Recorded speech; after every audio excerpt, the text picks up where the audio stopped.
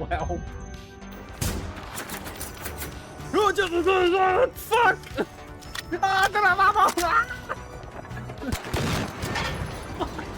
Fucking dick.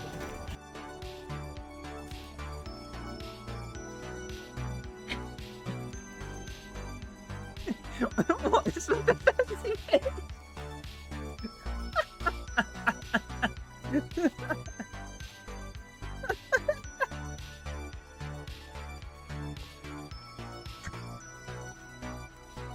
Oh, that's the funniest thing I think I've ever seen. On this one. Because she saw the pressure. Yeah. Under pressure. Sadly. What the hell?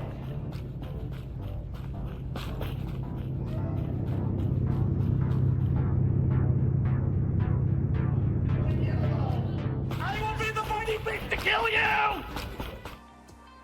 Hello everybody, I am really sorry about the delayed introduction to today's stream. Yeah, that went on for a lot longer than it normally would do. It's only supposed to be about 10 minutes long, but got about 5 minutes on top of that.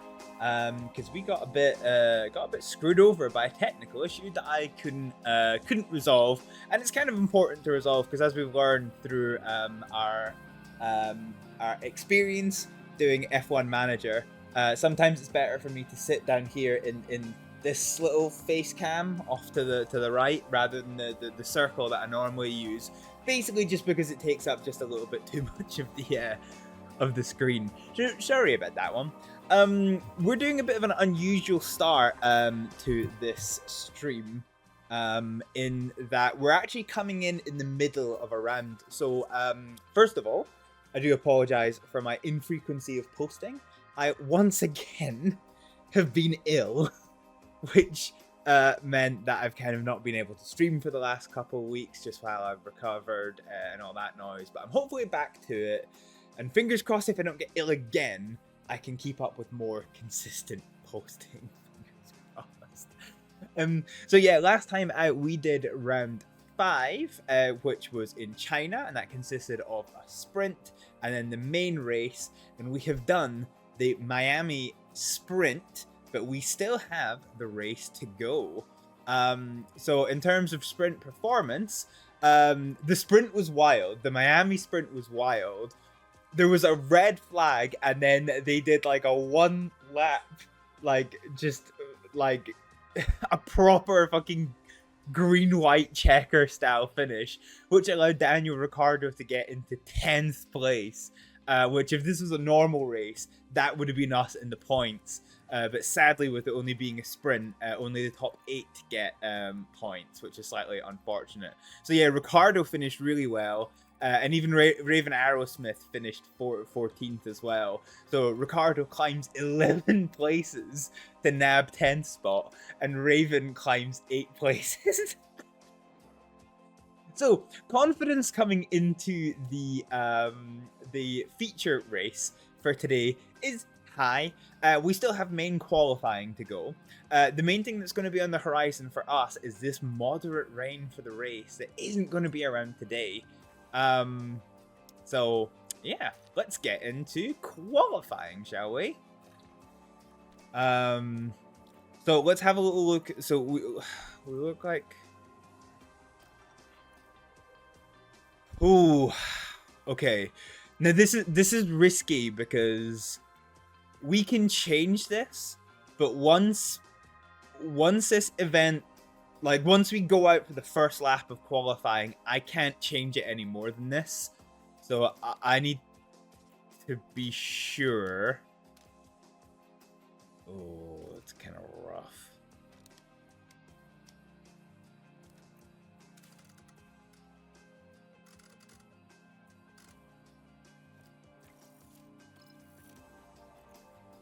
Okay, what if we don't change the back?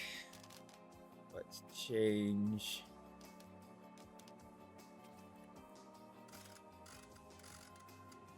No, you should at least be within you, shouldn't you? I can change this a little bit, but I don't have the biggest degree of wiggle room. What if I adjust So if I adjust the traction, all I can do is move that the wrong way. What about if I do this? Does that then give me the wiggle room to bring you back a little bit? See, I don't know. This is necessarily going to end up being better. Ugh, car setups are rough. Okay, this was great, and it's pretty much where it was before. Fine. Fine. I think this is going to be a better setup for Ricardo. And if not, I think I... Ugh. What's my wiggle room if I do this? That one's optimal. Ugh. This is so rough. That maybe gives me a little bit more. We might be about to absolutely fuck this. Anywho. Okay, what else are we working with? Oh. I ideally don't want to dick around with that too much. Jesus Christ. Aerosmith's setup is so much more different than Ricardo's. 93%'s not bad. I might actually take... Gee, what if I bring the anti-roll distribution back a little bit? That opens up a little bit more wiggle room, doesn't it? So then we can adjust that back. Is that... Ooh. It's a straight performance for me.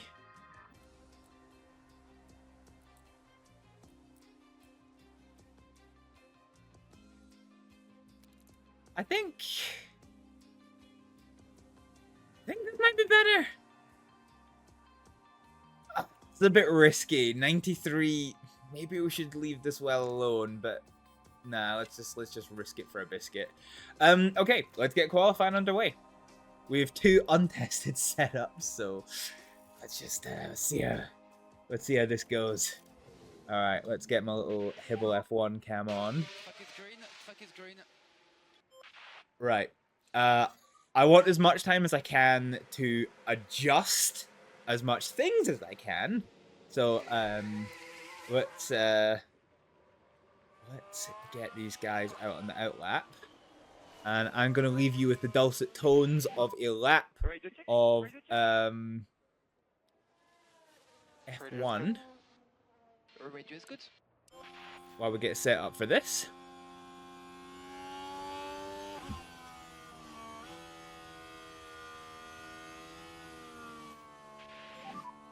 And we need good work on the brakes. Yeah, understood.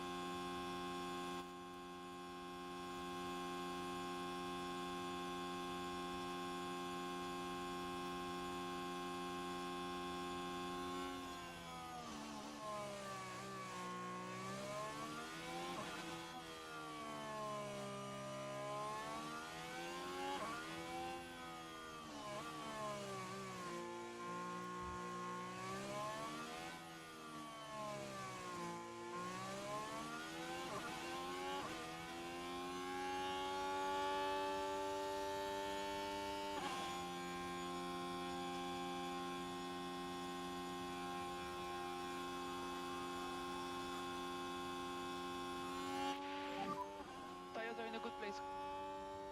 We have a big gap in front of us. Charge your flask corner.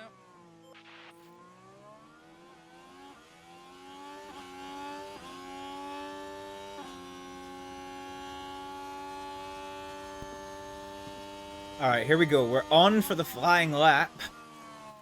So let's see how this goes. So just a reminder for those of you who are of a curious disposition, I am using a mod to reduce the number of little flicks through this I have to do. So we're going to put it in sector view, which actually, unlike the base game, gives you timing. Oh, Ricardo's got traffic. And the traffic's not getting out of the way. Who is it? It looks like a Mercedes. Ugh, it's gonna cost us. Remember that purple sector means nothing. Because we're the first car to do this. That car gets out of the way for Ricardo. Ricardo's still faster than Aerosmith. Aerosmith is definitely much better at her race performance than her qualifying performance. Whereas Ricardo is a good middle ground between them. Okay. They are quite even, though. Aerosmith and Ricardo. Ricardo at the moment is 0.1 of a second up on Aerosmith's lap. But we're definitely not the fastest on track. But we're not far off. Just now. The big hitters haven't quite started their lap. But we come around the final corner with Ricardo to see what lap time he puts in to open the scorings. It was a 35-2, so it's a 129 and all of the sevens. Right away, please. Can Aerosmith do any better? Question mark. No, she is slightly faster, but all in all, she's 0.1 of a second slower. So it's all that's in it. All right, let's get these guys back in the pit, and let's evaluate that strategy. So from now, all we can do is adjust the front wing angle. That's all we can change. So if we have really screwed the pooch with the car set up, 94%. Okay, we did a good job with Ricardo. We did a good job with Ricardo. I'm happy with that one. We're not going to use all of these softs, so let's get a fresh set of softs on and fuel for one lap, and let's get ready for Ricardo to get sent out. Aerosmith. Okay, we actually got Aerosmith up. Let's just see. Is there any?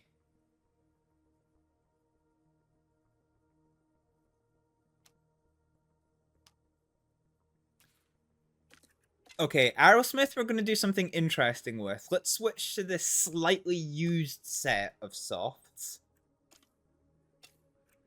And we'll adjust this and go. So Ricardo's going to go out now, and Aerosmith is going to go out once her car changes are done.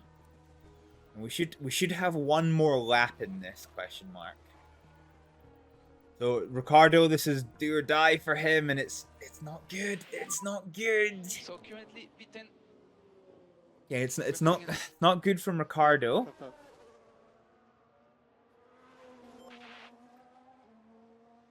Yeah, it's not good from Ricardo. Aerosmith's on her flying lap, and it's not good from Aerosmith either. Which to be fair, Aerosmith is less important than Ricardo in this one, because Ricardo, that was a fresh set of tires. That was his big qualifying run, and there was no improvement from Ricardo, sadly. Aerosmith was a test setup, so I think we've got one more kind of good run from her.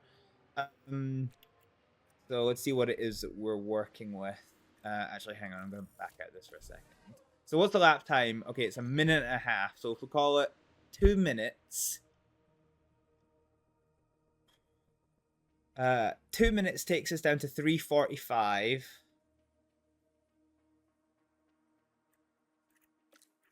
Fine.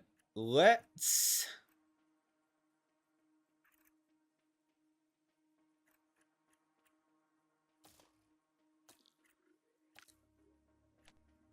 go for 2. Oh, has my internet just shut itself? What's happened there? Oh no, we're fine. Yeah, okay. Let's not. Yeah.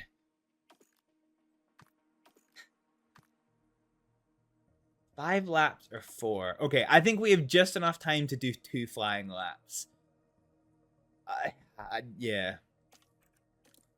I don't think Ricardo is going to improve from this, but we'll see. Let's send him out with 2 laps of fuel and go. Aerosmith, we're going to reevaluate her setup, and then we'll send her out for one more run. So this is her just coming back into the pit lane just now, And you can see we're getting pushed down and pushed down and pushed down, closer to this cutoff point. So Ricardo will have 2 flying laps, and unless I've absolutely butchered the timings, we should be good. Okay, car set. Oh, 98%. Okay, so yeah, that front wing adjustment was a good choice. Let's go for a fresh set of softs, and we've.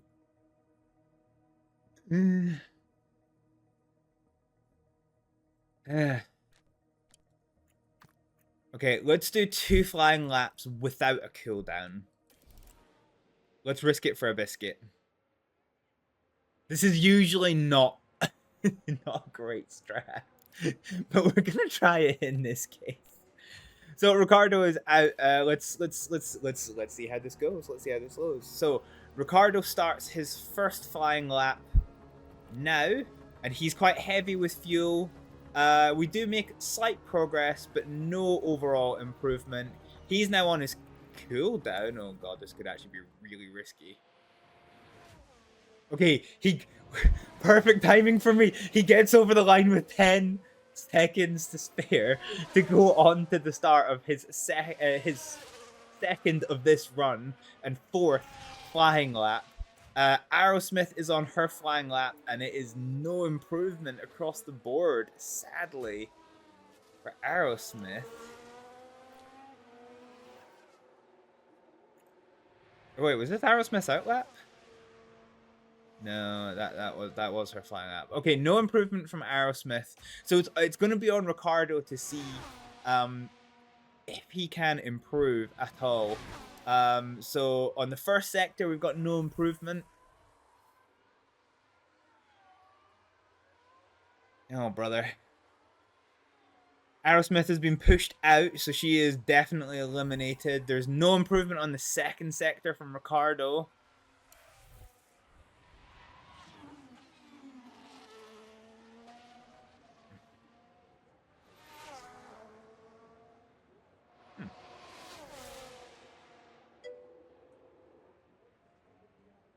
Stream crashed. Hey, Cruz. Is it back up? It's saying it's back up now. Back. Yeah, I'm not sure what happened there. Okay, so Ricardo does get into Q2, even if Magnussen can pull something out of the bag here. But he does. Yeah, he's on an in lap, so yeah, it doesn't matter. Okay, so despite the odds, Ricardo still makes it into Q2 somehow. Go figure. All right. And greets. Yeah. How are you doing, Cruz? Fine. Okay. Let's. Oh, that confidence is dipped up a little bit. So drivers eliminated. Is there anything we can do with Ricardo's setup? No. 94% is fine, but not perfect. Okay. Let's get him on a new set of softs. And let's send him out. We'll try and make 2 goals of this. And like I say, I'm not sure we're going to have much improvement from 15th, but we'll have a bash. I'm not gonna sit through this one just because it's, you know. Slowly healing and taking care of your mental health. Oh, that's, yeah, well, glad to hear you're healing, and yeah, looking after your mental health is always very important. I wish you well in that journey. I hope you're better. Yeah,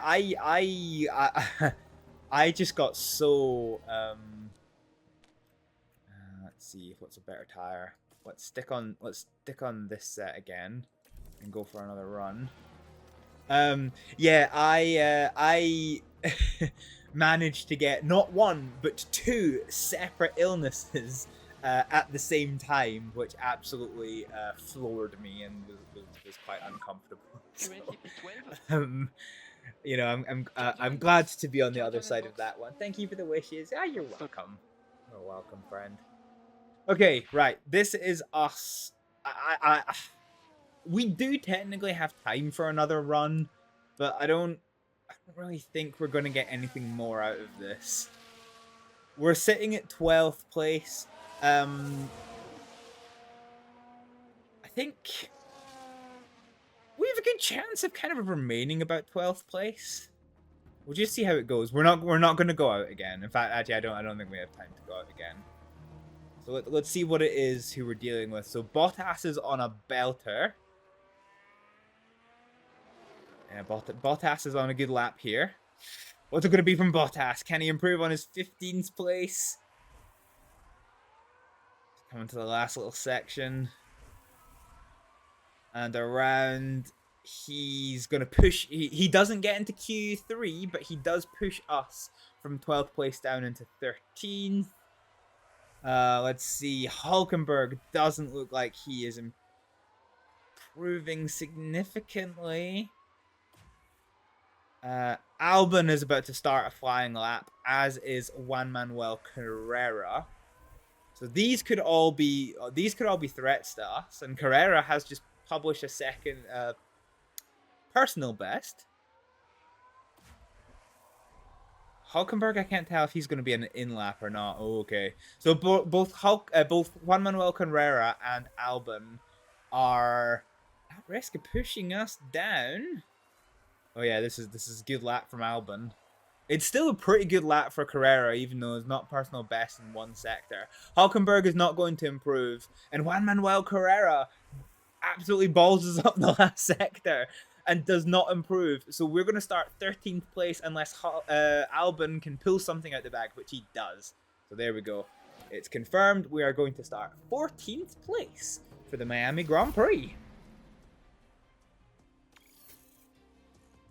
I don't think there's any penalties in the cards. Yeah, okay. So we're going to be starting 14th place and 17th. 14th and 17th with Max Verstappen on pole.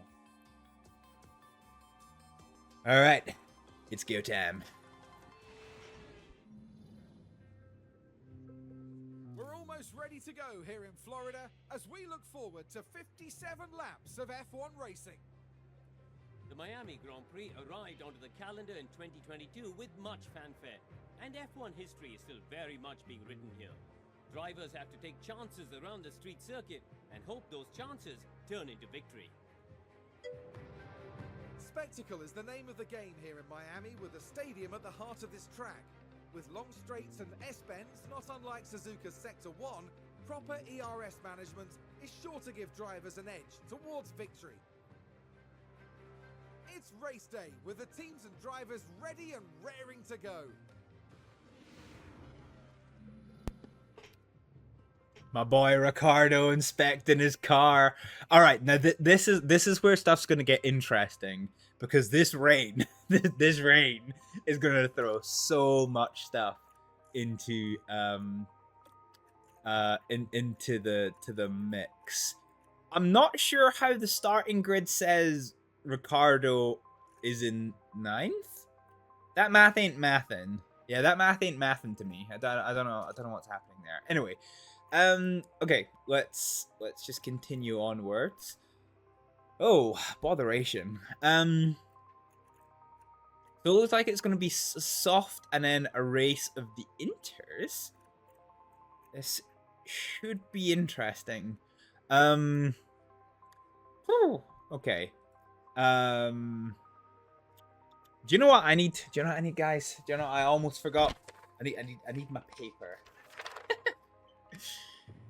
So I do quite meticulous note taking for these things. So here we go.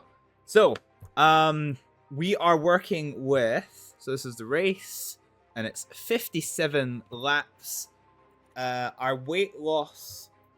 So our fuel is 1.8 kilograms per lap.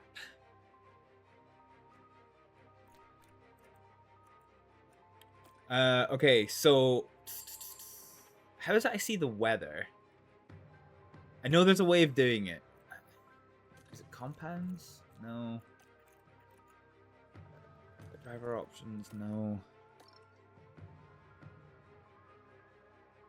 Okay, well you can see the rain percentages here. Okay, so got 50% chance of heavy rain on approximately lap 11, and then it should ease but then worsen again. Oh, this is going to be quite an interesting race to manage. I know I've done this. I've just, there's a way you can see like the track.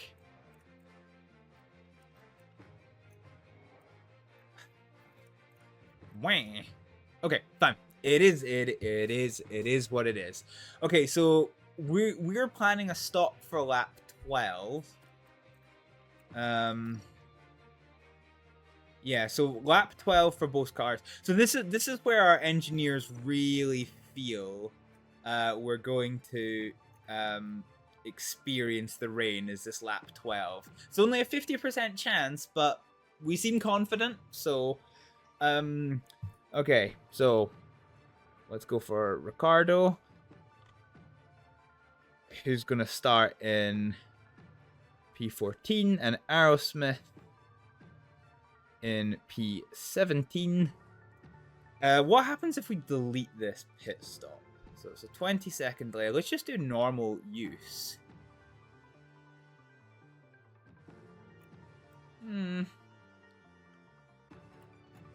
So apparently the 2-stop for Aerosmith is slightly better.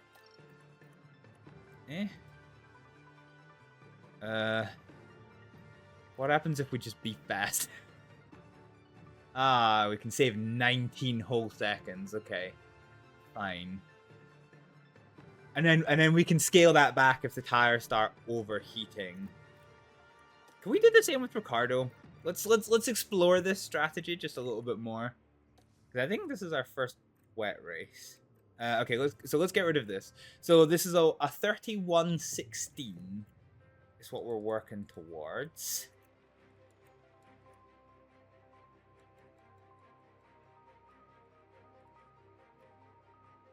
Yeah, okay. So we can save almost a full 30 seconds with a 2-stop strategy. Okay. Oh well, I guess that works for me. Okay. So, the only thing that's concerning me is this potential for double stacking.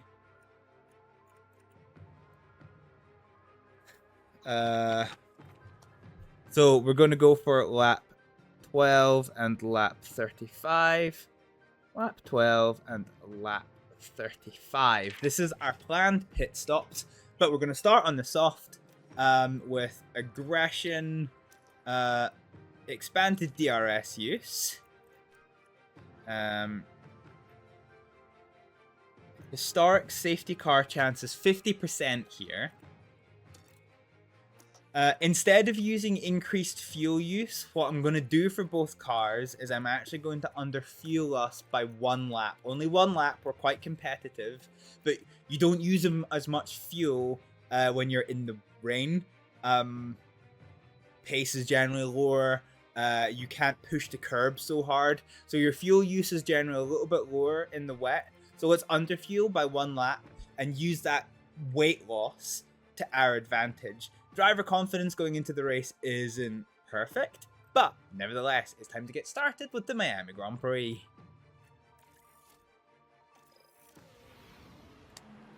The anticipation is really building here. The fans in attendance are absolutely buzzing with excitement.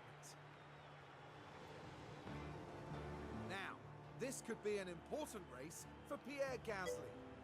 Not a huge surprise to see them in 19th, but they've certainly got the potential to move up from here. And it looks like we're good to go. And this is it, the Miami Grand Prix. And it's lights out, and away we go. The lights actually didn't go out. This is technically a false start for everyone, but fuck it. Game says we going, so we going. All right, let's see what we're working with. Ricardo's already found his way up into 13th place. Aerosmith is holding well at 7 points for now. Oh, it's wheel to wheel between Albon and Ricardo. That's not. That's fucking right across the corner. It just misses the apex by a country mile. Or cuts the apex by a country mile, sorry. But things do work out in our favor, and Ricardo now solidifies this 13th place. Yeah, that was a bit cheeky from Albon. But yeah, that's all fine and good. So yeah, at the halfway through the opening lap now. Oh god, everyone's 3 wide. Honestly, I don't think we can do What is this? What is this? So we just have to get right down. Oh god, this is absolutely like wheel to wheel and balls to the wall. Good grief. Somehow Albon has got it back after a little bit of 3 wide action, taking 13th spot from Ricardo. There's no DRS on this opening lap, so although we are on this big long back straight here in Miami, we can't make use of the DRS. We are still burning rubber and burning our ERS, but right now we're going to have to make do with, you know, guile. DRS enabled. Okay, DRS is now enabled. Do we get it One ahead of you. on this start-finish straight? I don't think we do. No, we don't. Okay, yeah, that's fine. That I was gonna say that wouldn't really make a great deal of sense, but hey ho, we will get it coming into the first. There are 3 DRS zones here in Miami, so we are within half a second of Alexander Albon in front of us, so we'll definitely get the DRS. Aerosmith, we're not really talking much about her, but she is still in 17th place. Kind of lagging a little bit behind Sargent, but hopefully the DRS zone is going to allow her to close on in. It looks like you when you're a semi-role player F1 League team principal, yeah. Oh, that's good. Yeah, that sounds like a good experience, Cruz. Oh yeah, look how much we close up with that DRS. Oh, beautiful. And we've broken the toe on Juan Manuel Carrera, which is fantastic to see. Aerosmith's going for the overtake on Logan Sargent, and she makes the pass. Raven has indeed made the pass. All right, now that we're actually within this, let's have the world's quickest look at this. So yeah, ooh, the changeover to Inters is either going to happen on lap 10 or it's not going to happen until lap 15. So based on that, I'm actually going to scale our tire use back a little bit. Okay, maximum focus on cooling down those rear tires. I want to try and preserve that tire life as long as I can. Ricardo's now made it past Bottas. Let's see how it happened. That's a nice DRS pass on the back straight coming into that kind of final complex before the start finish. It's not really a straight, it's like a curve, but like... Alrighty. Nice. That honestly lives in my head rent free. Okay.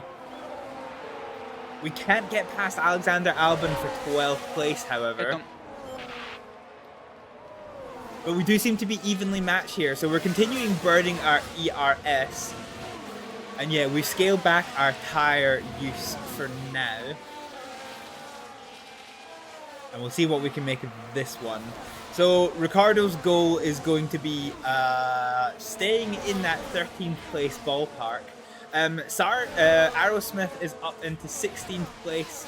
She's about halfway between Hulkenberg and Sargent, so she is trying to make progress. Like I said before, her race pace is definitely better than her qualifying pace. So I'm sure as we start settling into this race, we're going to see this one opening up a little bit more. However, that we do miss an overtake Here's the replay. And we're watching of Ricardo. The opportunity's there. And it's on the DRS, and right at the end of the DRS straight, into the complex, we get the overtake done. Nice. So we've got that 12th place.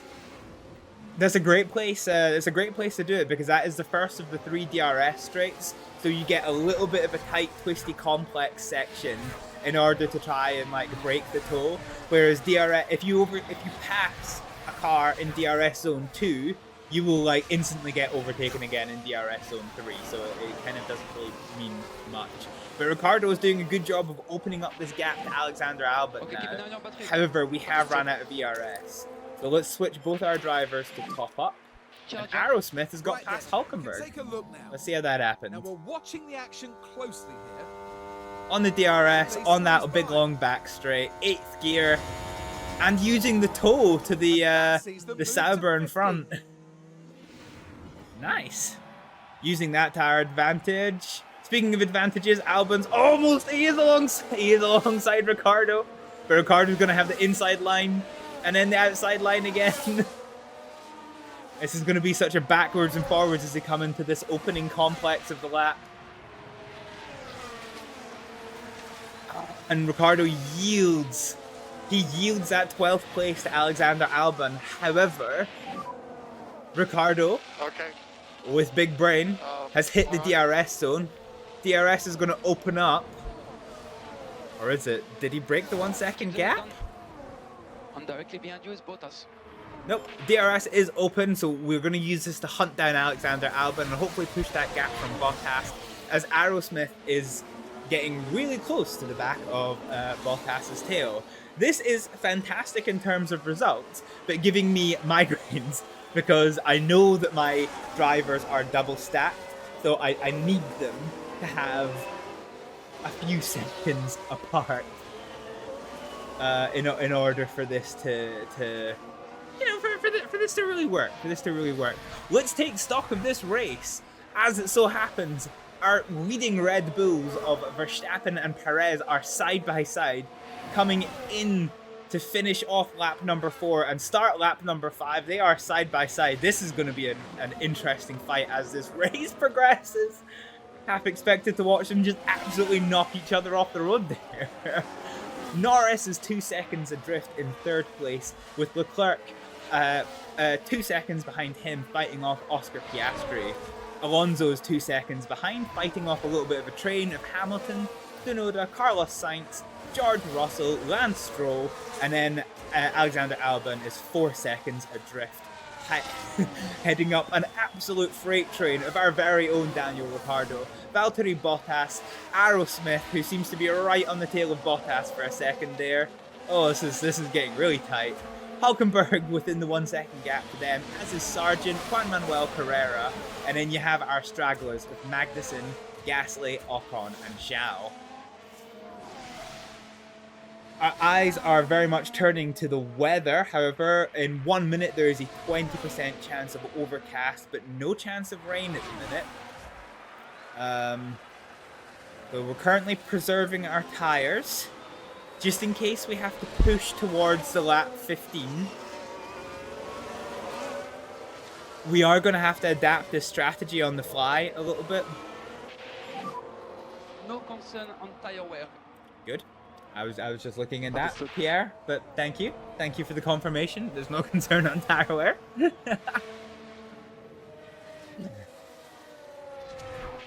Okay. Okay, Bottas is in your DRS now. So Ricciardo has unfortunately fallen back from Alexander Albon and is now fighting side by side with Valtteri Bottas. He's going to have the third of 3 DRSs. So the only hope here is that Aerosmith can get on the tail of Bottas and give him something to worry about. But nope, instead Bottas sails clean as Ricciardo, with Aerosmith now right on the tail of Daniel Ricciardo. So we keep focusing on the pace. Let's see how this goes. These are in a race. These two are in a race together, and I'm not one for the hot spicy team orders. So we will have to see what our drivers can do of this. They are about to come into the first of 3. I keep thinking, I'm used to there being 2 DRS zones. But we're about to come into the first of 3 DRS zones. Aerosmith is going to have the DRS now. But Ricciardo was just inside the DRS zone to Bottas. So they're both going to have the DRS. So there's no opportunity for Aerosmith to get by. She remains 0.4 seconds adrift of Ricciardo, with Hulkenberg having closed down the gap to her. Bottas in 13th place is now going to start closing down the gap to Alexander Albon, which he actually has done, and allowed Ricciardo to kind of follow that train. So this isn't not a bad progression, all things considered. Piastri looks like he's side by side with Charles Leclerc coming into They start finish straight, and indeed they are. Oh god. I thought they were going to go absolutely wheel to wheel. He's going to have the DRS. He's going to pass just after the start finish line into the first corner. But then this is like a really complicated, twisty, turny sector. But there's no give, no take. Curious that they've opted for the mediums. They might be expecting something that the rest of us aren't. Let's have a look at the track condition. So yeah, like I said, okay, it's still the same. It's either going to be lap 10 we go to inters, or it's going to be about this lap 15 mark. But tire preservation is going to be important, and there might even be a dry run at the end. So we're going to have to really pay attention to the weather during this race, which, yeah, is going to be nice and complicated. Ricciardo, unfortunately, is just not keeping up with the people in front of him. This is quite an interesting development. Feedback on tires. Yeah, Bottas is he is caught up to and is right on the tail of Alexander Albon. Ricciardo has let himself get 2.5 seconds adrift of Valtteri Bottas. So here is hoping that Aerosmith can make the pass on the DRS. Her DRS is going to open now. Let's see what we can do. And she closed it briefly. We are side by side, and she is going to go for the overtake. This is unfortunately going to give Ricciardo the DRS coming into the start-finish straight, and his DRS is now open. Can he do anything with this? This is where both my drivers just absolutely crash off the road. Okay, do you know what I didn't do as well? I didn't set my aggressions. Hulkenberg has picked up a mechanical fault, which is interesting. Okay. Okay, rain forecast within 4 minutes, and oh god. Aerosmith has got peak driver performance. I don't think I've ever seen Aerosmith in peak territory before. So here's hoping she can do something with this, and already she has broken the DRS to Ricciardo, who's now 1 second behind. Here's hoping with nearly 4 seconds adrift that she can start to hunt down this battle between Alexander Albon and Valtteri Bottas. We'll see how this goes. But as we just heard, within the next 4 minutes, there is now a 50% chance of heavy rain. So this race could start getting really interesting really, really fast. We don't actually know what the nature of Hulkenberg's issue is, but my god, this is such a big gaggle of cars that's being held up by Daniel Ricciardo. Oh my goodness. I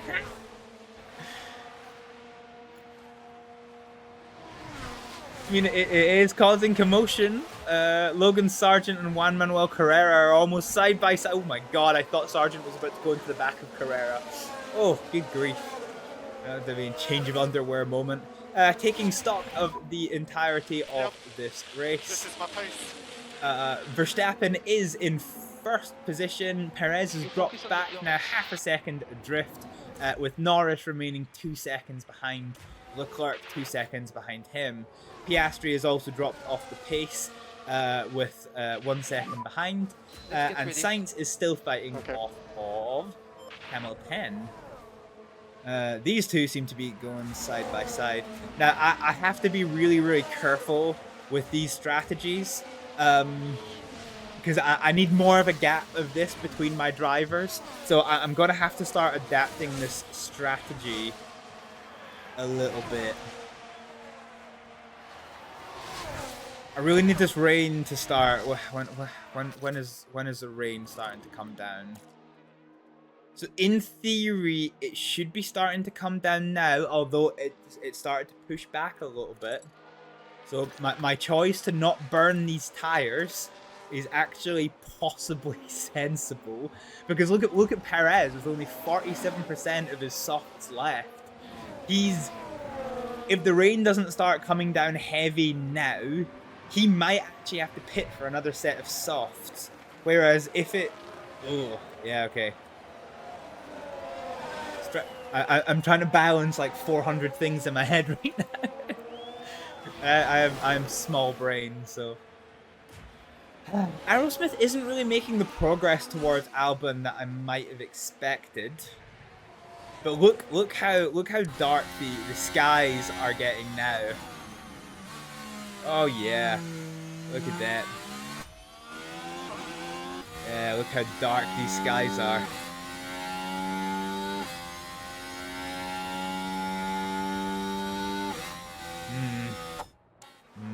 Was it? Yeah, from the driver's point of view, it's a bit interesting. Oh, Perez and Verstappen are once again changing places. And here it is. Here's the rain. Rain's on. Okay, copy that. Rain is on. So this is going to be interesting. It has come at the perfect time for Perez. So we've got to get up to 1 millimeter of rain on the track before we're starting to get into the effective area for the intermediate tires. It's 4 mils for the wet. Let's start deploying some ERS. These two are going to fight a little bit. A safety car now would be amazing. Because that would let us really feel out the rain. And Perez and Verstappen might give us that safety car. They are wheel to wheel. Oh, goodness gracious. So already this number is coming up quite a lot. So we've got a 70... In 4 minutes, we have a 70% chance of medium rain. And then it will intensify later. So if we look at this track condition... There is a chance... Okay, there is a chance it might start to max out around here. So these guys are going in the pits, and their lap times is going to be really interesting. We have rain coming in 20 to 25 minutes. Okay, so the intensification of the rain is going to be in about 20 minutes. That will be important. The question is, what tires are these cars going to go on to? Leclerc's reporting a problem with the radio. What is Leclerc's issue? Well, yeah, right. It certainly looks like they've developed a fault. Does it? Okay, great. That tells me exactly what it is. Okay, so the ones at the bottom have pitted for their intermediate tires. Let's have a look at the sector times. And let's see if they start putting in better times than us. The racetrack is continuing to enwetten. The problem is if we switch to inters now and the rain suddenly kind of dries up, we are just going to burn these tires.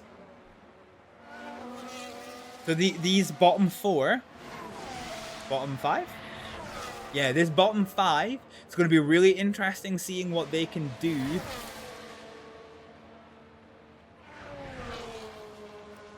Okay, we're getting very close to the cutoff, actually. And we need to pit one car. Okay, Aerosmith. It's going to be Aerosmith. Aerosmith's going to come in now. We're at the cutoff. Let's go to these inters. Boom.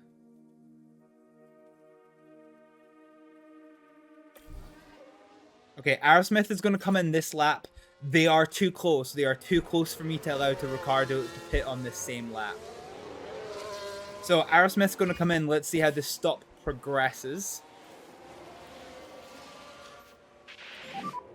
Any feedback on the track conditions? And then Ricardo is going to come in this lap as well. Okay, let's see Aerosmith's pit stop.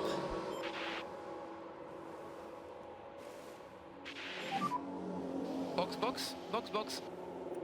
Ricardo, Yep. just Understood. burn what you have. Tire switch to inter, please. Tire switch to inter. F1 get. Oh, right into the safety car. It's fine. You never saw that. You never saw that one. So Aerosmith leaves the pits in 15th place. I guess we lost probably a couple of stops there, although it's maybe not balanced because of the... I was going to say Ricardo's still out, but yeah, we know Ricardo's still out. Yeah, he's going to pit in this lap. It's way too wet for the mediums, for the softs that we're on. The only thing is, I don't think I want to be... What's the track conditions looking like? Yeah, okay, so it looks like at lap 45, we might be switching to soft. So let me just get a wee note of that. 45, soft. So with it being a wet race, we now no longer have to use 2 different kinds of dry compounds. Okay, Ricardo. Ricardo is holding up an absolute freight train of people that just cannot get by him. But he is going to come in this lap. I didn't even pay attention to the stop time to see how much the time was. So yeah, Ricardo is just going to very, very gingerly do this. And we're going to go back to top-up approach. Okay, Ricardo's in the pits. Yep. We're going to lose a lot of places in this, but...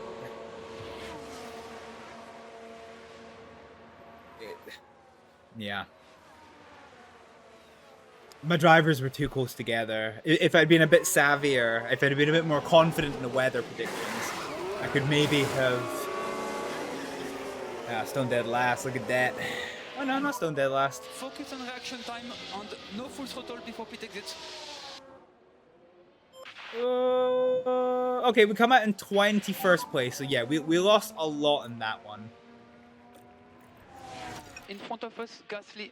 Okay, so my plan just now, let's edit this strategy, Zo behind you.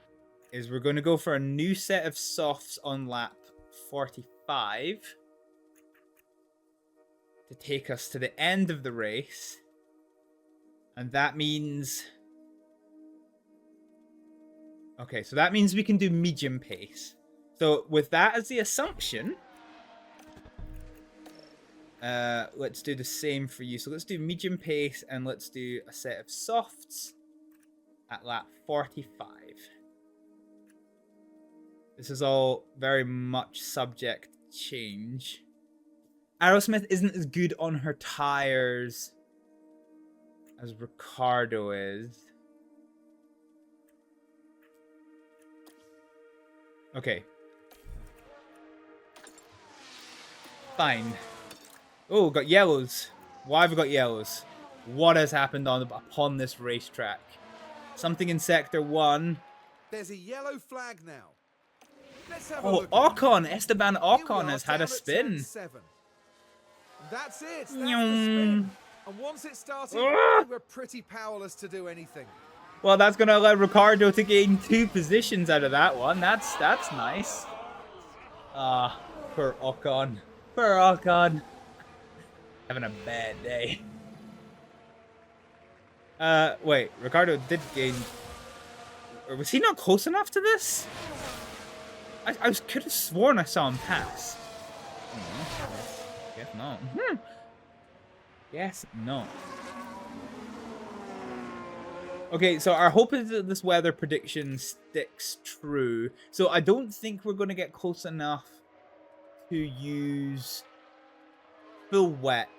But yeah, our hope is lap 45, we can start scaling it back to a dry finish to this race.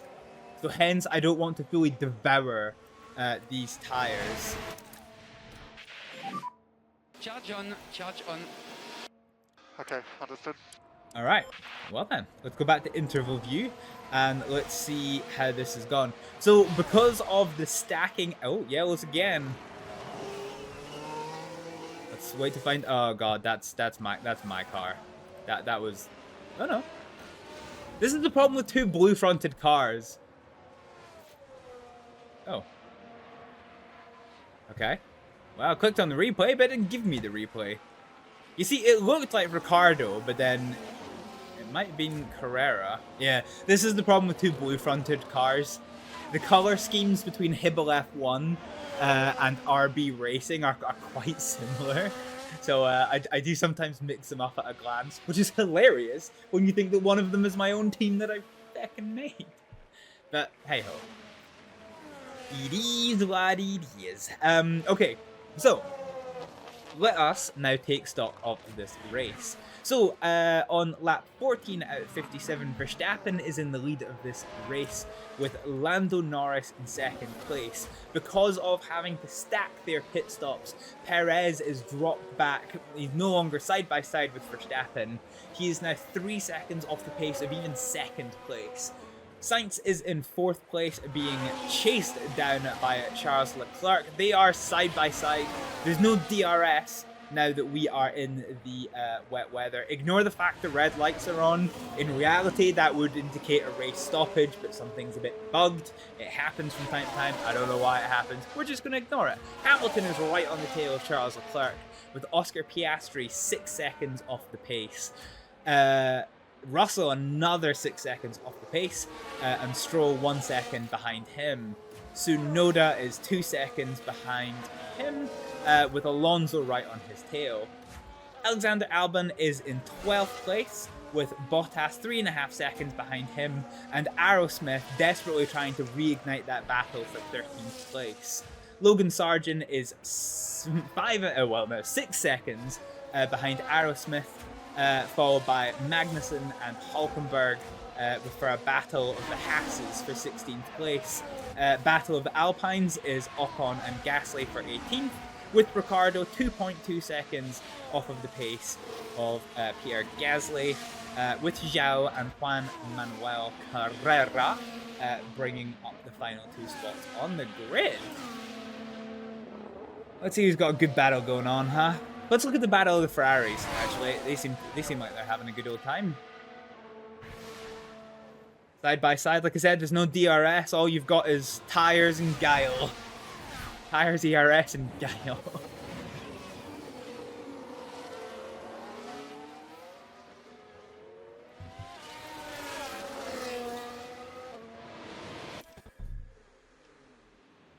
It's quite good that they've enabled this thing where you can like disable the HUD for screenshots. I'll try not to do it too often, but I am nothing if not a screenshot whore.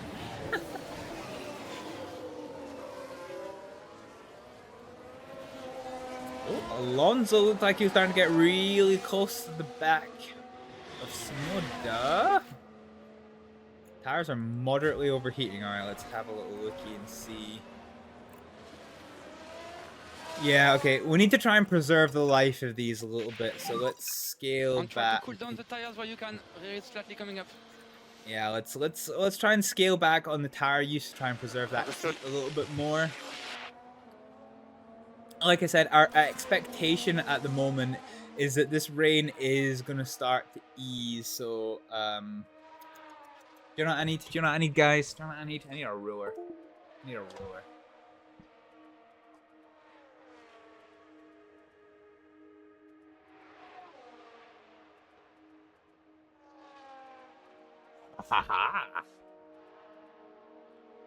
Okay, so right now the track is sitting at 1.3. So yeah, actually looking at it, it might be an idea to do 45 and 46. Although as it stands right now, we do have a 20-second gap between our cars, so we could actually double stack them both on lap 45. But it's lap 45 and a half. So we'll probably pit when it says lap 46. Yeah, when it says lap 46, which will be the leader starting lap 46, but for us, we'll be halfway through lap 45. I'm not expecting at the moment to be lapped, so we're just going to keep our fuel use on slight conserve at the moment, or just neutral use, I guess, which does give us a little bit back each lap. So yeah, we're just gonna have to see how this goes from here, I guess. Yeah, so the leader in first place is about halfway down the first DRS straight, whereas last place is coming into the final corner now. So yeah, I reckon lap 42, 43, we're going to get lapped. Ooh. The Lance Stroll has an issue, but we're not quite too sure what the issue actually is.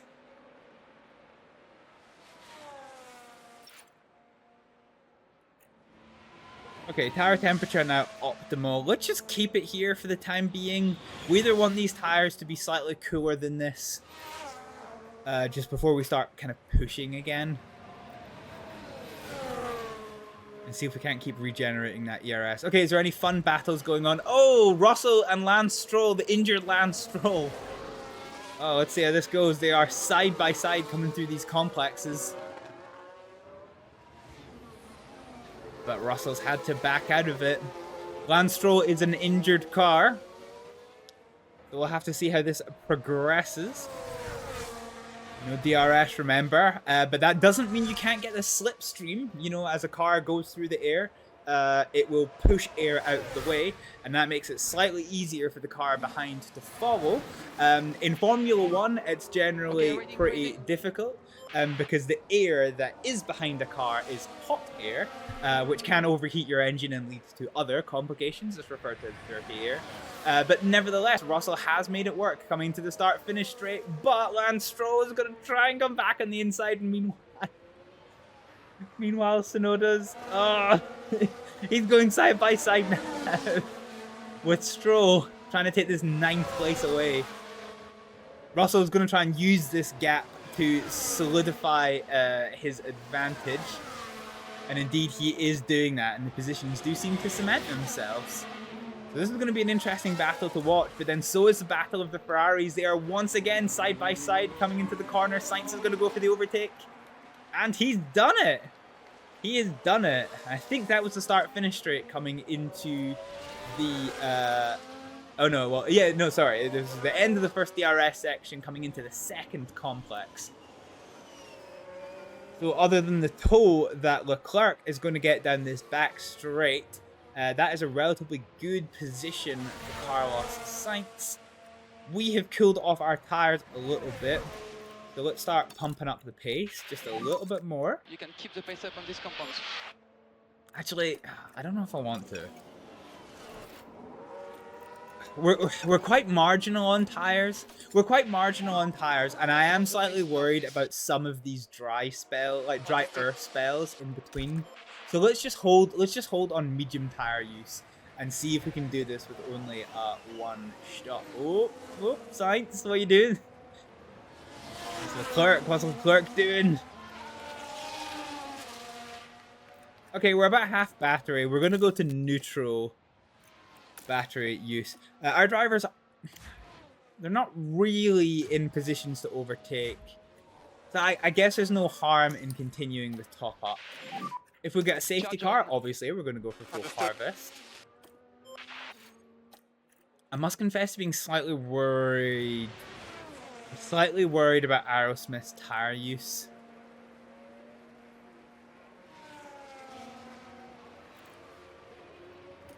If the rain starts easing, I might actually go to light or conserve tire use for Aerosmith. Like I said before, of my two drivers, she is not as good on tire use as Ricardo is. But her race pace is pretty banging. So, you know, sometimes you're going to take punches. Alright, is there any exciting battles going on? Actually, this battle for 18th place is looking pretty tasty. Gasly is desperately chasing down a somewhat wounded Hülkenberg.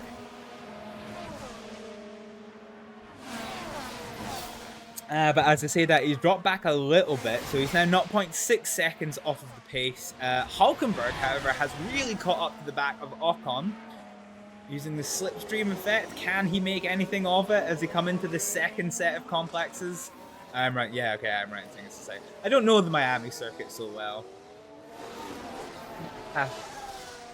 He can close the gap down, but he's having a difficulty getting into position to make any moves, possibly because of whatever is wrong with his car.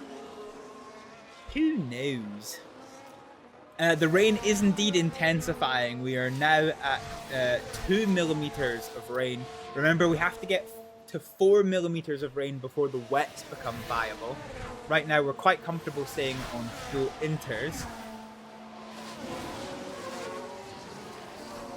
The main thing for us is that we want to keep more tire life than our competitors around us. Because if they have to start pitting for a new set of inters, this could start handing the advantage to us. Once again, we're just going to ignore the red lights. Because they're trolling us. They're absolutely trolling us for some reason.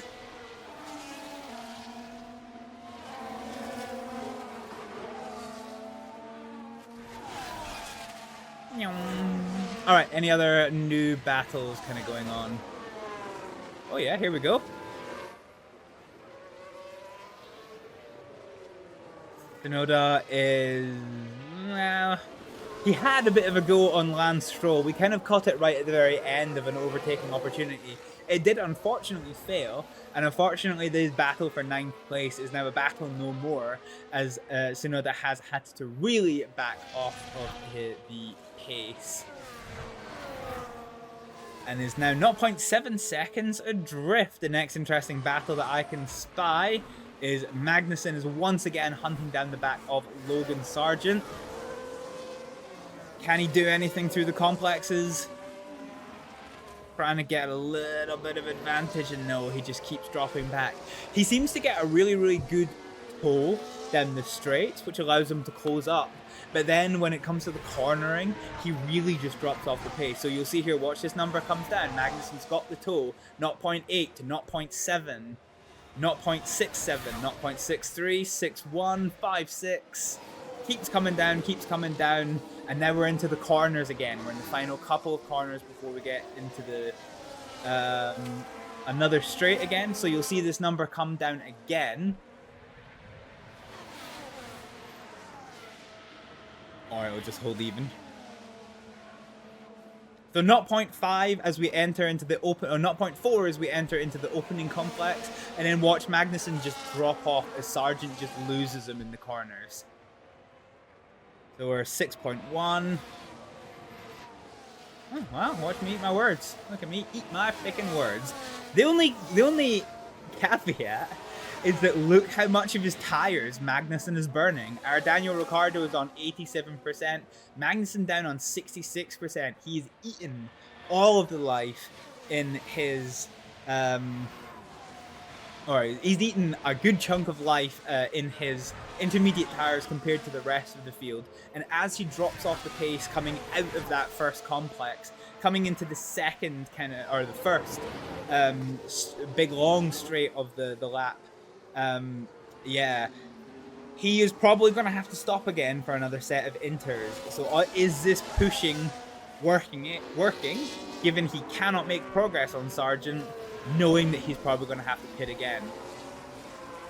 Bit of an interesting strategy. Looks like we might have another battle on here coming down the start-finish straight for 9th place. He's got the toe. He's going to try and take the inside line. Oh, he thought about going wheel to wheel, but Stroll shut the door. And Tsunoda had no choice but to back off. This is the third stream you've managed to catch, and just wanted to say I love your commentary from explaining all things strange to F1 management. Aw, thank you. Want to sound lost? That's really kind of you to say. My heart. I try to be entertaining for people. I do try. But no, thank you. That really means a lot. That's really kind of you to say. And hold the hod. We've got a battle. Somehow Ricciardo has managed to catch up on the back of Hulkenberg. Where has this come from? Where has this come from? Well, Clark's problem seems to have worsened. We are coming through the tight technical first section of this lap, and we're about to start breaking into the first big long straight of the lap. Ricciardo has unfortunately dropped off the pace, but can we use the toe from the straight to try and close up on the back of Nico Hulkenberg? I don't really know what it is for Formula 1 cars, but I know for tin tops, you're looking at about a second to a second and a half is your toe advantage. Formula 1 cars cut the air a lot cleaner, so I'm not sure if you have to be within a second to get a good toe. But then nevertheless, Ricciardo did close down the gap a little bit, has then lost a little bit of progress coming through this technical second section, but we're now got 2 straights relatively back to back. Let's see what progress Ricciardo can make. Is it going to be jobs on for 19th place? Also, because you've been watching for a while, you got a pop-up to redeem Burn It Down. That would be too mean. Yeah, that's, yeah. Yeah, that would be mean. I do need to update my my redemptions, because I don't really get very many redemptions. I used to have a lot, ironically, when I was a smaller streamer, I used to have more kind of viewers and more redemptions and things. So I maybe need to take a step back and rethink some of the redemptions that I do have on offer. The Burn It Down one is, yeah, meant for fun challenges, and yeah, I wouldn't want to. I would probably just refund that one if I was being honest, because you know, don't want to destroy an hour and a half's worth of stream for one redemption. Unless it worked, and in which case that would be slightly annoying. Oh, here we go. At the end of the first straight, Ricciardo's got the inside line coming into the second complex section. He's got 19th place. Hulkenberg's injuries have worsened. We don't actually know what it is. Ah, okay. Ricciardo, push. Let's burn that excess fuel that we've got. Burn ERS. Let's go. Understood. Let's go. Let's try and cement this 19th place. Magnussen is down to 58% for his tires. We're not even halfway into this race. So looking at the forecast, we're still on track for... Yes, I am using a ruler on my screen. Shut up. So we're on track for a lap 46 dry pit stop. So I'm just gonna put a wee note there, 46 question mark. Okay, so we're burning fuel, burning ERS, and we're now 2.5 seconds from Hulkenberg, and we are now just 1.2 seconds back from Pierre Gasly. So let's see if we cannot catch up to him and try and elicit some kind of overtake. Our early doors race pace doesn't seem to be fantastic, but as we start to settle into the race, our team is I wouldn't do that, but I thought the idea of it was kind of funny. Yeah. The idea of it is pretty funny. I'll definitely give you that. Oh, Ricciardo's right on the tail of Gasly. My god, he's caught right up. We're burning fuel, we're burning ERS. Can we make a position happen? Ideally, we could get past Gasly and Magnussen. Magnussen is still munching tire like nobody's business. So he's probably going to have to pit anyway. So in some respects, it's not even that important that we get past Magnussen. He's probably going to have to pit in ballpark 12 to 13 laps for a new set of inters anyway. So let's see how this goes. And we are not burning fuel nearly as much as I would expect. So let's tell Aerosmith to burn some of this fuel that we've got. Let's see if we can't catch up to the back of Valtteri Bottas. Battery is on the low side.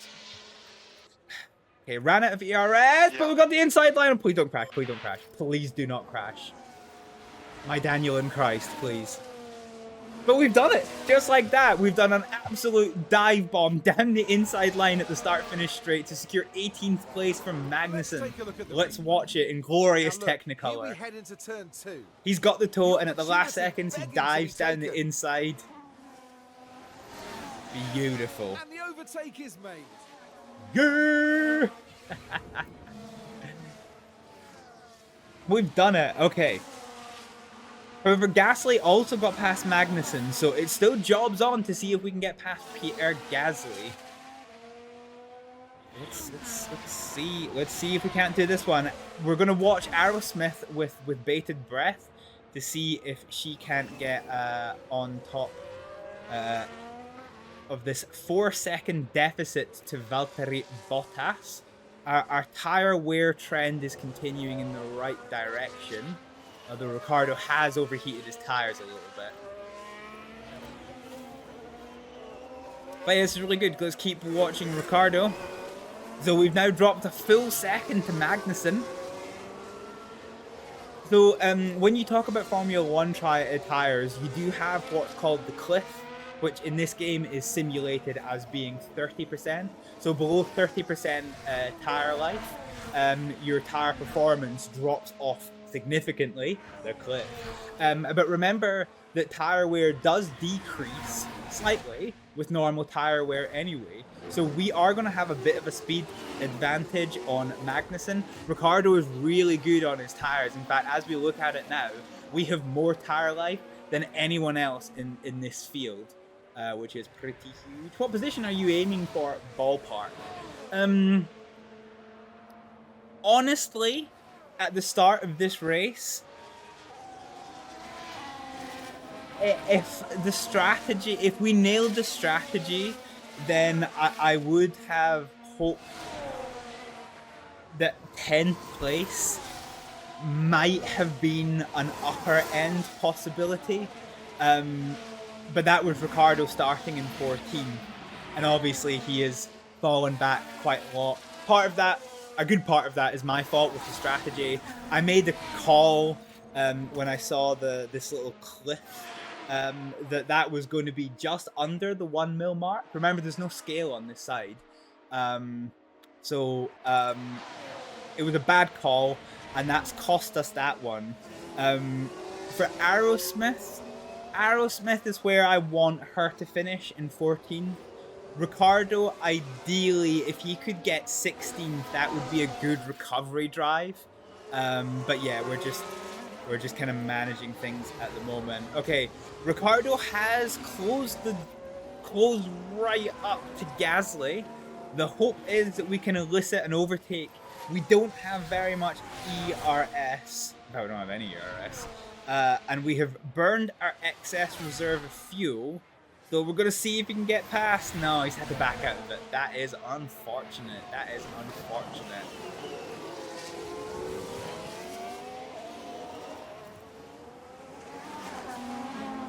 We're going to go to neutral deployment for our drivers. Aerosmith has not been able to significantly close the gap up to Bottas. It's come down by half a second, but half a second does not a 4-second gap destroy. So we're going to try our hardest to see if Aerosmith can make any positions. But she's already gained 3 positions to get to 14th place. So this is gravy. And the strategy that we're working with at the moment is assuming this field is going to go dry for the last few laps of this race. So we're going to try and be big brain about this. And see lap 46. I think I can definitely rule out lap 45. Let me break out the ruler again.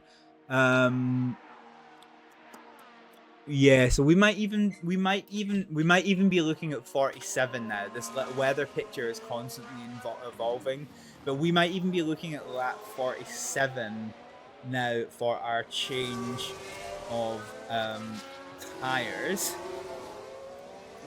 Hence why we're being quite careful not to burn our tires like I was going to say like Magnussen is, but Magnussen did burn his tires. He's actually had to come in for a second pit stop already to get some new rubber. And we keep an eye on the tire temperatures. We will keep an eye on tire temperatures.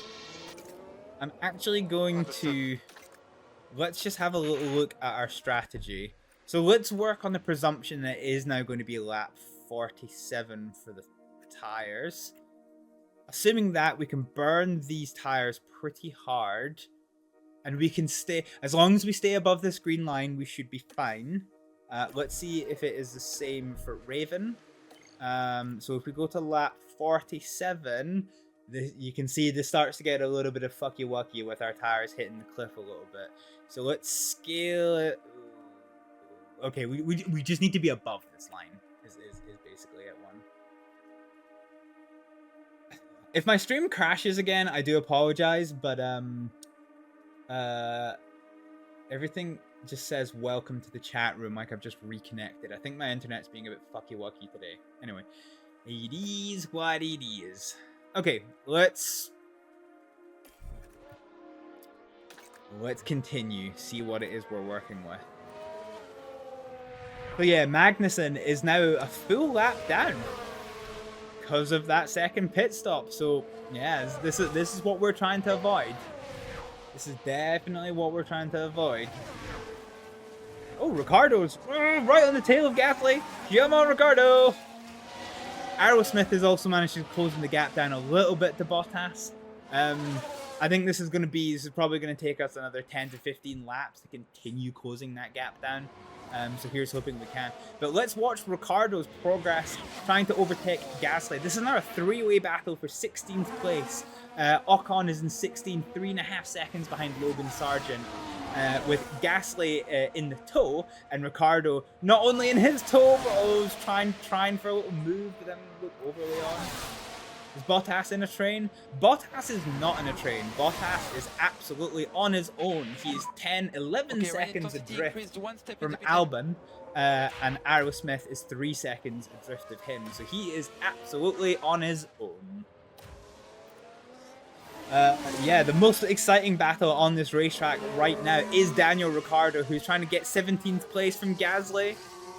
Gasly has brought back off of Ocon, so this is now a two-way battle for 17th between Gasly and Ricciardo. He's gonna have the tow. Can he do anything at the end of this? Ricciardo, my boy, he dives to the inside. He is alongside. He is alongside. He is gonna have the inside line for this corner. Oh!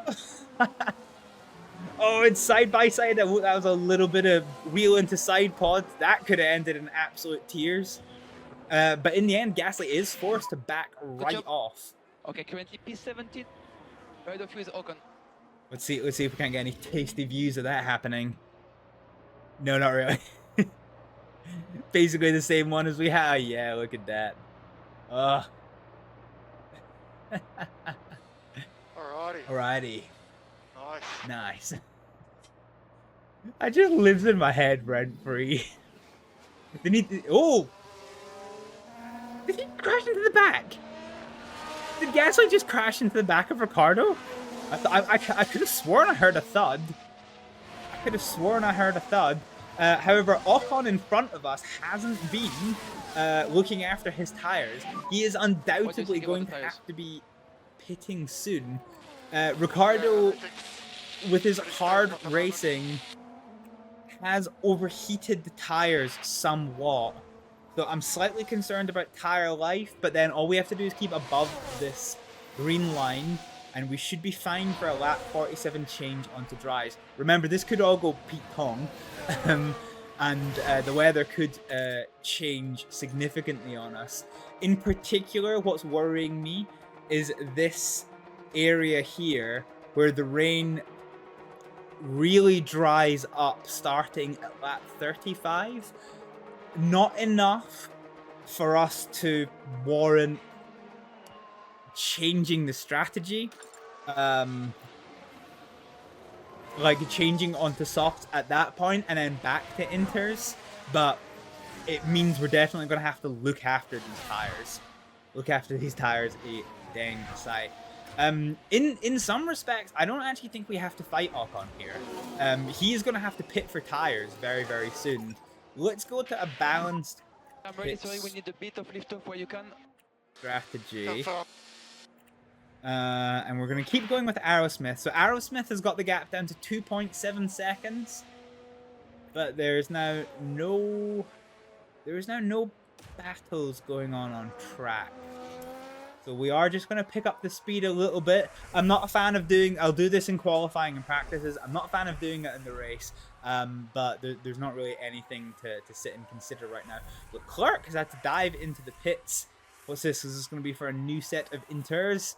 Oh, it is. Look at that glorious Ferrari pit stop. Ugh, beautiful. We are going to see Ocon dive into the pits very, very soon.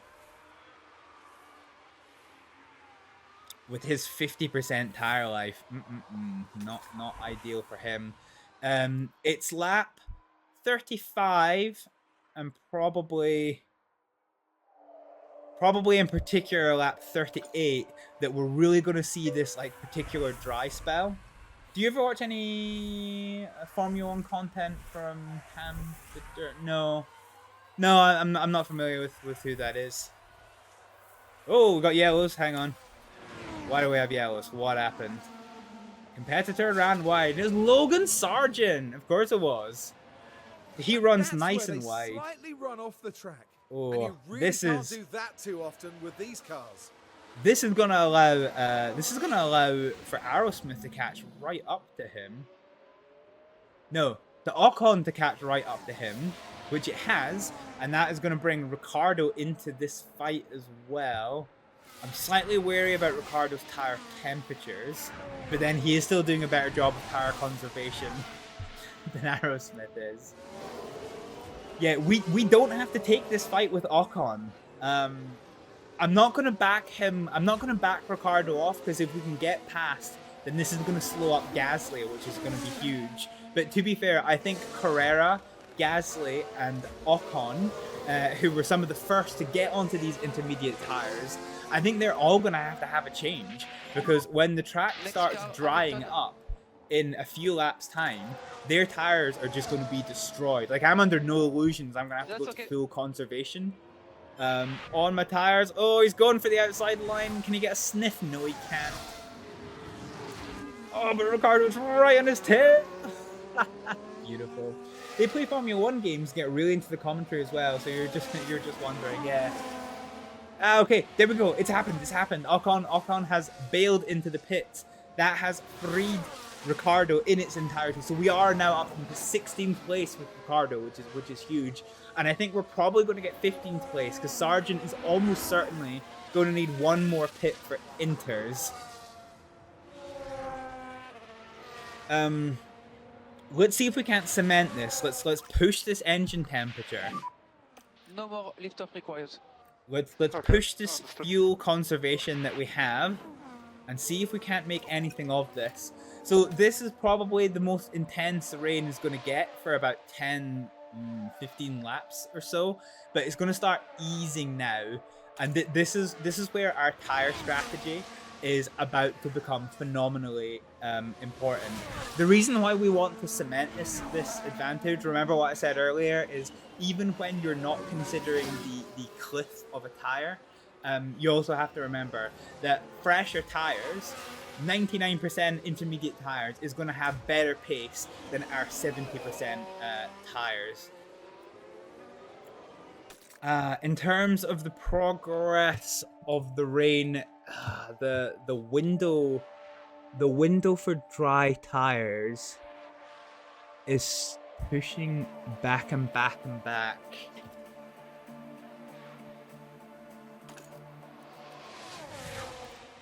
I now have slight concerns about our strategy, if I'm honest.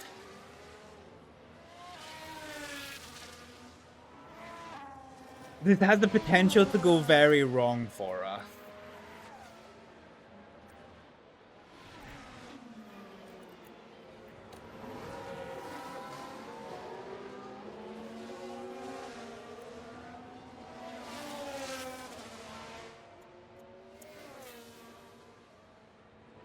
I'm not sure how I want to play this. Meanwhile, up front, Hamilton has caught right up to the back of Carlos Sainz. He's thought he had a sniff down the inside line, but he decided to back out of it as Sainz took the racing line coming into the start-finish straight. But Hamilton hasn't given up. He hasn't given up. He's going side by side with Sainz again, coming down the start-finish straight. He's going to have the inside line for corner number 1, but then the outside line for corner number 2. And it's going to be a bit of a backwards and forwards of this tight technical section. Is Sainz going to... Sainz is right out of it. Sainz on the newer tyres as well. Hamilton Hamilton with his old tires is just making progress. Look at that. The facial expressions change was very vivid. Do you have enough a margin for 2 to 3 extra laps? I do. Ricardo more than Aerosmith. Yeah, Ricardo definitely has enough give. Aerosmith is slightly more marginal, but I'm quietly confident.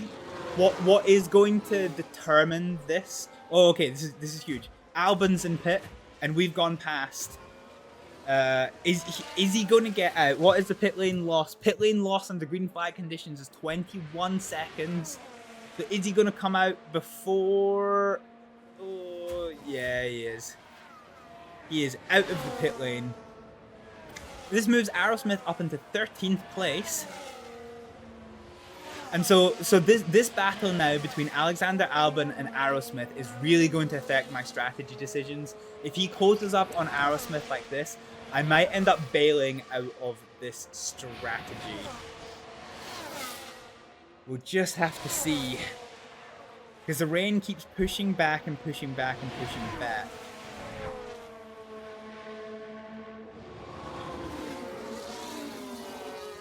He's within a second already.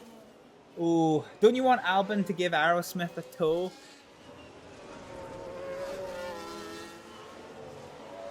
I do, but this is for position. So a tow only works if we get the position at some point.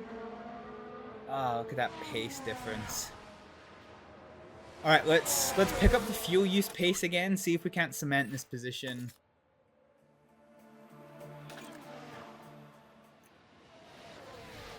Oh, yeah, no, he's got it back. He caught right up.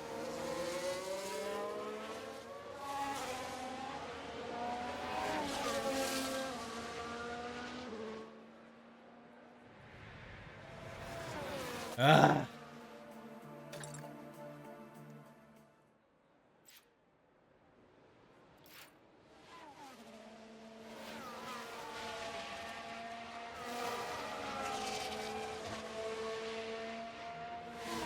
I'm trying to work out if I shoot or not.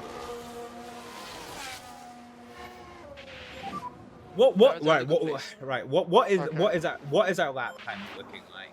So we're a 145, and the pace setters with their new tires are 142s. We're losing 2 seconds a lap.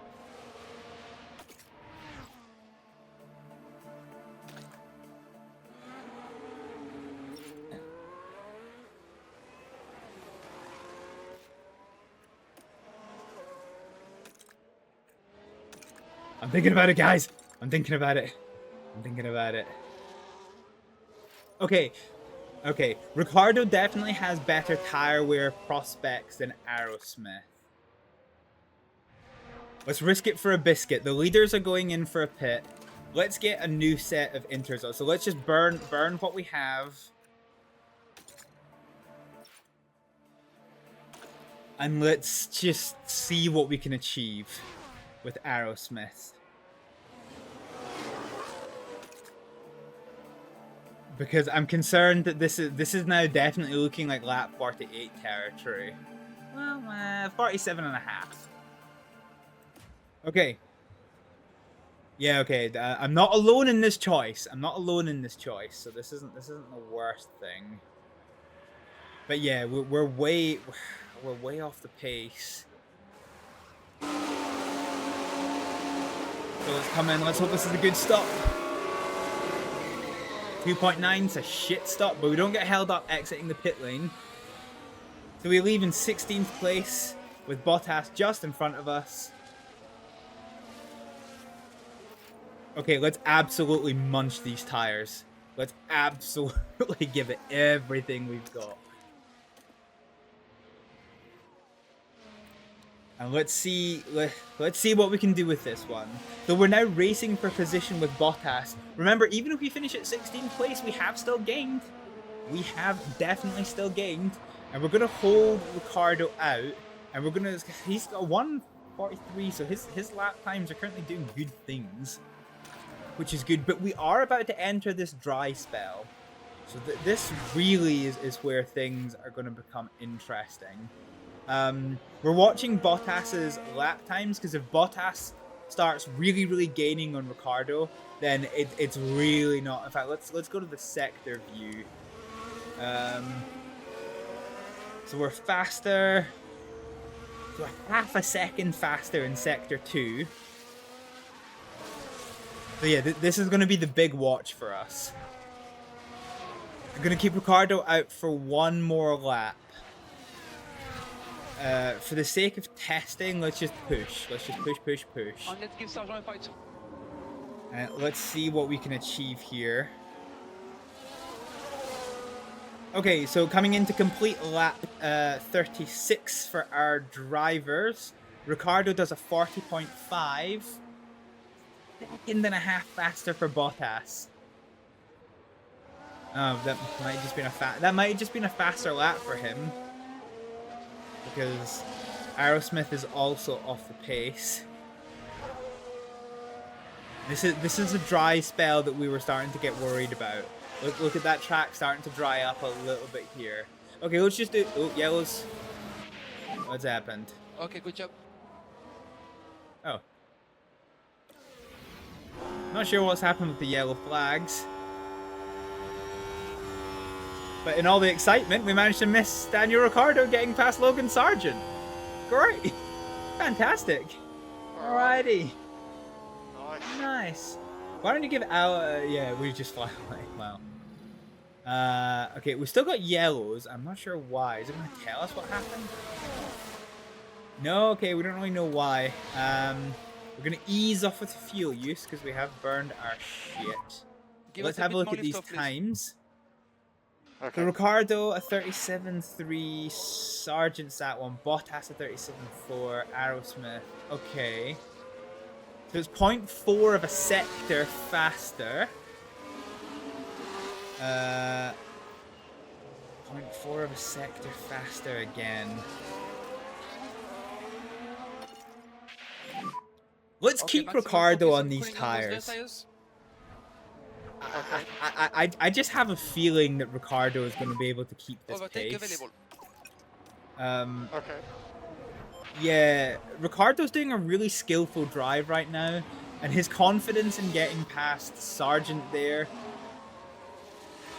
Okay, Sargent's coming into the pits. We're now the last one. Oh no, Perez in first place. Yeah, okay. Okay, this is going to be quite interesting to see how this progresses.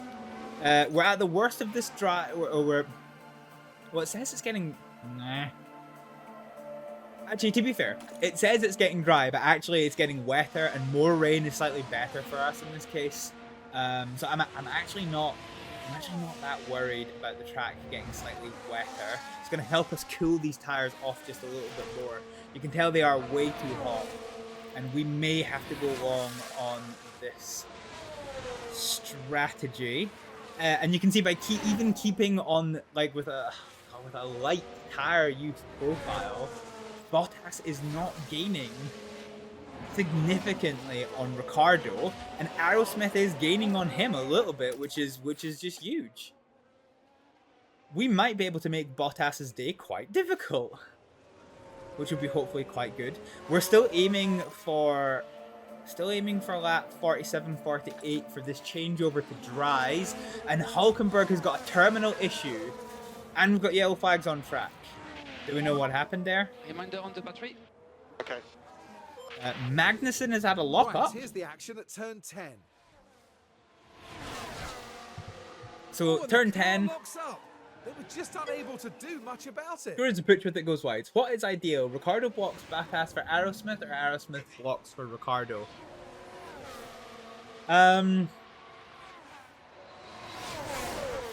No, ideally Ricardo keeps his pace and Aerosmith catches up Bottas without endangering Ricardo.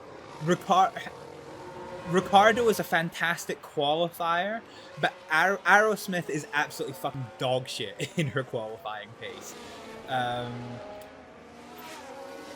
I'm just thinking, if Hulkenberg doesn't make it back to the pits, this could force a safety car, which could be quite interesting. But yeah, so ideally Aerosmith is just going to catch up to Bottas and going to get past him. Is Hulkenberg attempting to get to the pits? Yeah, this rain is really intensified. Rather than kind of cooled off. Oh god. Is he coming into the pits? He's coming into the pits. He's coming in to retire, and he's made it in. So there goes that chance of a safety car. So if this weather prediction is wrong and it doesn't dry up, then this is actually good for us. But if this weather prediction is wrong and the track doesn't dry up here, our race strategy is absolutely ganked. Okay, let's push with Ricardo. Okay, understood. And these tires are rusty toasty. Hulkenberg has retired. We've ran out of fuel on Aerosmith in terms of the lap delta, but we've got 0.2 of a kilogram. So let's push with Ricardo to try and maintain this gap from Bottas. The pace is starting to affect us, but Aerosmith is now within a second of Bottas, which is, fingers crossed, hopefully going to allow her to close down this distance. But Bottas is right on the tail of Ricardo. And guys, Bottas has really made this happen. Whoa, what on earth? Man, it's like a second and a half faster lap than Ricardo. Good grief. But Aerosmith with the 141s. That's pretty good going. We just need a few more laps like that out of Aerosmith. Rain is definitely decreasing. But Bottas may end up getting past here. We might not get our wish. How are we doing for tire conservation? Feck it, let's go aggressive. Let's try and burn these tires a little bit. And let's try and keep Bottas at bay. Let's give Aerosmith every chance of trying to catch up to Bottas. But right now, this is the only exciting battle. Actually, no, I was going to say it's not the only exciting battle on the field. Oh, got yellows though. What happened? What's happened? What's happened?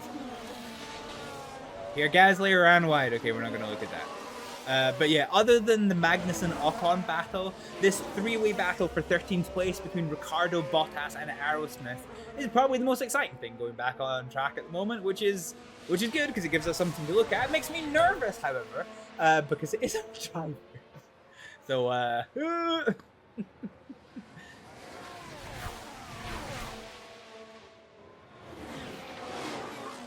Okay, Aerosmith is right on the tail of Bottas, and Bottas has drifted off slightly from Ricardo, and then it's all just changed. Ricardo's blocking, he's blocking left, he's blocking not right because you can only block once. So he's choosing to block the inside line, trying to force Bottas to go around the outside, and Bottas sensibly kind of backs it off. And you can see the track is starting to dry. We're now at 1.4. How is this going for the rest of the race prediction? We're looking pretty good. We're going to keep with this hard tire wear just now. We're absolutely burning tire like nobody's business. We are still expecting a dry finish to this race. Of course, streamer controlled cars? Oh, streamer controlled cars, yeah. Oh, Aerosmith right on the tail of Bottas. Oh, she jinxed to the outside. Can she make this work? It is the long way around, but she is having to come back. She's gone back in right behind Bottas, coming in for the toe. She jinxed to the inside, they are wheel to wheel. Oh, they're coming into the complex section, so Bottas is going to have the inside line, then Aerosmith, but she does get past. She does get right past Bottas. Raven Aerosmith up into 14th place.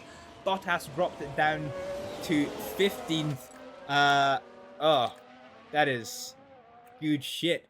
Can Aerosmith get past Ricardo is going to be the next question here. Good job, Aerosmith. Yeah, she's going for it. Slightly concerned about these tire temperatures though. I'm going to scale us back slightly. Remember, we are still expecting a lap 48 change over onto dries, but we just need to be careful because the track is starting to get damp. So if it get, oh, hang on. Oh, that's the leaders. Okay, hang on a minute. Whoa, this changes things. Aerosmith is now being, okay, we're being lapped. Push the engine, burn that there petroleum spirit. So we can now go to a 1.8 fuel deficit and still finish this race, which is huge. Absolutely huge. We're now 15 laps to go. So there's a 100% chance of rain now. So the rain for the final time today is going to start intensifying.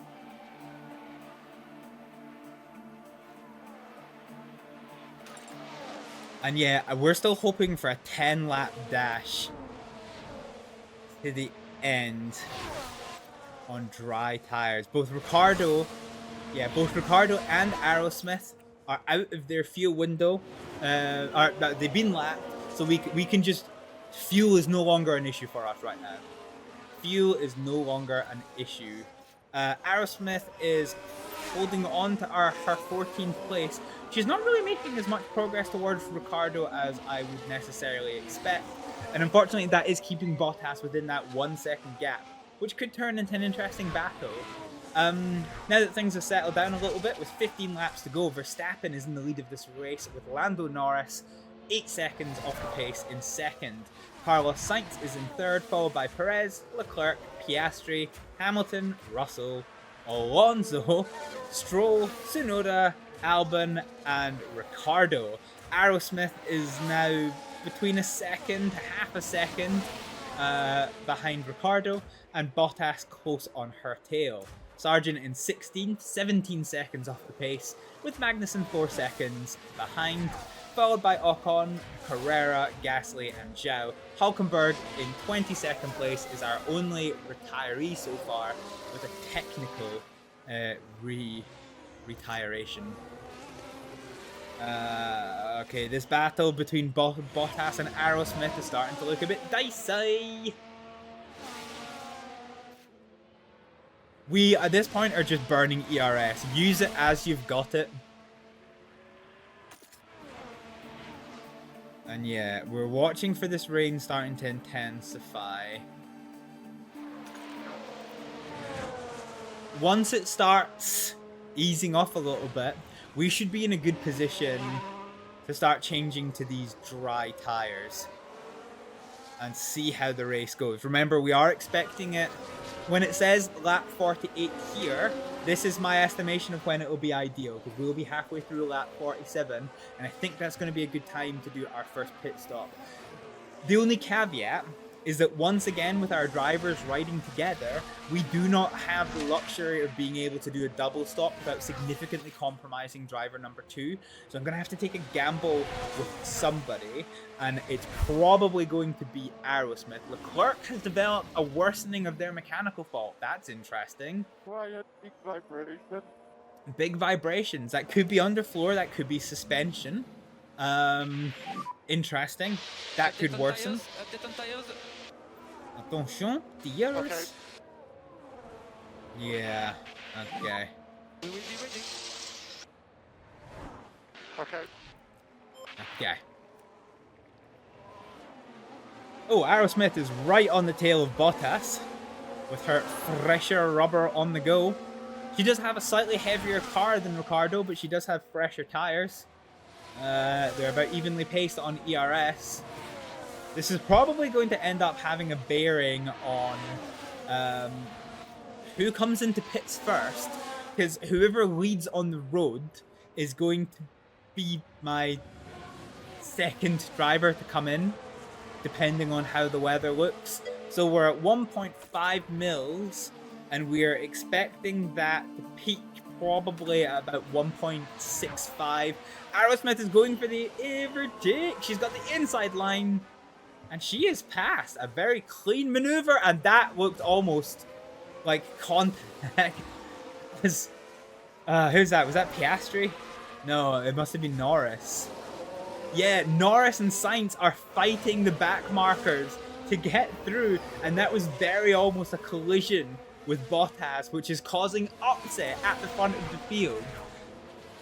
Bottas moves over now, but Sainz and Norris are together for second place with that little mishap with the blue flags. That could have ended in absolute disaster.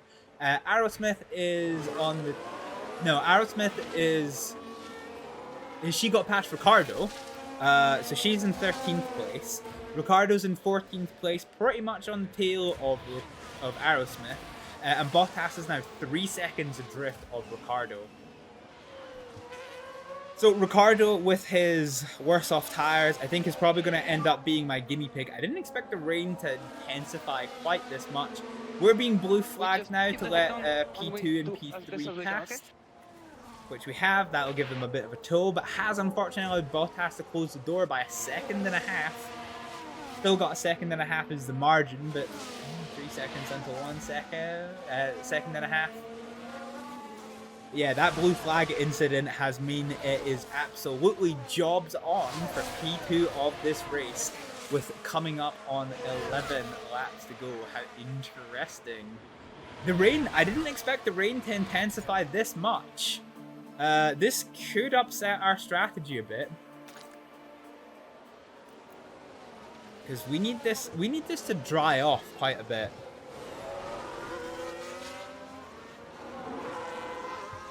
And I'm not entirely sure it's gonna... Oh, look at that. 2.0. We did not. This is not ideal for us. So we're definitely looking at a lap 48 changeover. Ricardo... And try to cool down the tires while you can. It's slightly coming up. Yeah, okay. We're going to cool off Ricardo's pace. This is going to allow Bottas to close up. I don't really see what choice I have here. Ricardo is going to have to act as a blocker now for Aerosmith. But we need to go... Ooh, he's side by side already. Yeah. Oh. Okay, this battle is going to slow them up, but hopefully is going to at least push out a gap for Aerosmith to hopefully try and get away a little bit. But I think Ricardo is ultimately going to come up worst in this battle. I'm gonna try and get a nice screenshot of them fighting, but it seems today's not going to be the day for that particular screenshot. The rain is still intensifying. Oh god, this is screwing up our shit. We're actually going to go to standard on Aerosmith because I've got the horrible feeling this rain might... yeah, so we're looking at a lap 49 changeover. The dry spell keeps delaying and delaying. Doop. That's a screenshot. Oh, beautiful. That was a great save, though, to keep the position. Yeah, tell me about it. I'm surprised he's still in 14th place. And behind you is Bottas. You know, we're running light tire use, and our tire wear is dog shit compared to Bottas. So the fact that we are able to hold him off is pretty interesting. And the track is still getting wetter. So we're pretty much up here now. So we need this track to start drying off very significantly, very quickly. We've got 10 laps to go. And yeah, my strategy might be a little bit potatoes just now. Oh god, Bottas is all over the the rear wing. Okay, we're gonna ignore that. All over the rear wing of Daniel Ricciardo. Even if the rain stops now, is there enough time for the level to drop below the minimum for dry tires? Yes. Yes, there is. With Formula 1 cars circulating, those tires will shift a lot of water on what will become the dry line of the racetrack. Honestly, when rain stops, so I am an IRL motorsport marshal, and honestly, when the rain stops, like a dry line can appear. If it stops dead, a dry line can appear in 1 to 2 laps. Now the thing is, 2 millimeters of rain, when you think about it, isn't actually like a great deal. So yeah. I am concerned that the rain isn't stopping, though. We're up to 2.4 now. And is that how it's simulated in the game as well? I don't know. Okay, there's a back marker. Oh, the blue flags have fucked Bottas. He's got no acceleration down the start-finish straight. Okay, that has given Ricciardo a full second of breathing room. Oh, the blue flags. The blue flags have saved my boy. Yeah, I don't really know what degree of simulation... Oh, it's a very short-lived advantage, actually. I don't know to what degree the simulation is done, but I'm using real racing principles, so we'll see how it goes, I guess.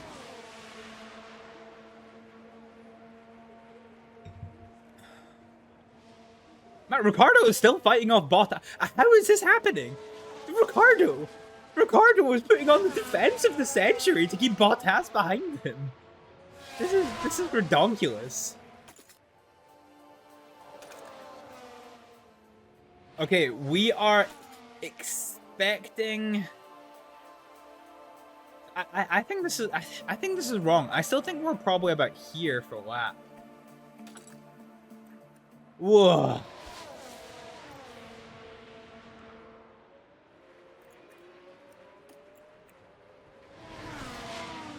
I'm gonna go and conserve Ricciardo's tires. We have to protect those tires. We might. We're probably gonna lose this position here. We need to watch Magnussen. I think Magnussen might be trying the same strategy that we are. So the rain is getting less. You can already see it starting to brighten up. And look at that. We're hemorrhaging track dampness. Also, can I just say, deep knowledge of train signals, safety measures, deep knowledge of motorsport. You're forcing me to love you, Thank you. I consider myself to be knowledgeable in a few areas that are very, very niche. I'm dog shit at a pub quiz. But I can talk your ear off about certain topics, without difficulty. My cousin always my cousin always told me that in the event of a zombie apocalypse, I would be the first person who he would find. Because I can speak multiple languages, I can do medical, I was a competition marksman at university, I can drive, I can sail, I know how to drive trains, Okay. I can fly planes, you know. How is my boy Ricciardo still in 14th place? My boy, what are you doing? Okay. I think because we have to pit someone, I'm tempted to pit Ricciardo in this lap. Because this is going to keep coming down, and it's coming down really fast. Let's do it. Lap 51, we're going to take the risk. We've got a new set of soft tires. We're going to go on them, and we are going to burn these tires. Box. This is going to be really sketchy for the first couple of laps.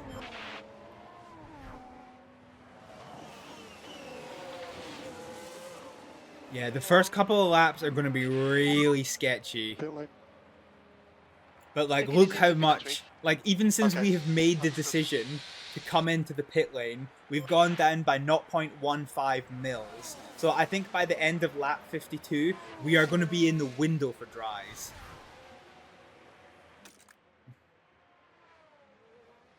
So let's see how we go.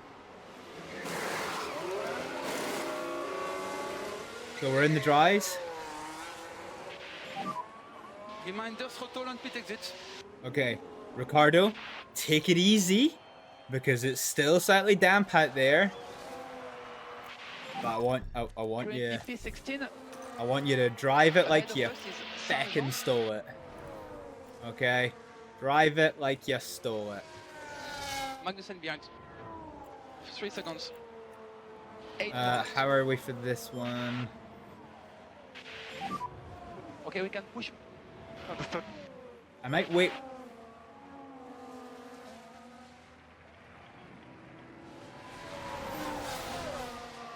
Yeah, I'm not sure if this... We might have done that just one lap too early. Yeah, we might have done that one lap too early.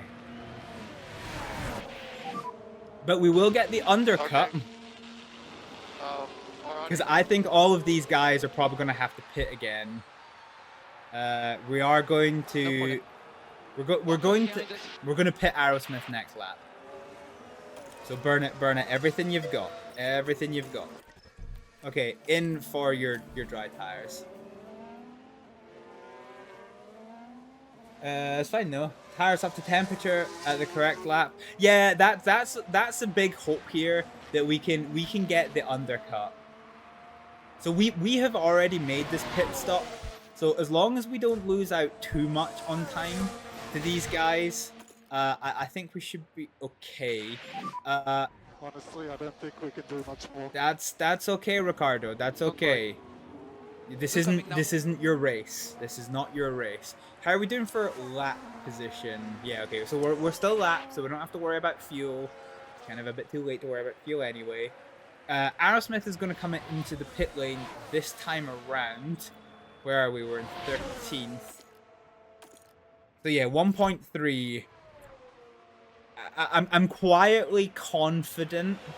I'm quietly confident that we are going to make progress.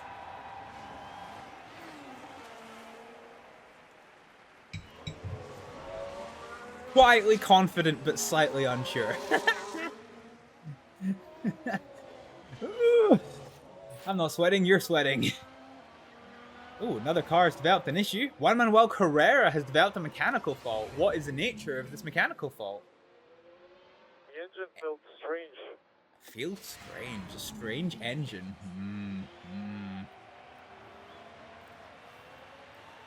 Oh yeah, look at that. We're starting to come into optimum tire temperature now that the rain is starting to come down less. I think all of these, one of two things is going to happen, right? All of these guys are either going to come into the pits to change tires anyway, or they are going to absolutely eat their tires. Now, these people that are on 75% with the inters are maybe going to get away with a few laps of, you know, really overheated tires. But shit like Magnussen and arguably like Ocon, Carrera, I think they're going to be riding the struggle bus by the end of this race. 2.6 second stop. Not bad for Aerosmith. Right, Aerosmith, ride it like you stole it.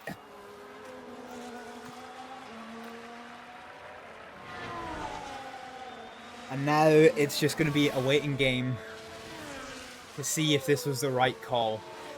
So Aerosmith in 15th place, Ricardo in 20th. We need to finish at least 18, both drivers 18, to get our money bonus for this race. I want to see what these sector times look like. And we are now coming into dry territory. So race control will now announce the track is dry. So DRS should be enabled soon, if not this lap. So let's see what it is we're working with.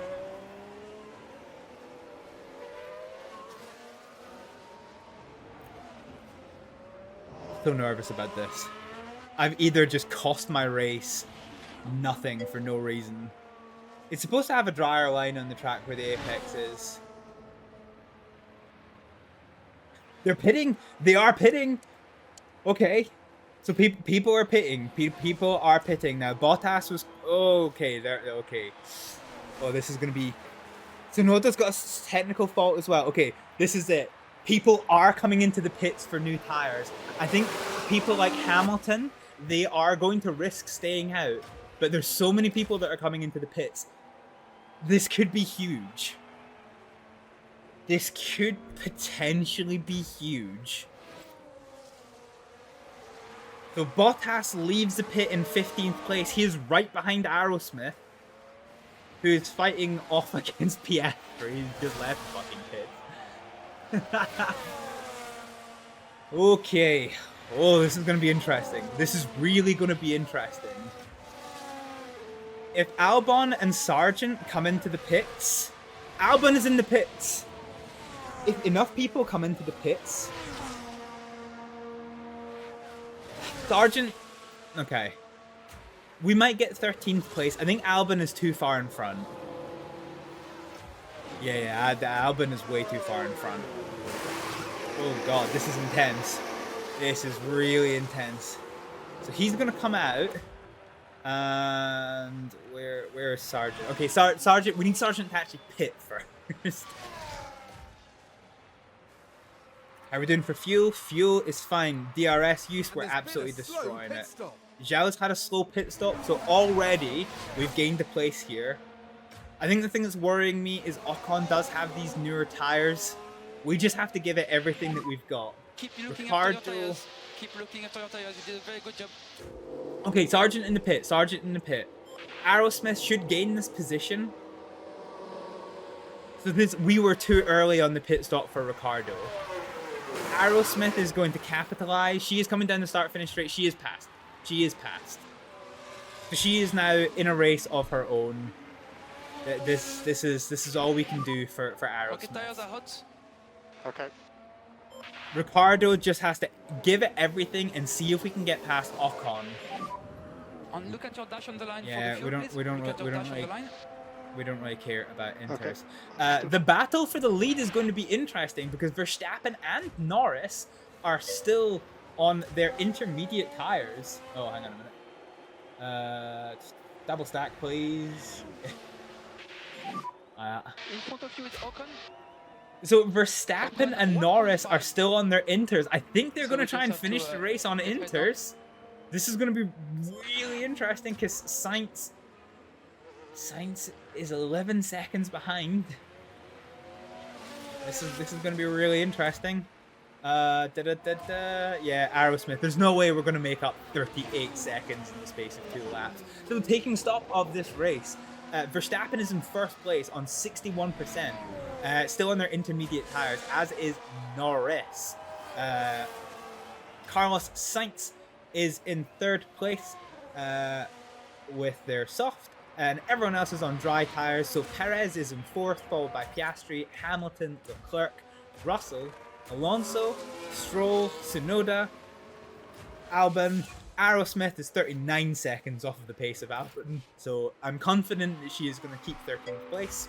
Bottas in 14th, Sargent 10 seconds off the pace in 15th, Magnussen is in 16th, followed by Carrera, Ocon, and Ricciardo. Oh my boy, the DRS is enabled. DRS is a factor, and he has got the inside line coming into the final straight. That will give Ocon. That will give Ocon in Ocon front. the DRS. Wait, did Ocon just fight his way past? Ah, beans. Okay, so this is our battle. This is our battle. Ricciardo against Ocon. If Ricciardo gets this place, then we get our double benefits. So this is going to be huge. We are eating tire like there is no friggin' tomorrow, guys. Come on, Ricciardo, close the gap. Close it. Ah, come on. We need just what we need to be within 1 second. Within 1 second. The leaders are on the final lap though. So we only realistically have one more go at this. Shafted by management, yeah, per Ricciardo. Remember Hamilton at Silverstone? Yeah. This is so interesting for the lead of this race. Not so much for the lead, but Sainz in third place has closed down a 10-second gap on his soft tires to Norris. Oh my giddy goose, this is going to be so So interesting to see. Ricardo, meanwhile, doesn't have the DRS, but is trying to maintain this gap to Ocon. Like I said, if we can get 18th place, then we get our financial benefit. On the last lap of this race, however, Sainz has taken second place from Lando Norris. So this is going to be super interesting. This is going to be super interesting. We need our boy Ricardo to close up. Come on. Come on. 1.00. He's just outside of DRS. Ocon 1.0 in front. Okay. Coming out of the last corner, coming across of the start-finish line is Max Verstappen to take first place with a risky strategy of staying on his intermediate tyres. Changing to the soft has paid off for Carlos Sainz, who takes second place. Lando Norris staying on his inters, did lose out to third, but it's still a podium place for the Brit. With Perez, he's going to take fourth place with certainty, as is Piastri in fifth. Hamilton is going to take sixth, but we are going to watch this battle with Ricardo. We've only got 2 more stabs at this, and these blue flags are not going to work in our favor.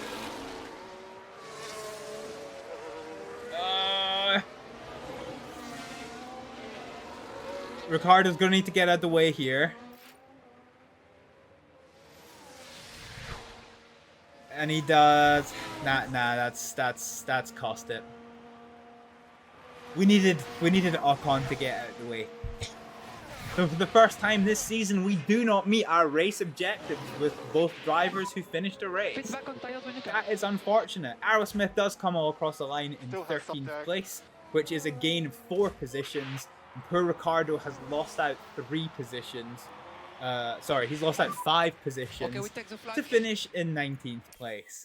That is slightly unfortunate. Lando Norris, currently on our screens, heads back to his team. And third place sees them round off today with a trophy to mark the occasion. Well, Max Verstappen can add yet another podium to his already impressive record. Max is having a good season so far. They pulled out all the stops, pushing hard to earn that victory. And after a hot and sweaty Miami Grand Prix, I think this is as good I don't know why a it time doesn't as give the any music. to cool off. Yeah. Beans. Well, Karun, how do you think they'll be feeling in the team garage at the end of that?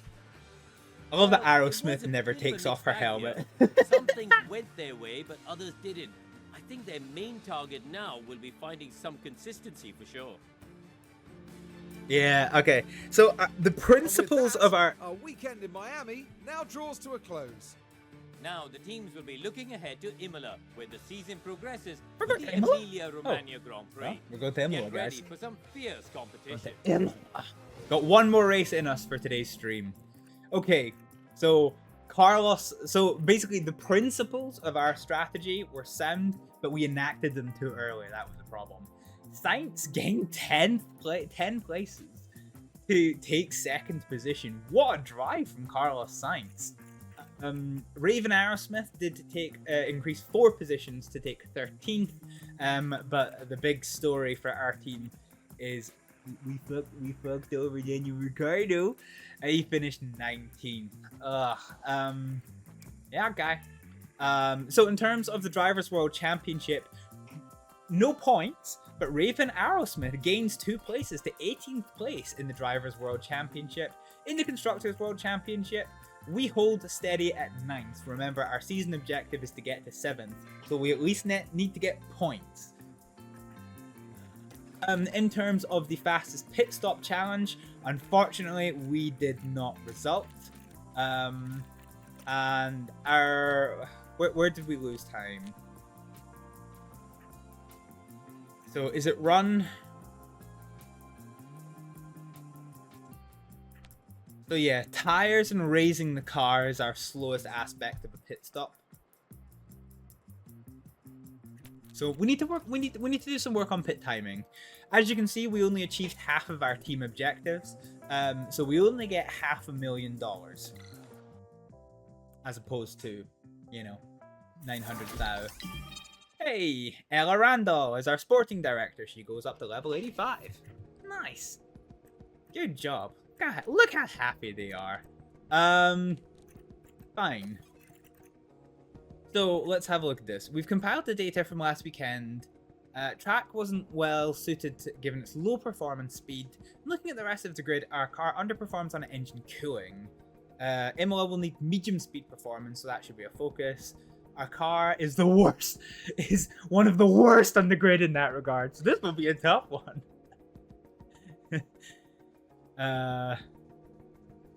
Above target, yeah.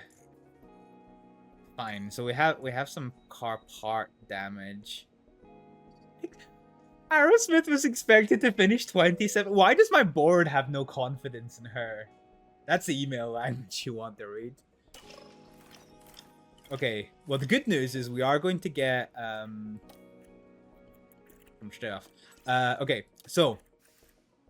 What are we even developing? It's been so long since I played this, I forgot. Nope. What are we manufacturing? So we're manufacturing our new chassis and our new side pods. So basically what I'm trying to do is I'm trying to take an all-round approach. So I'm putting a lot of beans into just improving all areas of the car for one upgrade, and then I'm going to make high and low speed packages for our cars, and take it from there. So the chassis, I think we can go for this one. So how many of these do we have? Oh, come on. When is so Imola's in 7 days? Okay. Let's install a replacement. We've only got one side pod replacement left. In terms of car 2, the suspension, install a replacement. Okay, we're gonna have to do more manufacturing of some bitch. Okay. So our factory has gone to level 2, which is good. That means we can build more stuff. Okay. Unfortunately, that increases the monthly upkeep, but that's okay. Development speed and project capacity. Nice. This is the factory. Out of curiosity, what is the basis for these decisions?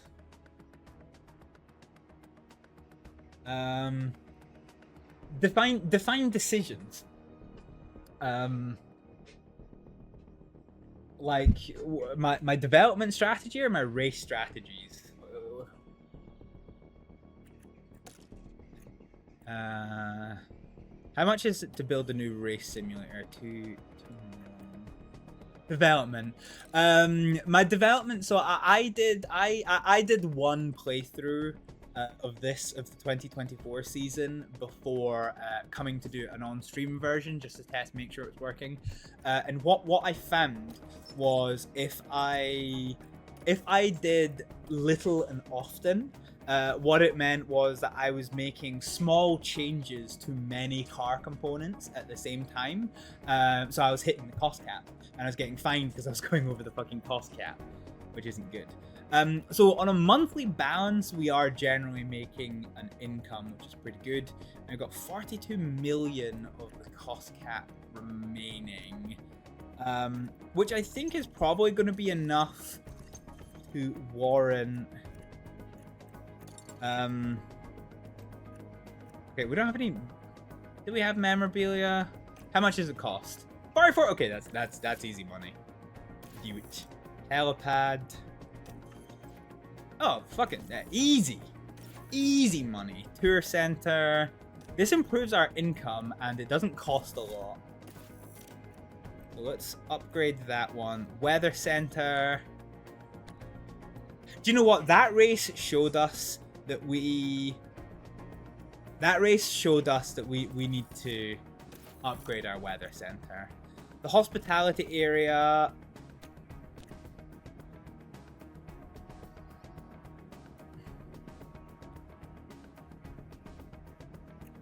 Let's wait and see. That's easy money. Okay, in terms of staff, how much is it to upgrade this? Scout. Okay, I don't care about scouting, but I do care about our team, and I do care about our race driver development. I don't think we're not going to upgrade anything else until the rest of the year. I don't think. How much is this to cost? Ooh, 7 mil. Ooh, fucking dick. Yeah, okay, that shit. That shit's expensive, yo. That shit expensive. Okay, that's. So in terms of the cost cap remaining. Okay, well, apparently not. Okay. Fine. Let's look at our car parts development. Just no. Fuck. Why can't I find anything? Here we go. Okay, so in terms of the manufacturer, our next chassis isn't for 8 days. Yeesh. Okay, what have we got low stock of? So in terms of the new front wings, we've got 5 in storage. Got 6 rear wings. Side pods are being worked on. In terms of the underfloor... Okay, that should be enough. Is there any way to expedite? There is. So what I could do... Oh, actually, can I expedite it from here? No, okay. What I would need to do is I would need to cancel this package. And then, so if, let's just say I'm going to make some suspension. So SR1 suspension. So the approach I could do rushed. Which puts out a new one, but I don't want to. So how many of the chassis have we got? We've only got 1. We've only got 1 of each, and we're not going to get another one. Ooh.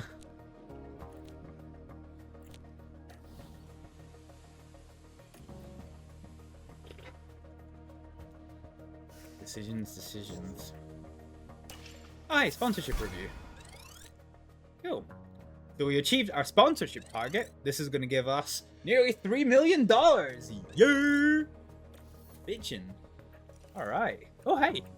These guys are enthusiastic. What the hell? I don't think I've ever had my drivers be enthusiastic before. This is weird. Design center improvement. Short term. Project capacity. Ooh.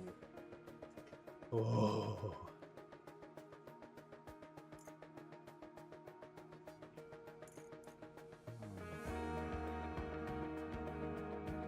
Heavy breathing. Is this only for...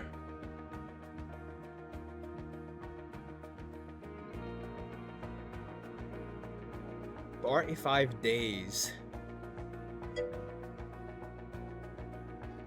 This could work. This could work. Okay, let's pay $1 million and see how this goes. Okay, let's see our sponsorship plan. Okay, so we have to get above this threshold, and I've been maintaining high levels of engagement, so I don't have to do very much. So,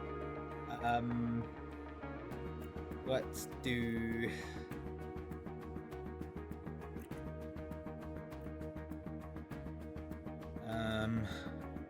You know what? We've got extra factory facilities, so let's use that to our advantage by increasing our sponsorship.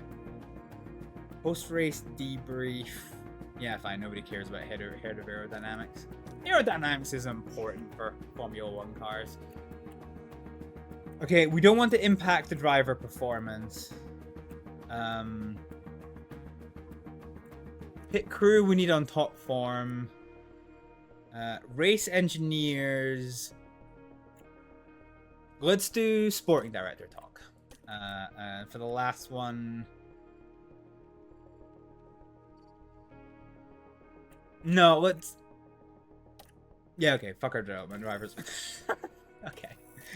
This should put us in good stead for towards the end of the year. Okay, so in theory, what I'm gonna do, and I'm gonna skip here, and we're gonna stop. Okay, fucking hell. We've got 2 emails. So, ooh, staff surveys. So Daniel Ricciardo is enthusiastic, but his attitude is very unhappy with car performance, as is Raven Aerosmith. Pierre and Pascal are positive and are unhappy with car performance. So yeah, okay. We need to work on that one. We're getting ready now for the Emilia-Romagna Grand Prix. With Max Verstappen is first in the World Championships, 60 points clear of Carlos Sainz, with Charles Leclerc in third. Okay, alright. Let's see what we can do with our new top hot development. So there's apparently no engineers available, even though we were supposed to be up to 15. I don't want to get more suspension. I don't want to get more suspension while we're still waiting. What? Hang on. What were the terms of this email that you supposedly sent?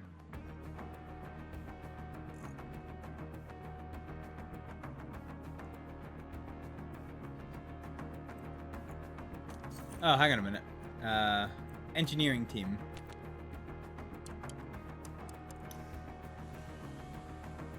Okay. I beget ya. Science Center. Oh, 11 million. No, absolutely not. Okay, right. We've temporarily increased the size of our engineering team. Let's see what happens after the event's done. Okay. Monte Carlo is the next event. When is this?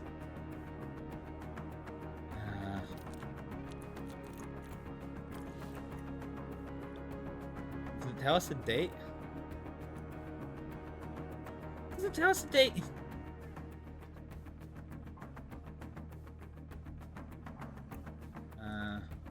there not like a calendar view? Oh, there is a calendar view. Okay. Okay. I think we use our drivers to start working on our new engineers to start working on a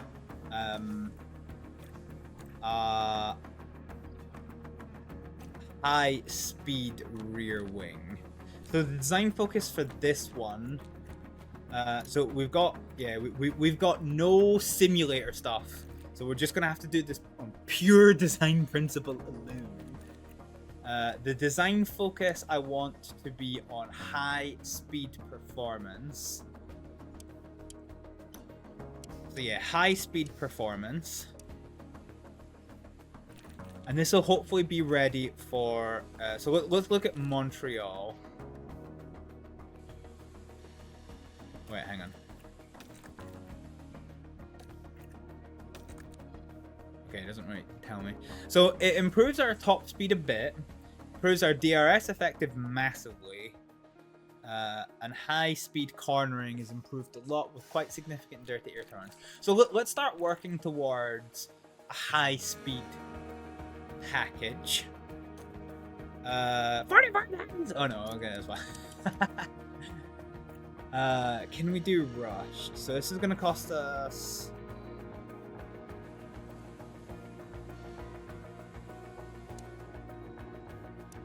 You know what? Because we're not going to be able to produce the car parts in time. Yeah, okay. Let's just start working towards it on a normal profile and go from there. Okay, so this gives us a free design project. So number 3 is going to be our high speed package. So we'll let that number 4 be our low speed package. And with that in mind, let us continue. Oh hey, we got our helipad. Nice. And our memorabilia room. Nice. Important. So we've got monthly upkeep, but we do have improved attractiveness and mentality and marketability. Similarly, we do have more upkeep, but sponsor payout plus 1%. we're already getting just shy of 3 million, so an extra, like, that pays for itself. Like, that already pays for itself. Come on, that pays for itself. Done. Absolutely done. Visit the helipad. Yeah, okay, that pays for itself. Huge. And with that in mind, ladies and gentlemen, it is time for practice of the Emilia-Romagna Grand Prix. Let's see what it is we're dealing with. I know we had a blip in the last race, but I still think 18th as a minimum is a reasonable target for us. Welcome along to Italy, and welcome along to Imola. Oh. I need a new bit of paper. I've maxed out this one. Italy, Imola hosts the Emilia-Romagna Grand Prix, Yeah, named that's after right. the region Romagna. it sits in. Surrounded by woodland, this iconic track is rich with Formula One history and the legends of those who raced here.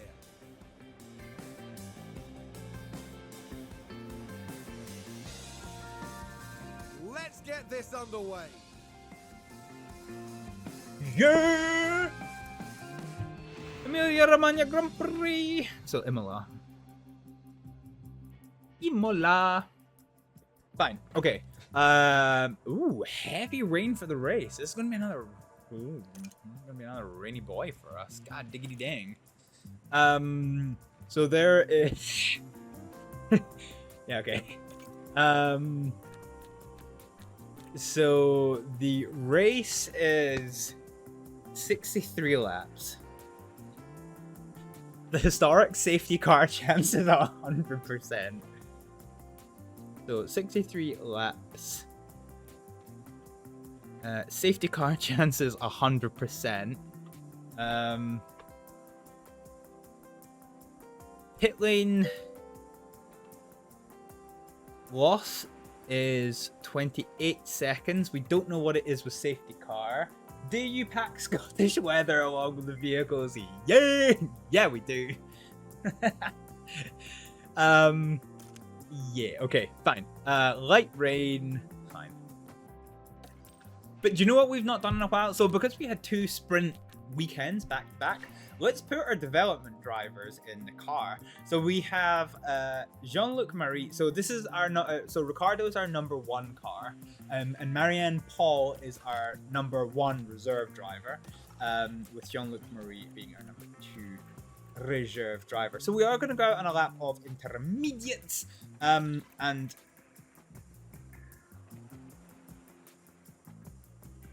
under the assumption he doesn't fucking crash, Ricardo that is, I think we risk the new chassis.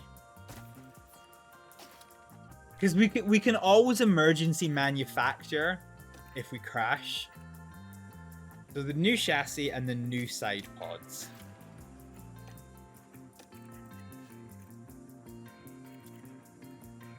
So engine's good, ERS is good, gearbox is good. Fine. On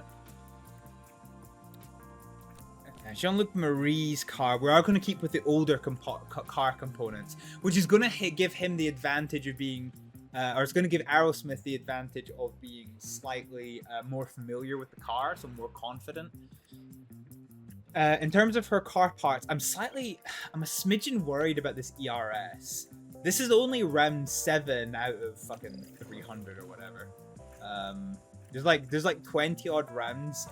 I have this horrible fear that I might have to pay to replace an ERS at some point. Ooh, yeah, okay. Jean-Luc Marie, I already know where he comes from. The funny thing is, it doesn't actually tell you. It doesn't actually give your AI-generated drivers' nationalities. However, on the balance of on the balance of basically understanding of how the world works, I imagine Jean-Luc Marie is probably going to be, 79% French, maybe 14% from Monaco, Monacoian. I don't know how you're supposed to say from Monaco. Yeah, there's a lot of, maybe, a name like Jean-Luc, maybe kind of Belgian as well. Yeah, but the likelihood is it was France, and with a surname of Paul. I feel that German or Dutch or you know. But yeah, anyway, besides the point. Right, let's fucking do practice. Manage this session. Do you want to manage this session? Yes, I do.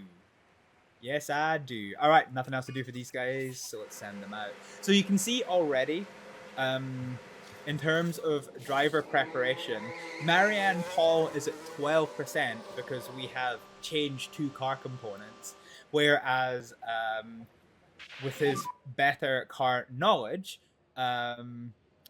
Jean-Luc Marie is at 21% driver preparation. All right, let's bippity boppity and just accelerate through this property because I don't really care. The denonyms of Monaco is Monegasque. Monegasque, you're right. Yeah, no, I just couldn't remember, but yeah, Monegasque. You're 100% right on that one. Monegasque.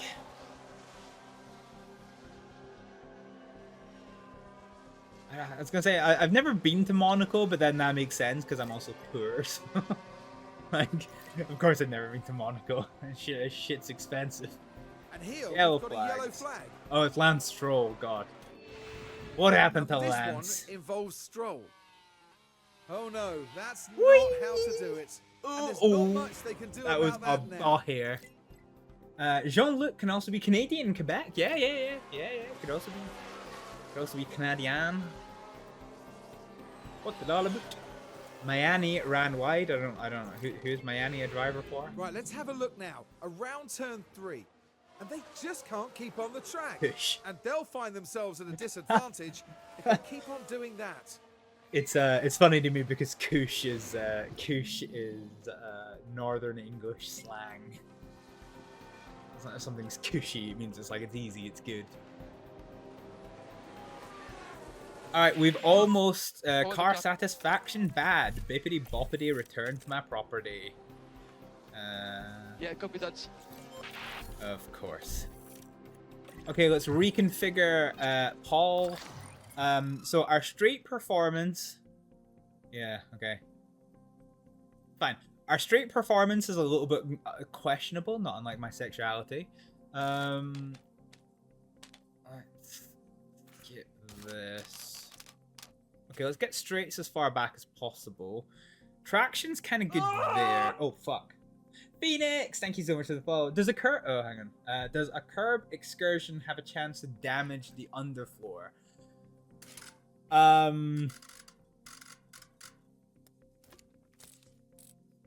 Let's say yes, question mark? Okay. Right. Let's change... Okay, alright. Let's... So everything's here. Let's change this to be maximal. Let's change this to be there. Cornering, we need to work on a smidgen.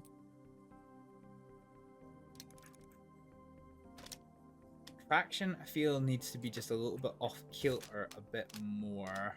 I want everything. It's usually a good idea to push things to the extremes as much as you can. Yeah, purely because that helps narrow things down. So the blue line indicates or the blue pips indicates what the settings were at the best driver setup. The white pips indicate what the settings were at the last driver setup. And basically, from what I've been able to work out, you want the setups to be as far to the extreme as the blue bars as possible, and ideally as far away from the blue pips as possible to really quickly narrow down what it is you want and don't want. It could be from Central African countries to... It's purely probable. Fair enough. Okay, so let's confirm, and that's going to take 4 minutes to run it up. So Marianne Paul's going to come in, and let's reconfigure. And we're going to do the same here, so...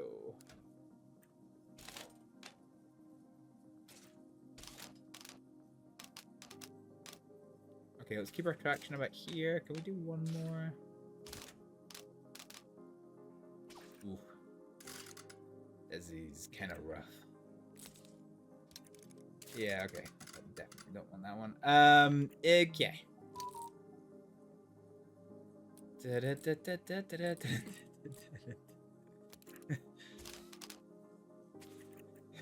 You saw that, did you? What?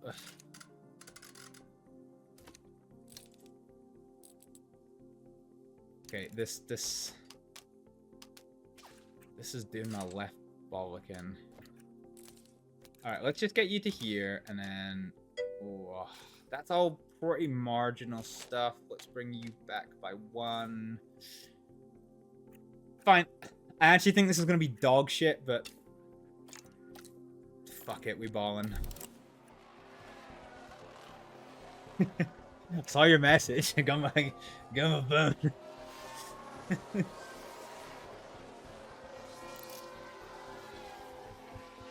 Okay, let's send out Marianne Paul. Hi, Fudge. How you doing? Are you ready for some fun run shenanigans? We're in the wet. Actually, I should probably pay attention to how likely it is. Yeah, okay. This is due to get hella wet later, which would be good practice for the race because you know, we are due to be aggressively moist come race time. But nevertheless, we have new strategies for our drivers. So with our reserve drivers taking over for us in P1, which is allowed in practice 1 and practice 1 only. Let's go and see what happens. Your reserve drivers keeps them enthusiastic. It keeps them developed, and it doesn't really detriment too much the overall you know, driver preparation. So basically, your setup. There's 3 elements to driver preparation. So you'll see there's like a yellow one here at times, or like an orange one there, a green one here, and then the blue one. So the yellow represents track familiarization, and that is out of 100%, and that affects 25% of driver preparation. The other 25% is car parts knowledge. So you can see here that Marianne Paul is at 60%, and Jean-Luc Marie is at 90% because he's using older car parts. And that is 25%. The remaining 50% is your car setup. So what percentage you can get this to really does have a big bearing on your driver preparation for the day. So the only one that cannot be updated by a reserve driver is track familiarization. Raging Danny Rick was 19th last race. You've been here for yeah, no, I wasn't happy with my own performance on that one. Fudge. I was not happy, but we've got a chance to make things better. Do right by Ricciardo. Okay, so we're up to 60%, so we've gained 20 whole %, and although our driver satisfaction is still reasonably dog shit, we have gained a lot of knowledge. So we know that our oversteer is thereabouts. Braking stability is dog shit. Cornering is meh. Traction is pretty good, and straights is pretty dog shit. So the way we bend the straights is by changing the rear wing angle, which puts us to the end of the traction, which is going to be good for assessing of if here's a good ball pack or if here is better. Okay, so we need to change the front. Actually, okay, I don't really have any more give in the tire camber, so let's tweak you back a bit. And we need to be doing something. Yeah, okay. This is pretty good. Okay, so this is going to be a good setup to test, actually, because it's pushing the margins of a lot of things. So we've got 18 more minutes in the session. How long is the lap around here? Actually, what was the tire use? 1.6 kilograms. So I'm going to say ballpark it's going to be 1 minute 20 seconds per lap. So take 4 off. That's going to say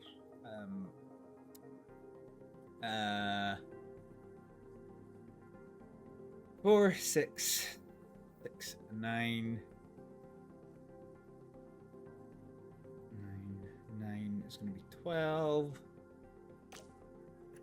Okay, we're going to bring that down to 14 laps. Are the tires... Yeah, those tires are going to go on. Fuck yeah, they are. Okay, let's reconfigure you. Actually, hang on. Before we do this. Ooh, 78%. Nice. Pause. Well, in the dry, it would be 1 minute 20, but I wasn't that far off. Okay, so we're down at 61% for Jean-Luc Marie as well. So same again, we need to adjust the rear wing, but our traction is off. So let's adjust the anti-roll distribution. And oh my god, that is so sexually frustrating. It is just the other side of fucking blue, fuck nugget, and fucking bar. So let's use... no. Let's use some front wing to adjust that smidgen. Okay.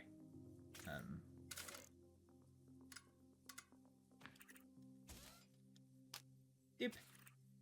Okay, let's bring that back a little bit. Okay, so now if we adjust these, let's get one of these to the very end of the spectrum. Another one's middle. Okay, this is a good one to test. This is a good setup to test. Same again. We're going 5 laps. 5 fucking laps. Absolutely not. Absolutely not. We're gonna go for 14. All right. They will not complete their setup before the end of the session, but they will at least get a bit of a surer footing with it. So let's see.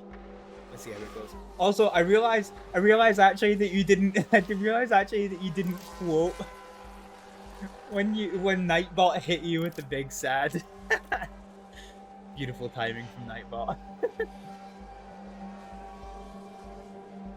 Right, let's get these setups underway and see what we can work with. We're running a bit behind schedule, so we need to kind of power through these next couple of sessions a little bit. But we should be in some pretty tasty territory come the end of the session. So if we can get 4 out of 5 insights into the setup, this should be pretty banging. I'm confident we're at least going to get 3, but 4 would be banging. Come on, give me 4. Give me 4. Give me 4. Give me 4. Give me 4. Come on. Give me 4. The session's just about done. Oh, yellow flags. Oh. Oh no. Please tell me my car Now it looks to be Lewis Hamilton involved in that. Hamilton? Oh, that's my car. Yeah, that's my car. Oh, what did Hamilton do to my car? Oh, he fucked it. He fucking fucked it. Just turned in on me, man. No, he fucking didn't. You literally drove into his rear wheel, you dingus.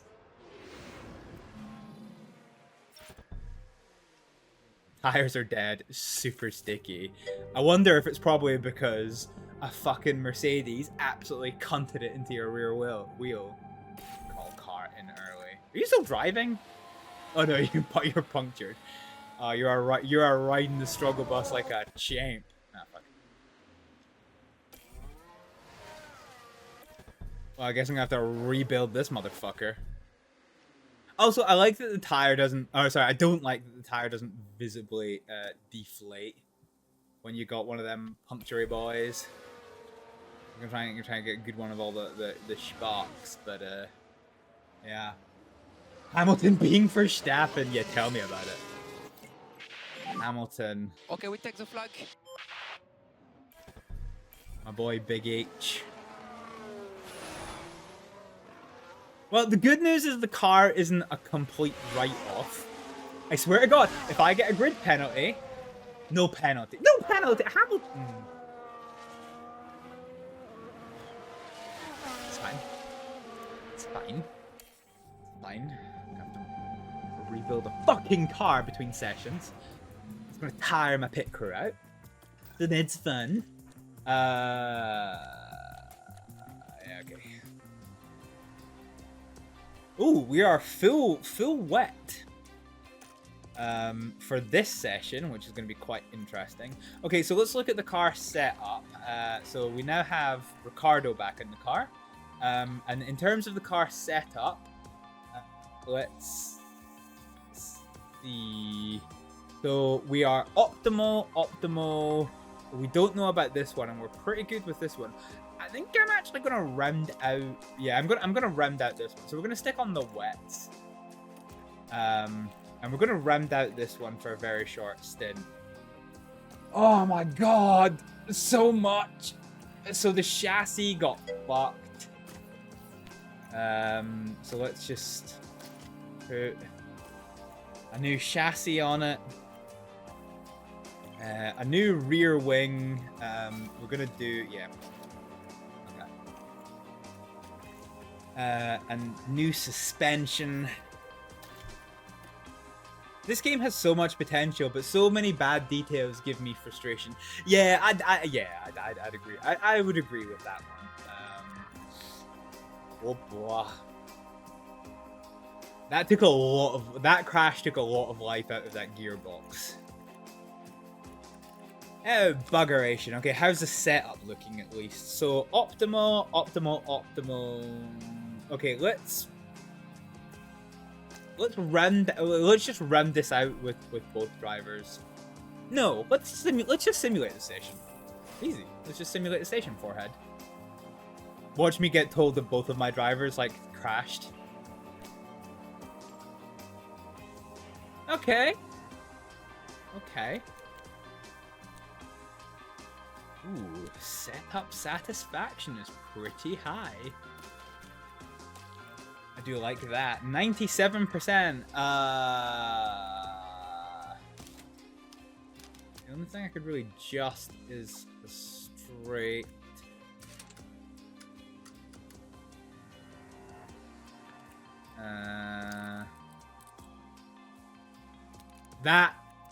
That right there. Oh, hang on a minute. Oh. Okay. Fine. Let's adjust the front wing.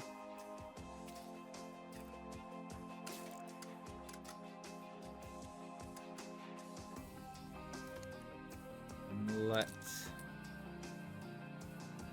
adjust this. Ooh. Okay.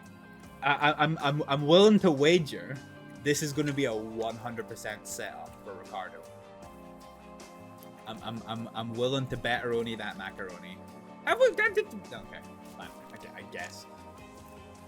Okay. What are we working with here? So this is optimal, but could do with some tweaking. So let's use the front wig to adjust our straight line performance. And yes, I said wig, and no, we will be talking about it. This is great. Let's see if we can use some. I don't have a lot of play in this. Okay, let's use this to adjust the traction. That's perfect. That's okay. And then from here.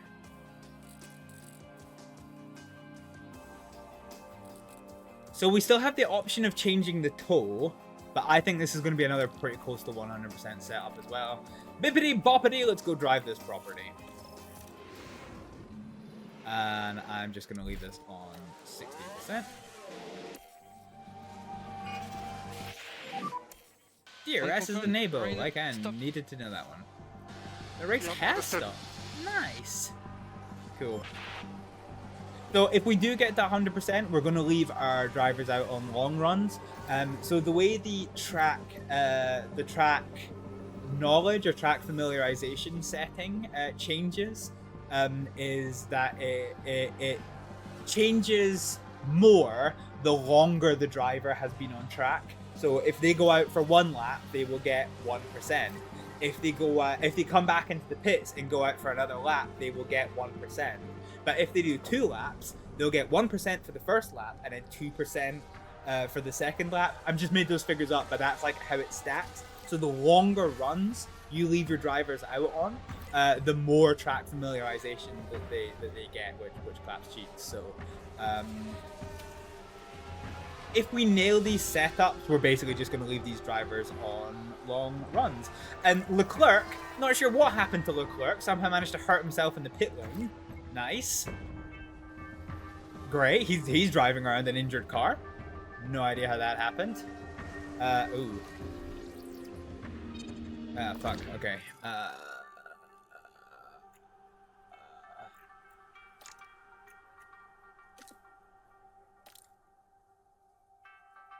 Alright, just go out, I guess. Slightly annoying that this actually didn't finish their run. But yellows, but that's fine. We want this I'm fifth. not quite sure what's happened there. Oh. Quick feedback on the car balance. Oh, Now we're Ocon's. watching Esteban Ocon here. Esteban. I keep calling him Alexander Rise Ocon. into I don't that know why. crash. Oh, The he's team won't want to absolutely see that screwed it. happen again in these practice sessions. Has he got it going? Yeah, okay, he's got it going. Okay, right, call car in. So we are optimal, which is good. Okay. No! Okay, so it's only a 97%. You know what? I'm not gonna sweat about 3%. Let's just keep Ricardo on the tires, on these harder tires, and we'll go for a 23 lap run. You're just gonna be out until the end of the session. Go on, my boy! Ooh, 92. We actually lost out. Yeah, okay. Once again, I'm not gonna sweat over this.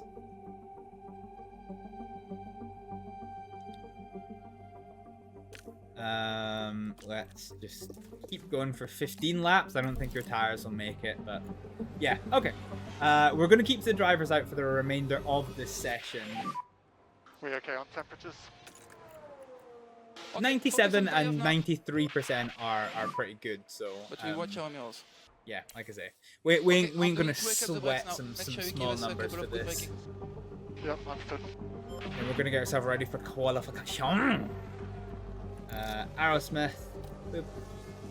The other thing as well is if you let drivers finish practice 1 on a sprint weekend or practice 3 on a normal weekend without a confirmed setup, then their confidence going into qualifying in the race will be low, which is a problem.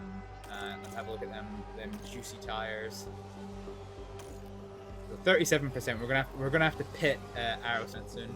In your experience, drivers are never happy. No, race drivers are never happy, which is ironic, given what they get to do for the shits and gigs.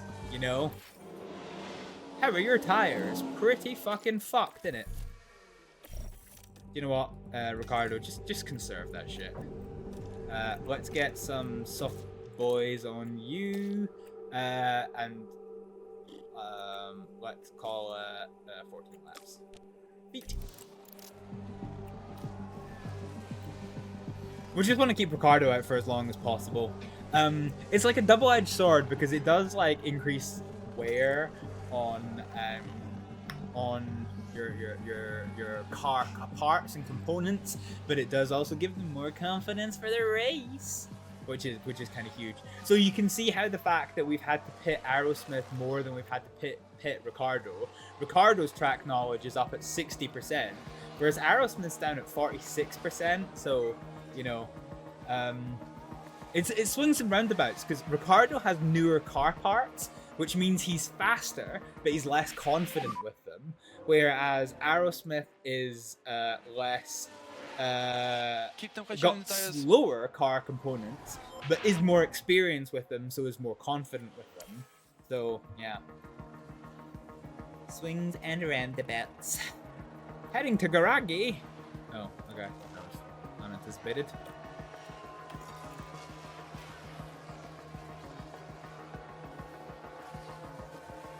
Alright, we're going to round out this session and we are going to head to qualification, ladies and gentlemen.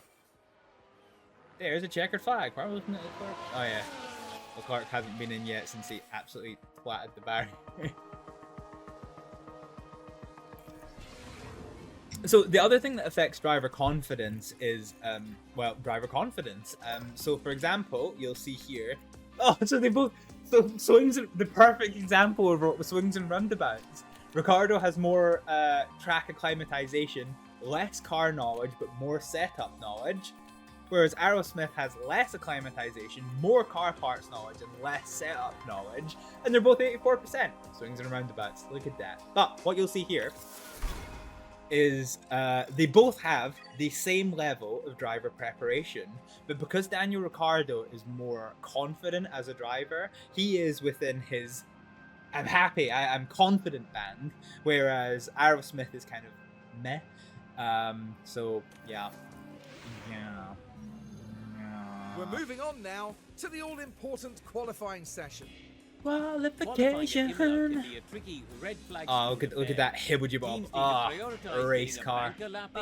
Rather than risk leaving it too late and having to settle for a subpar time. Now, there's been a bit of talk about Sergio Perez of late. How's he going to be feeling, do you think? We saw Where them is he? It's set just an his impressive teammate. lap time in practice, so it's a great start as they move into qualifying. But as we all know, a good performance in practice doesn't guarantee success over the rest of the weekend.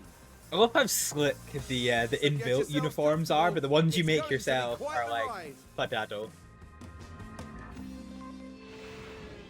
Also, my window for this game is slightly annoyingly too low. I can't get any higher. Anyway, it's going to be a dry qualification. So let's go and see how we do. One flying lap. Bippity boppity. Oh, let's get the car set up. It's over.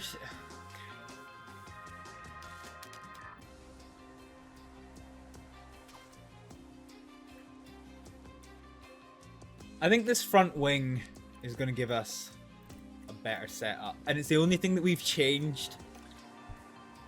Meanwhile, for Ricciardo,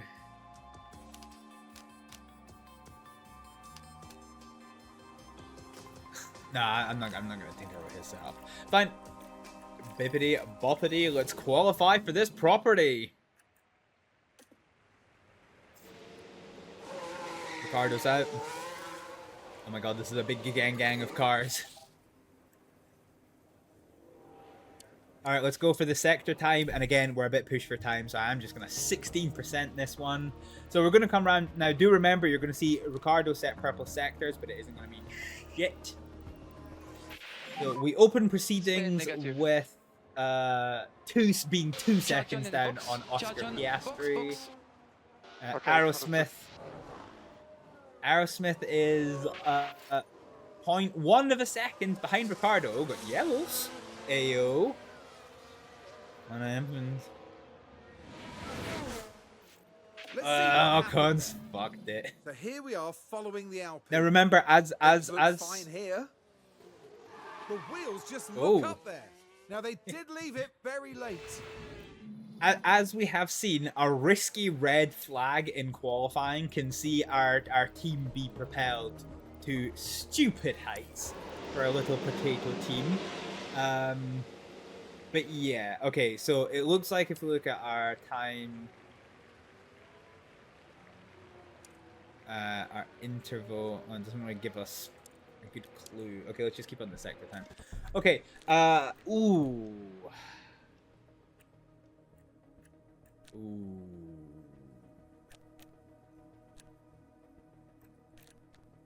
This isn't good. I don't want to eat too much into these tires. Okay, let's go out again. Tires. Okay, you've got an extra set.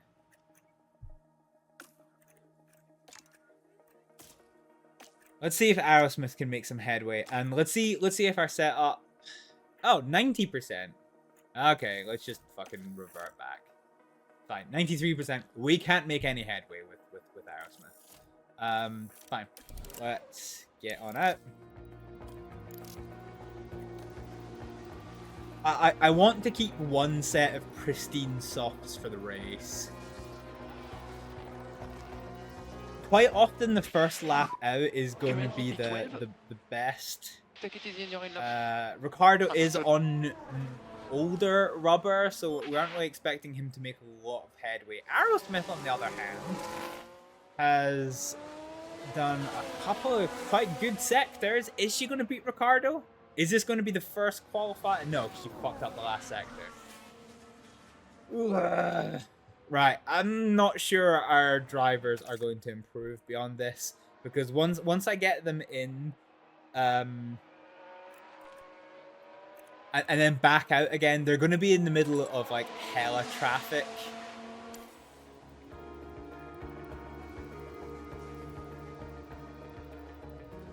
So sod it. It's in the hands of the gods now. Leclerc is going to go ahead of us. I think both our drivers are going to be out, because Leclerc is he's gonna watch this lap, clap cheeks, boom, done. So yeah, both our drivers are going to be out. I just don't see any wiggle room for us to improve. Unfortunately, not without burning a set of softs. That I'm slightly wary to do, because like if we burn Ricardo's last set, how are you 21st?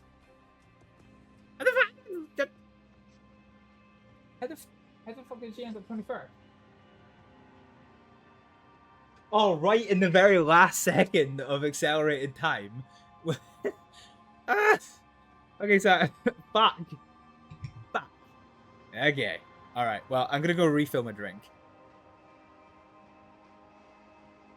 And I think I will leave you guys with the thing. So right at the last second, Zhao and Ocon put in times that, despite the 0.1 second between Ricardo and Aerosmith, both Zhao and Ocon managed to fit themselves between us. So, with that in mind, Ricardo starts in 18th, and Aerosmith starts 21st. So they've both got a lot of ground to make up, unfortunately. At the end of qualifying 3, Max Verstappen, our world champion in the points so far, is to start on the pole position. So I'm going to silence me dulcet tones and let them do the voice introduction to this.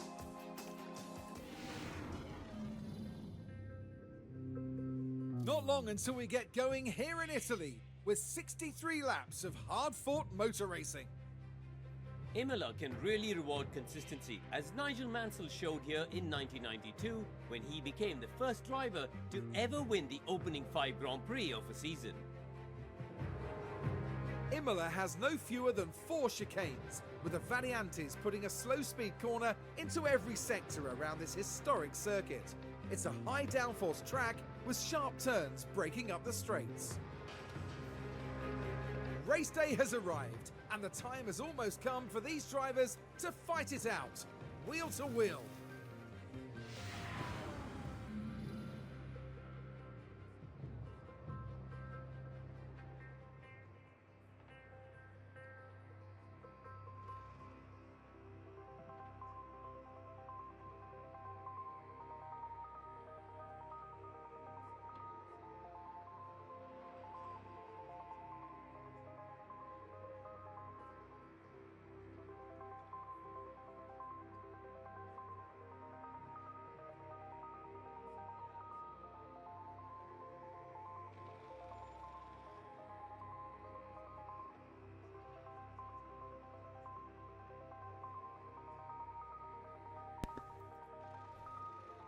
Right, apologies. I was still making myself a beverage.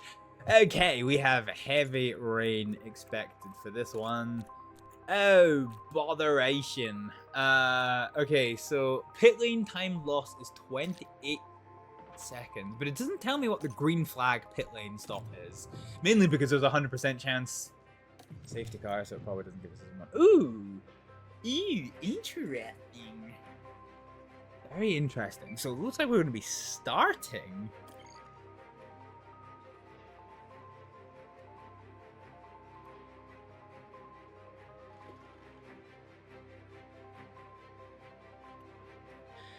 Whopper.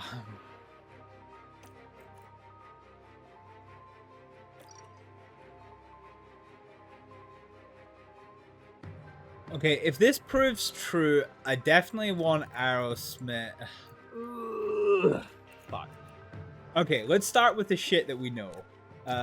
Driving options, pace mode, and ERS to full deploy. Driving options, full deploy, and we're going to underfuel by 1 lap, same as we did before. Okay, so per lap is 1.6 kilo. Yep. 1.6 kilograms per lap.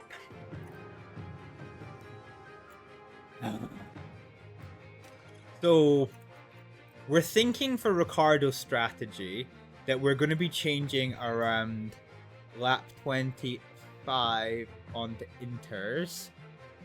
And Aerosmith apparently fucking thinks that it's going to be a lot later than that. Yeah, I kind of want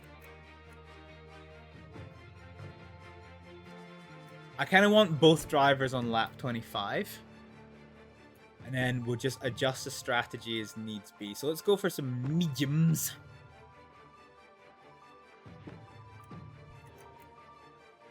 Are hards at higher pace? No.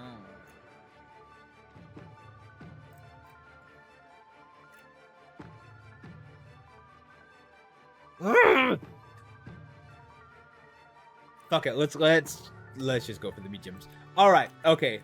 So both cars are set to stop on lap 25. At the moment, we're expecting rain on lap 25-ish, and it's going to be a very heavy downpour of rain. So the track is very quickly going to go from dry to not dry. But without further ado, let us start the Emilia-Romagna Grand Prix.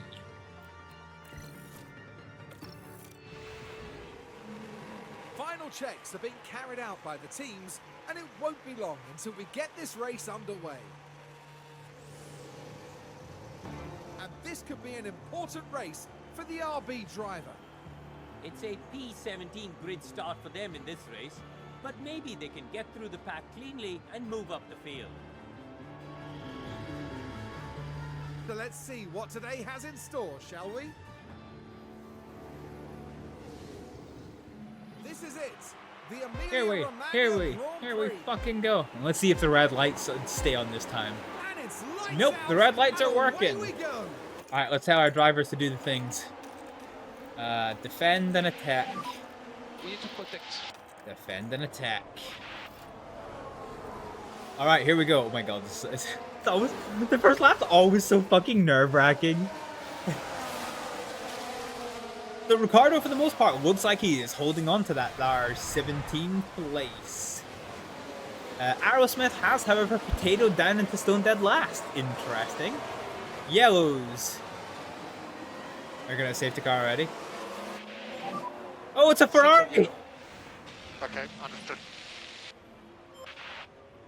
Wait, what? Are we getting a replay? No. What? What the fuck happened there? Sainz locked up and couldn't get back on the track. He is stone dead last. Oh no! Ricciardo, however, has found his way up into 16th place after going wheel to wheel with Esteban Ocon. I keep calling him Alexander Ocon. It keeps annoying me. I keep getting it wrong. Oh, but Ocon's coming back. But good defense from Ricciardo, defending off that inside line. And now Ocon has dropped well back. Carlos Sainz, in his hot spicy Ferrari, has unsurprisingly found his way right onto the tail of Aerosmith. But it is quite a, it's quite a nice, if not bizarre, sight to see. Is the Hibble F1 fighting off a Ferrari for position. Sainz absolutely buggered it. Oh dear.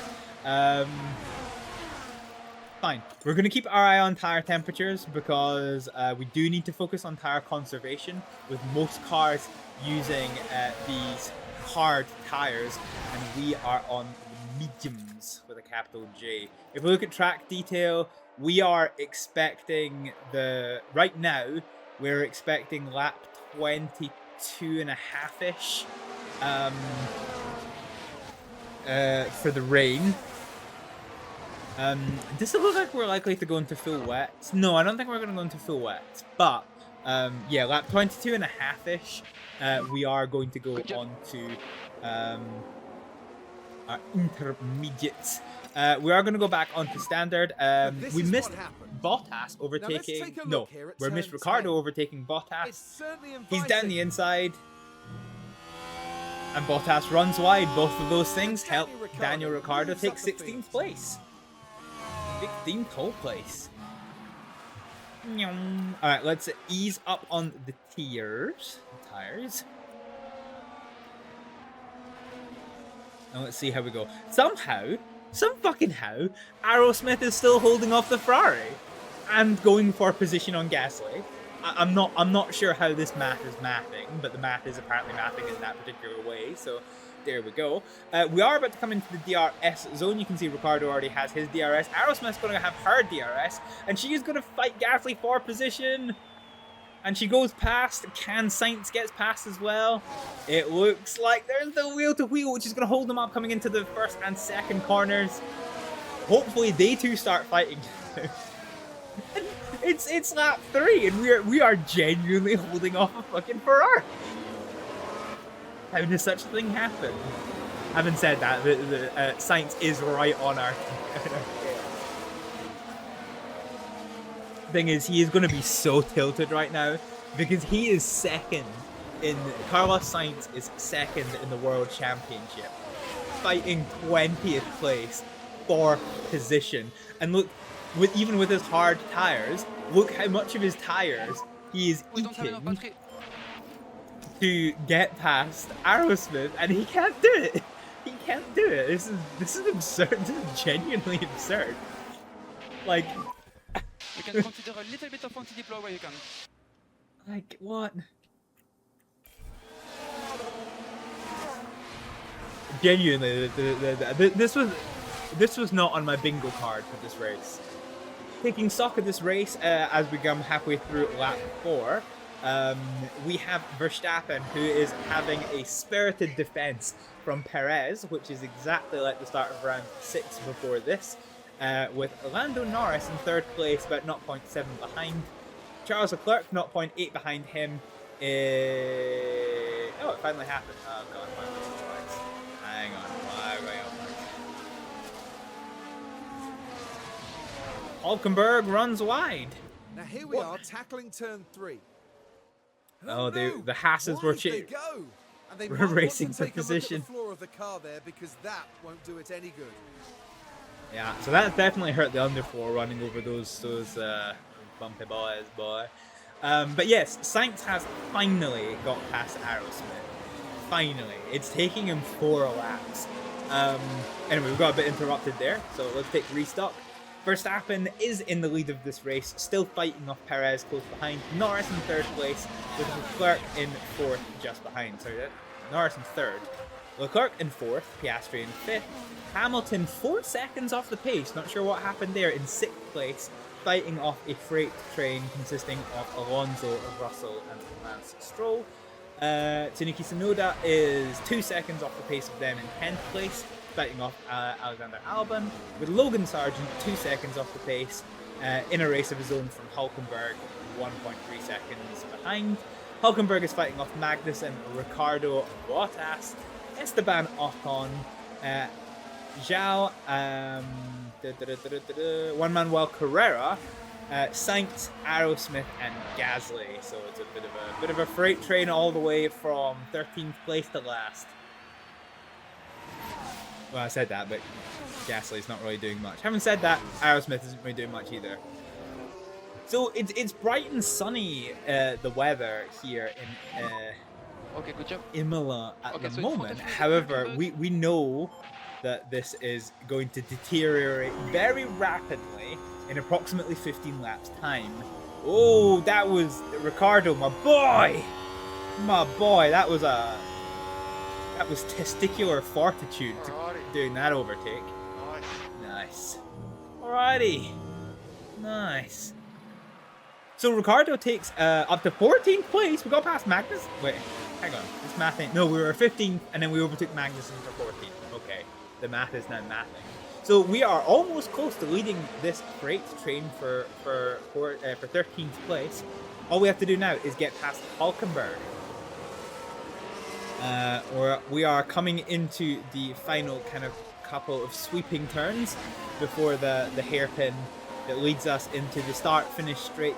And this race is 1 DRS zone.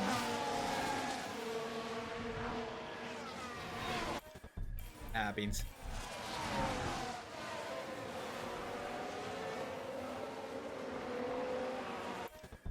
There's a couple of good screenshot opportunities that I wanted to try and grab from the Hibble F1 cars.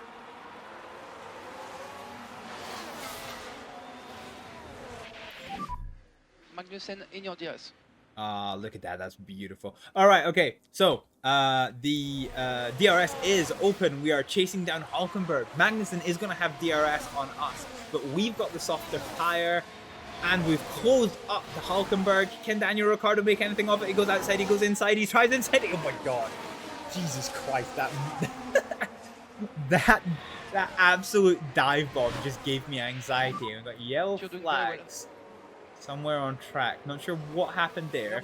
Let's first of all see the dive on Hulkenberg. Closely here. Look at this dive. Look at that dive. They Oh decide to god. give it a go. Mm. And that I puts was not. them in 13th place now. I was not ready for that dive bomb. I was not ready. The Ricardo goes up to 13th place, and we don't know what the cause of those yellow flags were. Now, here is the main test for Ricardo now. Can we pull distance on Hulkenberg and try to gain up on Logan Sargent? Never mind, because Hulkenberg is side by side with Ricardo and has gained the place back. So it's all for Ricardo to do once again to try and retake 13th Honestly, place. I don't think we can do much more. You can. You just need to have a winner attitude, innit? So things have been reset as we come into lap number 7. Leaders have started lap number 7. We're finishing off lap number 6. But Daniel Ricciardo has once again found himself in a pretty good DRS position for Nico Hulkenberg. So he's going to try and focus on getting a good run off of the line coming across the start-finish straight. I think Hulkenberg got a better run than Ricciardo. So even with the DRS, Ricciardo is going to struggle to attempt an overtake by the end of this. And indeed he doesn't.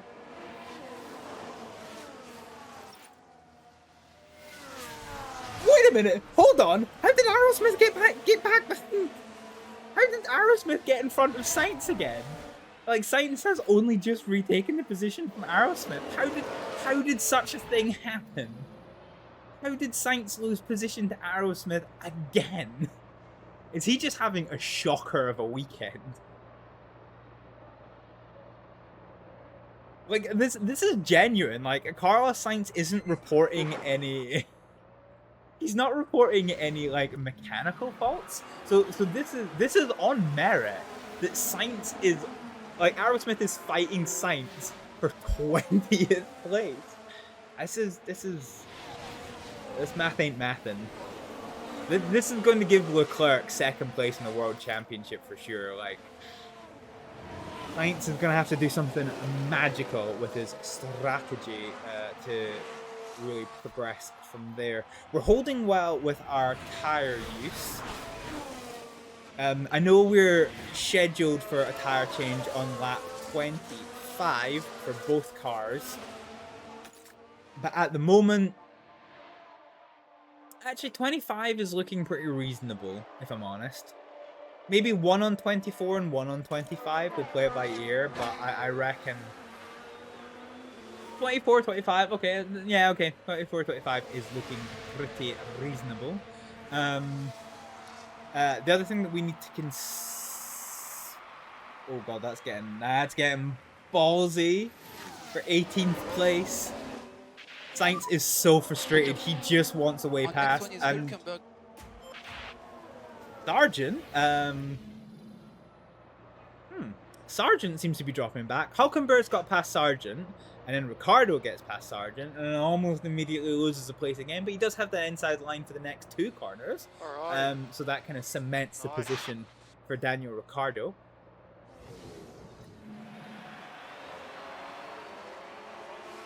So yeah, hopefully we can get back past No Hulkenberg concern on again. tire wear. No concern on tire wear. Okay, Yeah. gotcha.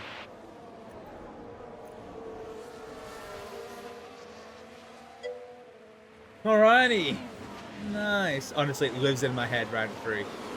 It's his only overtake line. So yeah. Oh yeah, the other thing I need to do, so the gap between so Ricardo is at 20 seconds and Aerosmith is at 28 seconds. So there's only 8 seconds between them. So if we don't fuck up, then there is a chance that a double stop strategy could work when it comes for the wets. Aerosmith has got past Zhao Ganyu. Now we can see what happened. Let's The see how gap that opens happened. up for them. Oh, it's not even under DRS. She goes around the outside, which gives her the inside for the next corner. Nice. And the overtake is made. And because he didn't record any female voice lines, she's just quiet whenever she overtakes. Oh, so that puts Aerosmith up into 20th place, and now 1.5 seconds adrift from Juan Manuel Correa. Sainz has found his way up into 18th place. Zhao's trying to come back under the DRS, but he can't because Aerosmith shuts the door. Nice. Sainz should be absolutely destroying this gap to Ocon. Coming down, yeah, okay, he is, okay, he is. In fairness, then, it is. Ricardo is on the back of Hulkenberg, but Sargent is also on Ricardo's back, so this is an attack-defend kind of situation. So seems to be kind of middle ground. It's going to be down to drivers' own individual talent, but we do have this horrific rainstorm on Update on cars. tires when you can. Are we due to go dry? And okay, so we're not. Once we go wet, we're not due to go dry at any point. Alrighty. Alrighty. Nice. Yeah, I don't know. It's one of those things where it's like, it wouldn't have cost that much to get some female voice actors in the mix, but heyo. It is what it is. Okay, this is going to be difficult because Sargent is closer to Ricardo than Ricardo is to Hulkenberg. So they both have the DRS. And Ricardo has closed up on Hulkenberg, but is Sargent going to close up on him? The answer is Honestly, kind I of. don't think we can do much more. Oh, Ricardo is within sniffing distance of Hulkenberg. They might, as they go into the complex sections, they might actually make something of this. However, speaking of making something of this, Aerosmith has lost a position to Zhao Ganyu. And it is a DRS pass down the start-finish straight. I mean, it's not really straight, it's got a massive fucking corner in the middle, but you know what I mean. You got the place! Zhao! What? Anyway, this battle for 12th place is starting to get a little bit a fuego. With so many people. It is the absolute Hulkenberg freight train. With Ricardo, Sargent, Magnussen, Bottas, and Ocon all absolutely fighting for this 12th position. But the question is Ricardo going to come away with it, or is somebody else going to take the advantage? I don't even care what's happening at the lead, but there's spicy things happening at the lead.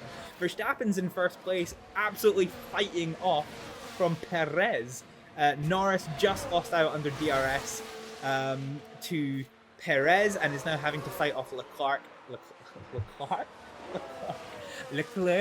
as a result, with Oscar Piastri in 5th place, 5.5 seconds behind them. Hamilton in 6th, kind of on his own. Russell 3 seconds behind, kind of on his own, as is Alonso. Well, Alonso actually is fighting like Stroll. A bit of a battle going on for 10th place, and then for 12th place, we have the aforementioned absolute freight train. Ricardo, my boy, we just came in at the end of that as he gets a 12th place from Hulkenberg. Let's see how it happens. Keep doing the same. Currently P12. Next car. Let's take a closer look. Let's Now, we're let's just see how it proceeding happened. through turn 4. Oh, it's a There's the DRS opening. pass. Oh, it's a DRS pass with a ballsy move into the Up kind of to first 12th little and sniffing chicane. at those points places. Sniffing at those. All right, let's just eat up some ERS battery. Okay, let's just eat ERS and let's try and push this Only can use gap. the deploy. Ah, Beans, falling asleep, so we'll catch up tomorrow. No problem, Fudge. Have a good sleep. So Ricardo now into 12th place. He is going to lead this freight train, but is going to burn some ERS to desperately try and not lead that freight train. Aerosmith, meanwhile, has gotten past Zhao, so let's eat some ERS and try and push up this gap to Juan Manuel Carrera.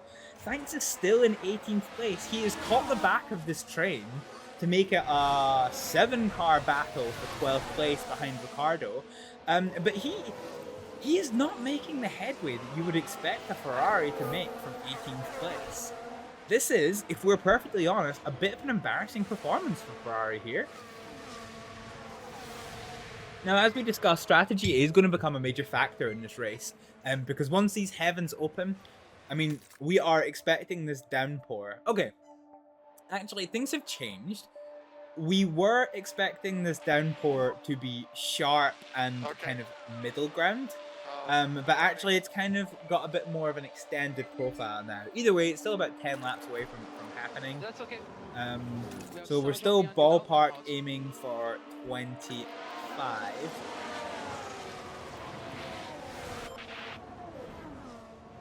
I'm going to switch Aerosmith to light tire use, just because her tire use isn't as good as Ricardo. And we are on softer tires, so I think we just need to work on conserving them a bit more. Sainz has got a ballsy overtake up into 17, and Ricardo, my boy. We are making Hulkenberg work for these for these overtakes. I want to see good management. Understood. So the strategy of the changeover, of when to come in for tires is going to be instrumental. Now the thing that's really quite interesting is how peaky this is. So this is probably 1. This is probably going to be close to 3 in severity. So this is like, if our weather prediction is slightly wrong, we could very potentially be looking at a full wet switch. Although I would hope not, because the rest of the weather pattern doesn't really support that as a viable strategy.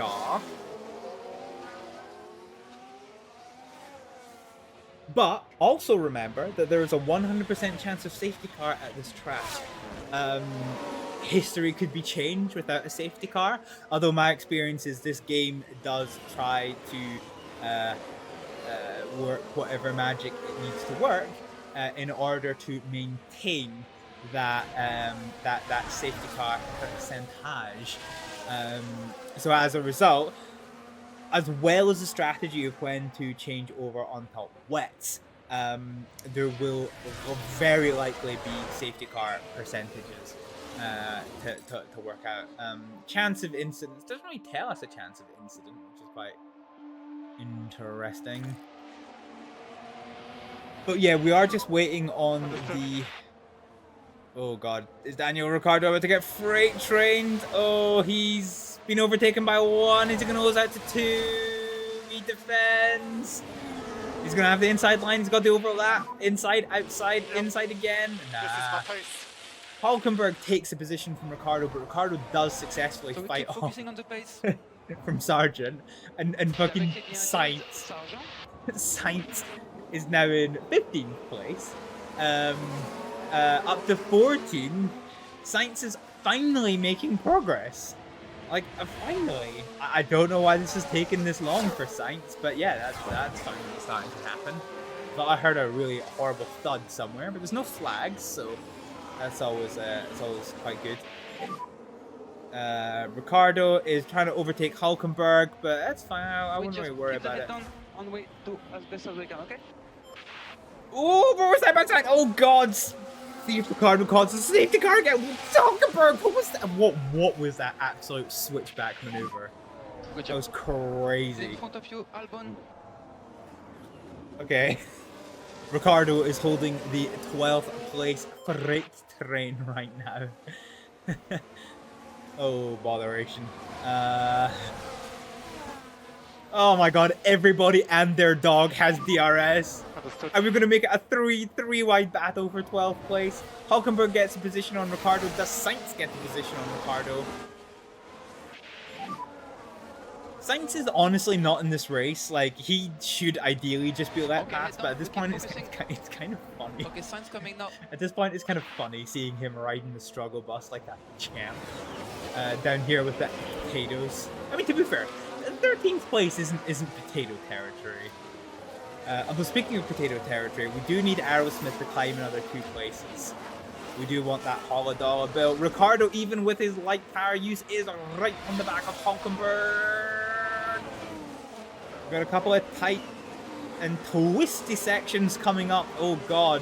Whether Ricardo goes for a move on Hulkenberg or Sainz goes for a move on Ricardo is anyone's guess. Although Sainz backs off a little bit. And Ricardo goes side to side by Hulkenberg. That was a blinding pass. I didn't even see it coming, and I'm the one fucking playing. Okay, very good. Let's watch that one back, shall we? Oh, he's on the inside, he's on the outside, and he goes all the way around the outside, which then becomes inside because chicanes are magical, and up into 12th place. Alrighty. Nice. You'll hear that a lot during this playthrough. You'll hear that a lot during this playthrough. So now 8 seconds adrift from Albon. Ricardo once again leads the absolute freight train that is the battle for 12th place. So once again, everybody and their dog is going to have DRS on Ricardo, who is going to be left hung out to dry. And for finally, it's only taken forever, but Sainz has now got past Ricardo. The hope here is that Sainz battling with Hulkenberg gives an opportunity for Ricardo to get past Hulkenberg as well.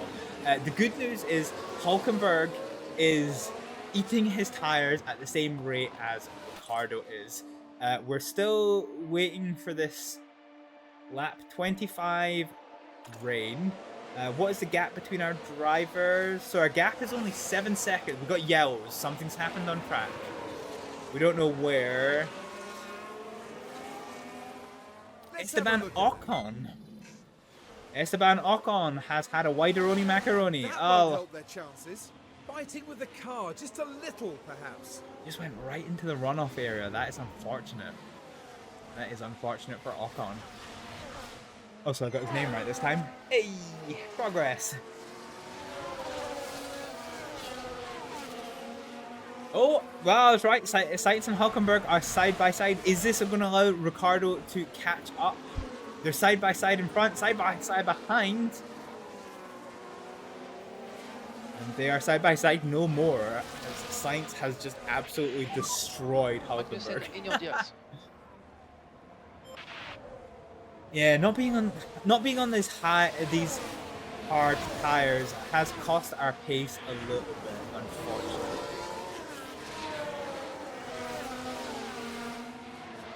We're now down, so in 2 minutes time we have a 25% chance of rain, but it's still to remain cloudy.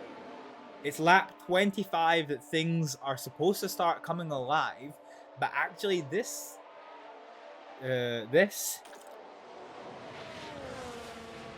forecast is being pushed back quite significantly. This could prove quite deterministic in the way that we implement our strategy. We may be forced to go to another tire, which would be unfortunate.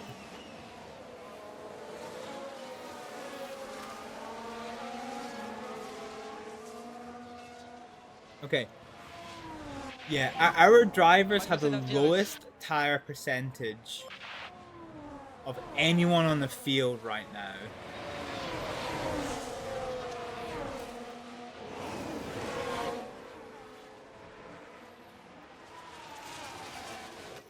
Aerosmith needs to conserve tires a little bit. We'll work on strategy once we're on the wet. But right now, we need to conserve. Let's do a little bit of top up. Tires have taken a bit of a hit.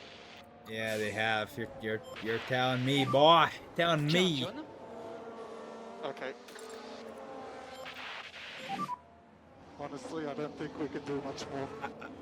I'm really And back on, we loath. stay in the rhythm. I'm really loath to go down to light tire use on Ricardo.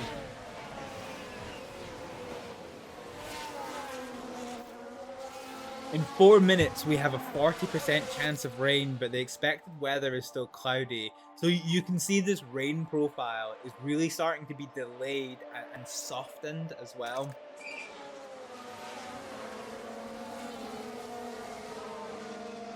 If we were on a hard tire, we would have had good flexibility to deal with this, but we Yep, honestly. don't. On one hand, I don't want to lose positions, but on the other hand, if I have to change over to another harder tire type, then this is going to absolutely screw me. My only saving grace right now is that Hulkenberg and Magnussen are similar to me on tire wear. As is Hamilton. I think as soon as it rains, we're going to have to call our drivers in.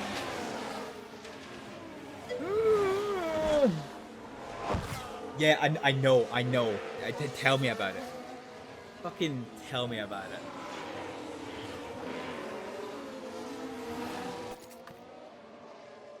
Yeah, it's continuing to be pushed back. Right, we need to take the hit. Full con We look after the tires. full tire conservation. And we're gonna see how, we're gonna have to see how this race progresses. I need this rain to just erupt. So at full tire conservation, I should be using an estimated 3% tires per lap. So this will hopefully give us another 6 laps of tire life before we start hitting the cliff. But I'm worried that might not be enough. So we just have to. I'm really worried that might not be and enough. directly behind you is Bottas. Yeah, we need to eke out what we can. At this point, we just need to recoup our strength, hold on to what we have, and hope that the weather gods are in our favor. If we get screwed over because of the rain in this race, I guarantee you I'm going to invest the entirety of my remaining spend cap budget into this race, into the weather center, and just absolutely ensuring that the weather center is just 100% of the time. Watching Hamilton, so Hamilton is 24:55. Hamilton is nearly 30 odd seconds up the road from us, and he has tire wear that is very similar to us. So I think we pretty much are gonna have to mimic Hamilton, although it's gonna be tight. It's gonna be super tight. What is the gap between our drivers? So 56. Magnussen ahead of you. Yeah, okay, great. Fantastic. Let me see. You know what? Okay, 56 and 65. Okay, there is enough in it to double stack. There is enough in it to double stack.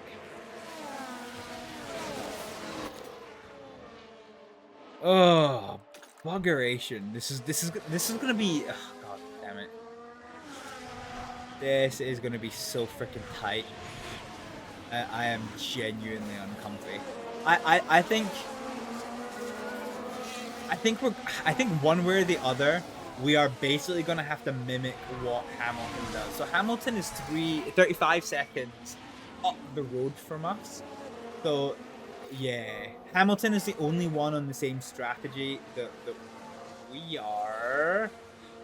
Magnussen in front of us is really starting to burn his tires. Okay. And we're only 3 minutes until the rain is due to start. So that's kind of about here. And it's due to be light and then intensify. They're doing very good. I do not have the brain for strategy. So Magnussen with his potato-ass tires has now been overtaken by Ricciardo for 14th place. Oh god. Okay. Hamilton is now on worse off tire wear than us, so we are honestly going to be watching Hamilton intently. As soon as Team Mercedes come out into the pit for Hamilton, we are going to have to be watching like a fucking heck. The dream scenario, so we now no longer have the worst tires in the field, Magnussen does. So the dream scenario right now is that Magnussen and maybe Hülkenberg pit for a second set of dry tires, and then the rain comes down like a champ, and we just hold on to the mediums long enough that we can. Yeah, okay, it's DRS. That's fine. We're never gonna stop that one. Yeah, we can hold on to the mediums long enough for the rain to start making a difference. No significant change for the forecast. So in 2 minutes' time, we'll be about here-ish. And there's a 40% chance of rain. So I think... Okay. Yeah, fine. Fine. I'm not nervous, you're nervous. Ah, fuck. Still no safety car. Somebody could crash about now. And the safety... I mean, to be fair, actually, even if somebody did crash now... If somebody crashed now, I don't know what we would do. The rain has started. The rain has started. Okay. Alright. Hamilton has got 4% less tire life than Ricciardo and 3% less than Aerosmith. So it's all eyes on Hamilton. Let's see what he does. Right now it is raining, but it's very light rain. So there's no benefits to us changing to a harder tire, wetter tire now. We've got DRS on Magnussen. Magnussen's tires are absolutely approaching the cliff. Ricciardo has the inside line. Can he do anything with it? Oh, yeah, he can. Keep looking after your tires. Is it above 1 millimeter? No, not yet. We're currently 0.06. Yeah, I got you.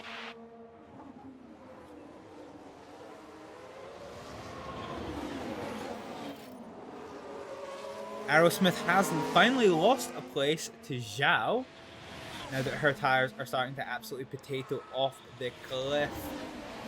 Hamilton in particular, his tires are getting close to giving me up. Oh, right, yeah. It's above 1 mil that you change over to the inters. And we see possible small drizzle in 15 minutes. So currently we're 10% of the way there. It's everyone's battle between Aerosmith and Zhao. But the strategy is what is going to be important. Hamilton has come by the pits. The rain right now is not enough to justify the changeover. However, in 3 minutes time, we have a 65% chance of torrential rain. We're going to ignore your pit stop. Ignore your pit stop request, my friend.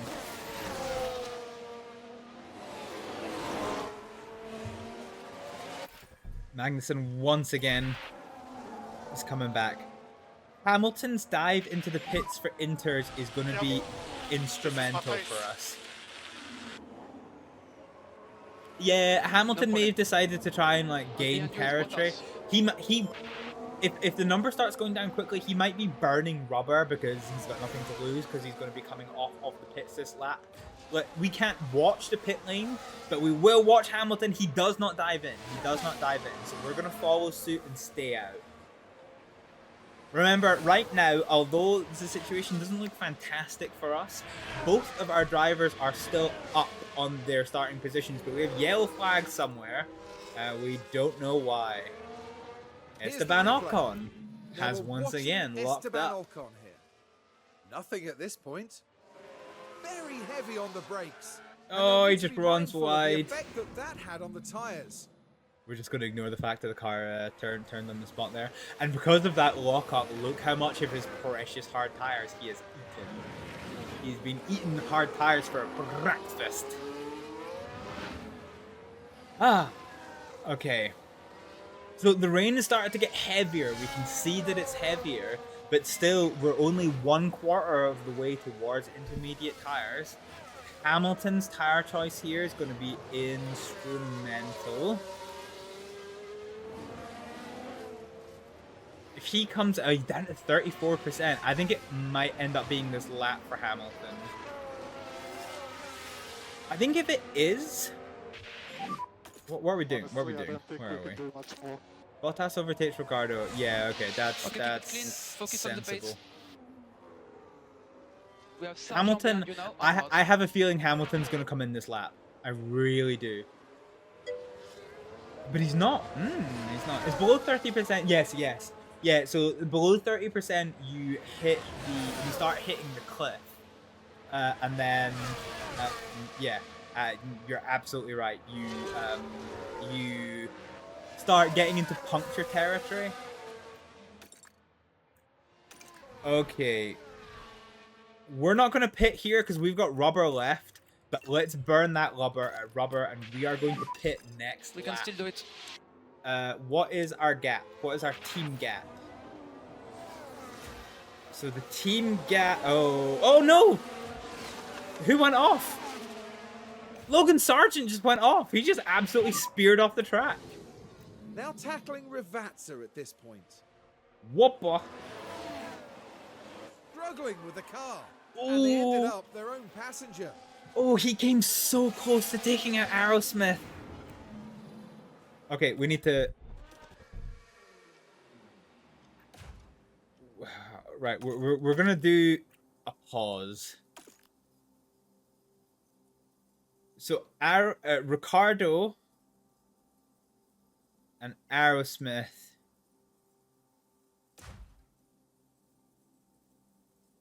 No, okay, fine.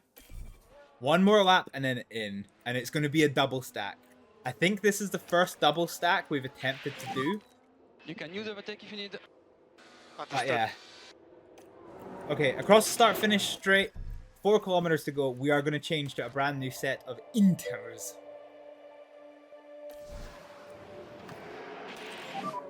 I am Box, profusely sweating. Okay, I'll box this lap. Box. We go to Inter. Box. Okay, this is kind of going to be a bit rough because look, oh my god, look how torrential this is. Oh my god. 6, 7, 8, 9, 10, 11, 12, 13, 14, 15, 16.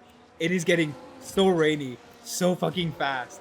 This is going to be so ginger coming across the line here. Oh dear, that's not a good Oh, start. but Hamilton's lost out in a pit stop issue. We survived, but I think we've been out way too long on these tires. We might end up Manual pit lane. suffering for this. Now, this is our first Take it ever easy, double Zip it and stop. Okay. So we need to ensure that this is absolutely crystal clear and golden. So here we go. So double stop, and we've got a 15-second gap. To 2.7, it's not bad, not great, not terrible. Aerosmith now coming in behind. Will be clear. Oh, Sargent's picked up damage somehow. That's interesting.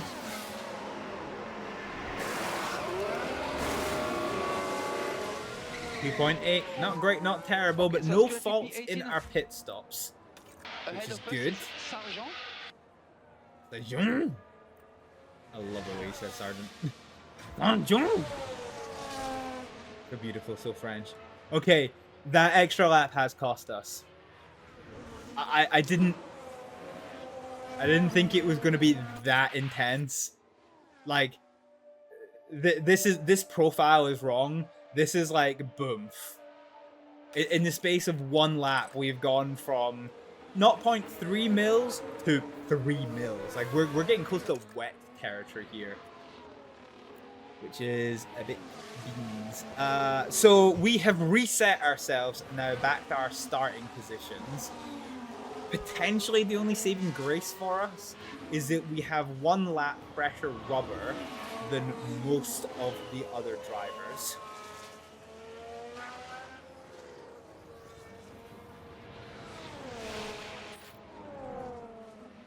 Remember, we still have pit stops to play with. We still have a potential safety car to play with. All we have to do is hope that we are the one who takes the safety car. So the only battles right now are the damaged Logan Sargent, who's currently chasing down Esteban Ocon for 16th place. And Juan Manuel Carrera did look like he was taking a pop at Ricardo, but Ricardo has managed to escape that particular battle, which is quite good. We're happy with tires. Is that lapping? Ah, okay. So Ricardo and Aerosmith have now been lapped. So we can go down to 1.6 kilos of fuel use. Let's do that. Let's increase our engine use. And all we have to do is maintain above the green line before the end of the race. Okay, all of the battles I think have straightened themselves out a bit, so we're going to go on ×2 for a little bit until an interesting battle seems to emerge. I suppose there is Bottas and Magnussen, although they are far behind each other. Remember, as soon as a race is declared a damp race, then DRS is enabled. However, in terms of spicy battles, we have Ricardo. We have a 3-way train for 17th. Sargent is fending off Daniel Ricciardo and Juan Manuel Carrera. The race has now been changed to wet. So this is where full wet would be a viable territory. But our weather forecast says the rain isn't going to get too much heavier than this. We will, however, keep an eye on other teams to see what they do, and then take it from there. We are hoping that Ricardo can make some progress towards Logan Sargent. He is limping an injured car, so very, very potentially this could work. 4.34. Oh. It's going to stay this way for like 5 laps. I think right now there's probably the highest chance of a safety car we're probably going to have. Because everybody's on inter tires, and at 4.5 mils of rain. So when you talk about a set of tires being viable, what you're talking about, like if I find a car, right? And if we pause, okay, so if I hide the HUD, you can see that the tires have these grooves on them, whereas the slick tires, they do not have grooves. The intermediate tires can safely deal with up to 4 millimeters of rain and clear that so the car maintains its grip. Once you start getting above 4 millimeters, you need to have the wet tires, which have more grooves and you have deeper grooves, which allows it to clear more millimeters of standing water. Yeah, you're right. Oh, that's blue flags. Okay, that's fine. So yeah, we're probably in very risky territory right now. The blue flag situation of who's Norris going past us has put Ricardo on the back foot on the fight towards Sargent. Our only hope is that Sargent gets blue flagged in an inopportune place, allowing us to catch back up again. But time will tell. Time will tell. No, because we're about to get blue flagged again. Ugh. Oh no, sorry, I forget we're on Sargent. See, blue-fronted cars. There's like 3 blue-fronted cars. Okay, so the blue flags were inopportune for Logan Sargent, which has allowed Ricardo to close up onto the back of Logan Sargent. There is no DRS. We don't have any ERS available. So all we have is you know, our guile. We're nearly at 5 mils of rain. This is, in theory, the worst it's gonna get, though. In theory. So if everyone else can hold on, then so can we.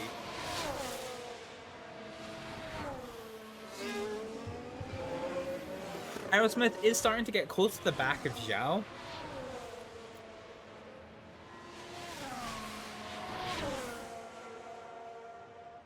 Starting to, being the objective word. We're not really very close. In fact, the closest battle that we have is Leclerc in the lead of this race. Is very closely being followed by Max Verstappen by half a second. If you'd gone straight to wet instead of inters, would you be gaining now? Now, yes, but in a few laps' time, no.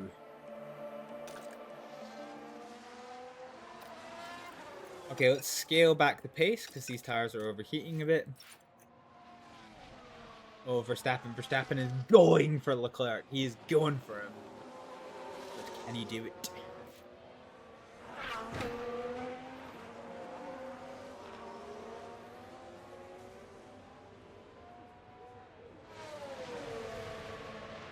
Still not been a safety car, which makes me nervous. However, this is a good opportunity. This is probably the fastest part of the circuit for Max Verstappen. He has got the toe. He's got the tires. Does he have the speed? No, he doesn't. He's forced to back off a little bit. But this is probably the most interesting battle we have on track right now. Is this battle for P1? In terms of our drivers, Ricardo is 1 second off the pace of Sargent, and Aerosmith is 1 pace off the pace of Zhao. So let's watch this battle develop and progress here at the front. Okay, so in front of you is Hülkenberg. Keep your head down. Oh, Verstappen is so close to the back of him. Can you drive that close in the rain as Verstappen is to Leclerc right now? Yes, there's no reason why you can. The only problem is that you need to be switched on. So, in terms of your racecraft, and this actually applies to your roadcraft as well. Thanks, Nightbot, for that very inappropriate quote. But I did say it, so therefore, I did say it on stream, so therefore it is eligible for your quotes. So, god damn it. Sorry, I got distracted by Nightbot's obscenities. So yes, in theory, you can drive as close to another car as you want to. What becomes problematic is as you start getting closer, next one is Hülkenberg. the spray clouds your vision. Now, when it's wet, even if you are using appropriate tires, your braking distance is increased, and when you are completely surrounded by spray, you lose perception of your braking points, which is already important in racing as it is. But in the wet, because the braking distances are increased, people are going to be braking in strange places compared to a dry racing line. You know, all you've got in front of you, and it's not really shown in this as Cruz would probably point out. There's no flashing red rain light, which is mandatory for race cars during wet races. Verstappen's going side by side. He's got the inside line with Leclerc. Oh god. it's going to be a bit backwards and forwards because... Next car Oh, is I Max. was about to say Leclerc has the inside line for the next 2 corners, but Verstappen has secured the place. You focus on your race. Diggity dog. Yeah. So that is the point. Monosandalos? Do you just get called mono or? No. Yeah. That's basically the point. Is when you start driving too close to the car in front of you, you start to become blind to where you are, to where your braking point is, and that's where there is a heightened risk of crash. Because the driver in front of you doesn't have to brake. He knows where he's braking, but the car behind doesn't see anything. And unlike car racing, Formula 1 racing does have a flashing rain light, but it does not have light up brake lights like your road cars do, so you can't necessarily tell when your competitor is braking. So No problem. all that adds a little bit of mental time that it takes you to realize the car in front of you is braking, and that is where accidents occur in the wet. You don't have the braking power you do in the dry. You can't tell when your competitor is braking as easily as you can, and you cannot see your own braking point, which is why wet weather racing typically does see more accidents than dry weather racing. Although sometimes, like at club level, for example, which is where I do my motorsport marshalling, you will quite often see drivers that will just like shit themselves. So it's like they'll be like, "Oh, it's raining," and everyone will just like not attempt any overtakes, and then there'll be no crashes or incidents. But then that is not peak level performance where you're constantly going to the limit every single time. So the track has now started to dry. We're no longer wet. We are now damp. We're in the 3.7s and declining rapidly. And that is kind of in line with our forecast, which is pretty key. Oh, what am I yawning? Got a cheek to yawn. But we are still lapped, so we can definitely still burn to minus 1.6 of fuel. I'll probably cut it off about 1.3 because I don't want to do too much. And Sainz, after me shit-talking him so much for being stuck behind my drivers, has finally made his way into the points and is now climbing the points into 9th place. What a good run for Sainz. There's currently no particularly interesting battles going on. Wet weather just kind of yanking us a bit. We've cooled the tires down, so let's go for another little phase of being aggressive and see if we can't close down this distance. Ricardo has found Logan Sargent. Remember, he needs to finish 18th or better in order to get our £500,000 prize money. So here's hoping we can find our way past Logan Sargent. Aerosmith is not really massively close to Zhao, so we're going to go on to top up and see what gains she can get without the use of the ERS, and then we'll hopefully deploy it to try and get past Zhao. Ricardo, on the other hand, is about to become a bit of a close-knit freight train. He's got the toe to Sargent, but Juan Manuel Carrera has the toe to him. Apologies for asking again, but what are the 3 flavors? Cylinder cocks? Wait, just keep the head down on the way. Oh no. They're all cylinder cocks, just different types of cylinder cocks.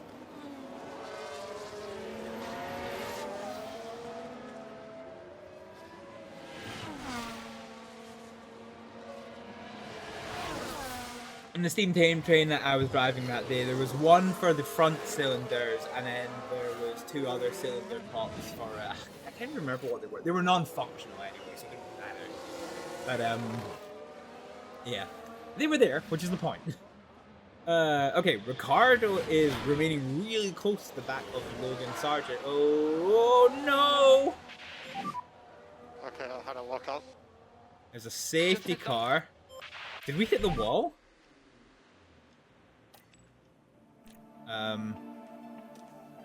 Oh shit. We have a safety car. Where's Ricardo? We do have major damage. We're gonna change wing. What happened? Nice. What so what wet happened? for them out there. So this is Sergeant.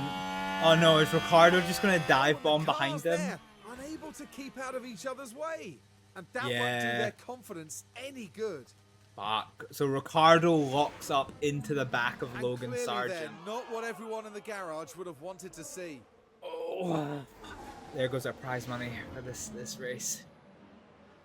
No, okay, we have to retire. Fuck.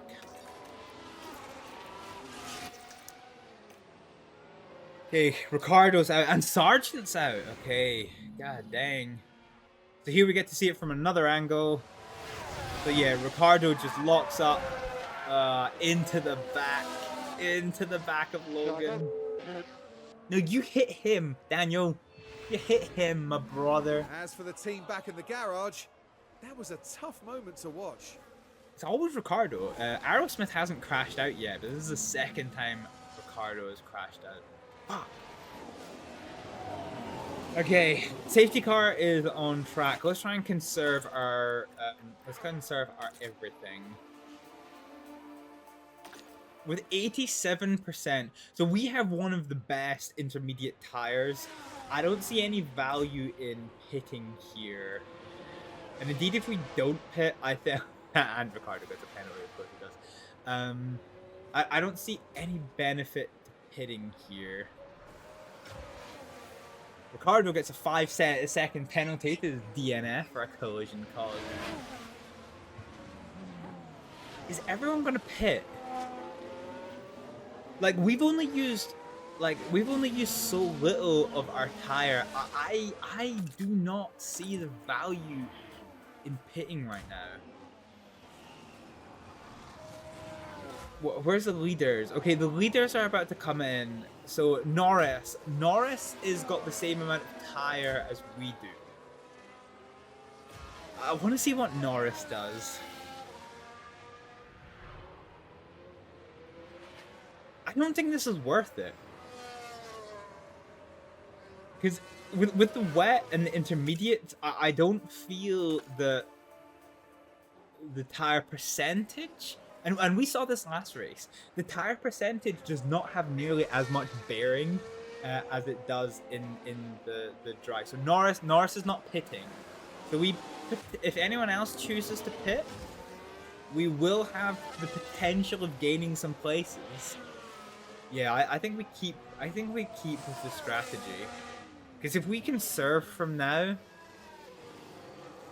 it should be pretty good. So Hulkenberg goes into the pits. And he's out of pits. Can you take a fresh set to the end of the race? I can take the set that I'm on to the end of this race.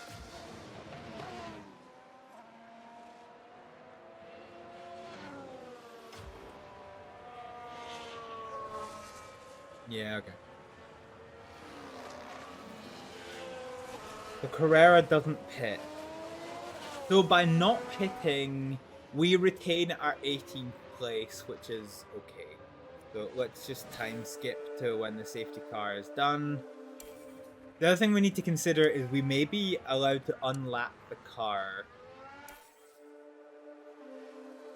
So lapped cars can overtake and ERS is fully charged. So we are... deep. So we are a lapped car, so we will be allowed to overtake. The safety car has not let us pass cleanly, which is slightly frustrating.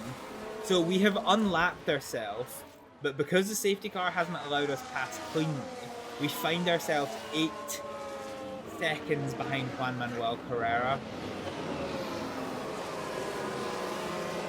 Which is no bueno. That probably indicates the safety car is going to come in this lap. I'm not sure where it gets called.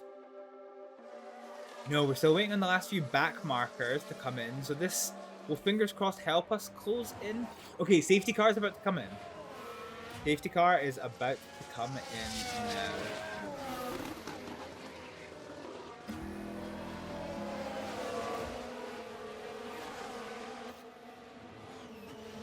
Aerosmith is where I need her to be. got 33 seconds to Zhao behind us and 6.5 seconds to Carrera in front of us. And we need to close up that gap. And the green flags fly, so let's go aggression, full push, and full ERS. We have 20 laps to go.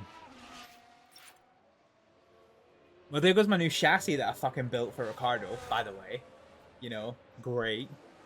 Yeah, that's entirely no bueno. And so now everything is going to be quite interesting, except at the potato lineup. So Verstappen is now. Oh god, it's such a three-way battle. Oh, it is spicy for the fight of this race. Everybody is going for positions. They're all closed up together as the safety car does, and you know they always say safety cars can breed safety cars. The potential is that one of these little battles that happens here is going to erupt in another safety car period for us. However, Verstappen retains the lead after half a lap without the safety car, with Leclerc right on his tail and Perez right on his tail. A little bit of a gap to Norris with Piastri behind, as is Russell, Hamilton, Stroll, Sainz. We do have yellows. Perez is dropping back. Oh, Perez is in the gravel. He's got a hot, spicy lockup. For those on the track. What happened? Perez from third place has absolutely beamed it. I don't think it's much of a surprise given the conditions here today. Is he going to keep going though, or does he have damage? So let's take a look at the replay. It's still on yellows. Just a bit too wide at that point. Is he stuck in the gravel? Be careful and watch the car there. After just saying safety cars breed safety cars, do we go safety car here? No, he gets going. He gets going with Aerosmith like immediately behind. Hopefully this might give Aerosmith a tow. Actually, this is not too bad because this is going to disrupt Carrera and Ocon in front of Aerosmith. Perez, I have no doubt, is going to catch up to Carrera. So hopefully that causes enough of a disruption between them that is going to allow Aerosmith to finish closing that gap. And you know, get on in. How are we doing for temperature? Yeah, I feel like we're actually doing pretty okay. I'm gonna go to full attack on this one because we want to try and close up this gap. We absolutely want to try and close up this gap. Oh, and somehow we missed it because of the yellow flags. But Leclerc now leads this race. Where did that come from? Where did that come from? Verstappen's relegated to second. And Piastri is starting to catch up to Verstappen, with both McLaren teammates working in tandem. Russell is in 5th place, with Hamilton desperately trying to stay on his tail. A bit of a gap to Stroll in 7th place, but Sainz from Potato on the grid has found himself in 8th place and right on the tail of 7th. Hopefully going to go for the overtake soon. Alonso in 9th, Albon. Tsunoda is right on the tail of Albon. Bottas is in 12th place with Hulkenberg and Magnussen. Bottas is leading a Haas train. Ocon is on his own, as is, I was going to say as is Carrera, but actually as I say that. Perez has caught right up to the back of him, so let's see how that goes. Oh god. So fingers crossed these two will, work their magic on each other and, delay each other, which will allow Aerosmith to catch up. It's one thing I feel that this game does not actually handle very well, is competitors fighting costing overall lap time. It's quite pronounced in racing in general, and I don't feel this game implements it very well at all. But, hey-ho.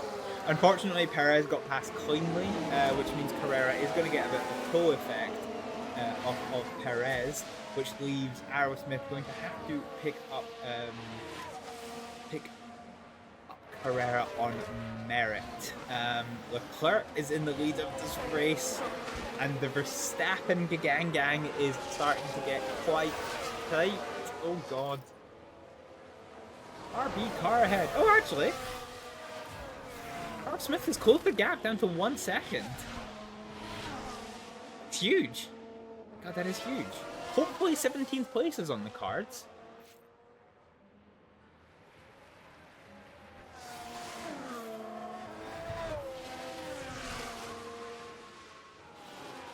You're hoping. Carrera's opened it out until 1.2 seconds, so come down a bit. We will have to see, however, the race for P1 is a very spicy meatball right about now, so let's keep our eye on that and see how we're looking.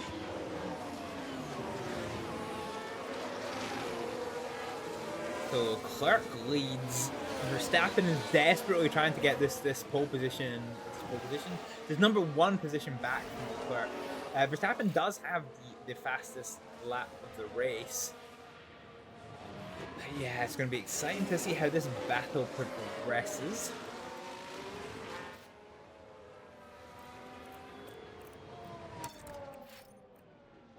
Okay, we're going to try and cool down these tires just a little bit. And we are now coming... Where are we? 17 laps to go of this race. Remember, there could still be another safety car to throw things into the mix, which could be quite interesting. But as of right now, things seem pretty steady. The rain is intensifying, which wasn't really forecast. Hang on, yellows.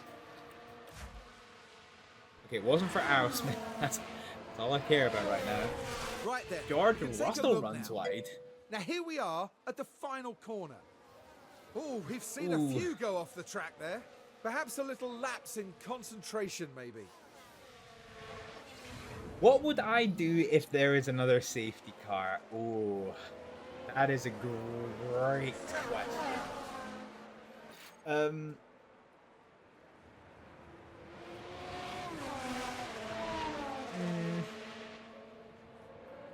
I think it depends. Yeah, okay, let's cool off these tires. I think it depends, because we have enough life in these intermediates to take them to the end of the race. And like I say, there isn't enough in it that in a wet race that the percentage has that much of an overbearing impact. So I think it would depend on what my competitors do. If the front few pitted, but my nearby competitors did not, then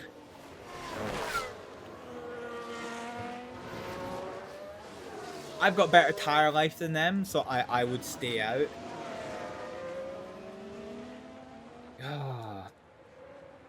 Did you know what? I don't think I see a world where I would pit, because I've got better tire life than my competitors. So either they don't pit and I would stay out because I have better tire life than them, or they do pit and I have better tire life than them anyway, so I just steal that position. Yeah, actually, looking at it, I don't see a world where I pit. Now, admittedly, if I do pit and it's 28 seconds for a pit stop, we would be touch and go with coming out alongside Zhao, so we wouldn't necessarily lose a place, but that would completely remove us from the chance of getting higher than 18th. So pitting, whether our competitors pit or not, is a death sentence for us improving from 18th place. Whereas if we don't pit, we are at least rolling the dice that we can get better than 18th place. So yeah, right now, if there is another safety car, I don't see a world in which we pit, unless we are the cause of the safety car, in which case we have damage and we need to pit. So yeah, we'll take it from there. Aerosmith seems to be doing quite well. She's right on the tail of Carrera. Oh, it is close. 0.2 seconds apart. And we're starting to come into the higher speed sections of this here Imola circuit. We have 15 laps to go. Forget a safety car. We might be about to attempt an overtake on merit. You have a way of explaining things that is very infuriating. I'm told that because I have a very abnormal phraseology, that people enjoy the way that I say things because I don't speak normal English. It's almost like explaining something to an 8-year-old, but not quite. Okay, yeah, so I've heard this one before, actually. I had this at university. So when I got my degree, we had to do a course on scientific communication, and I got commended amazingly because my ability to commute. Oh, Sonoda's got a puncture. Hey yo, what happened? Oh, he just got a puncture from 10th place. A puncture. Oh, that is so rough. I don't actually think that's going to make that much of a difference to our race, though. Other than the fact that he is going to drop like a stone. Actually, when he pits, yeah, we're going to be close enough. We're going to gain 1 position out of this. This could be huge. This could definitely be huge. No, so I got commended for my ability to communicate science to people, and basically yellow flags. So this is what happened. Why yellow Here flags? we are, we're looking Oh, at okay, turn so 11. Carrera. What happens to Carrera? And the So car Carrera just in front of locks, Aerosmith. And hopefully there's not too much damage to the tyres. Could have been another crash, but thankfully it wasn't.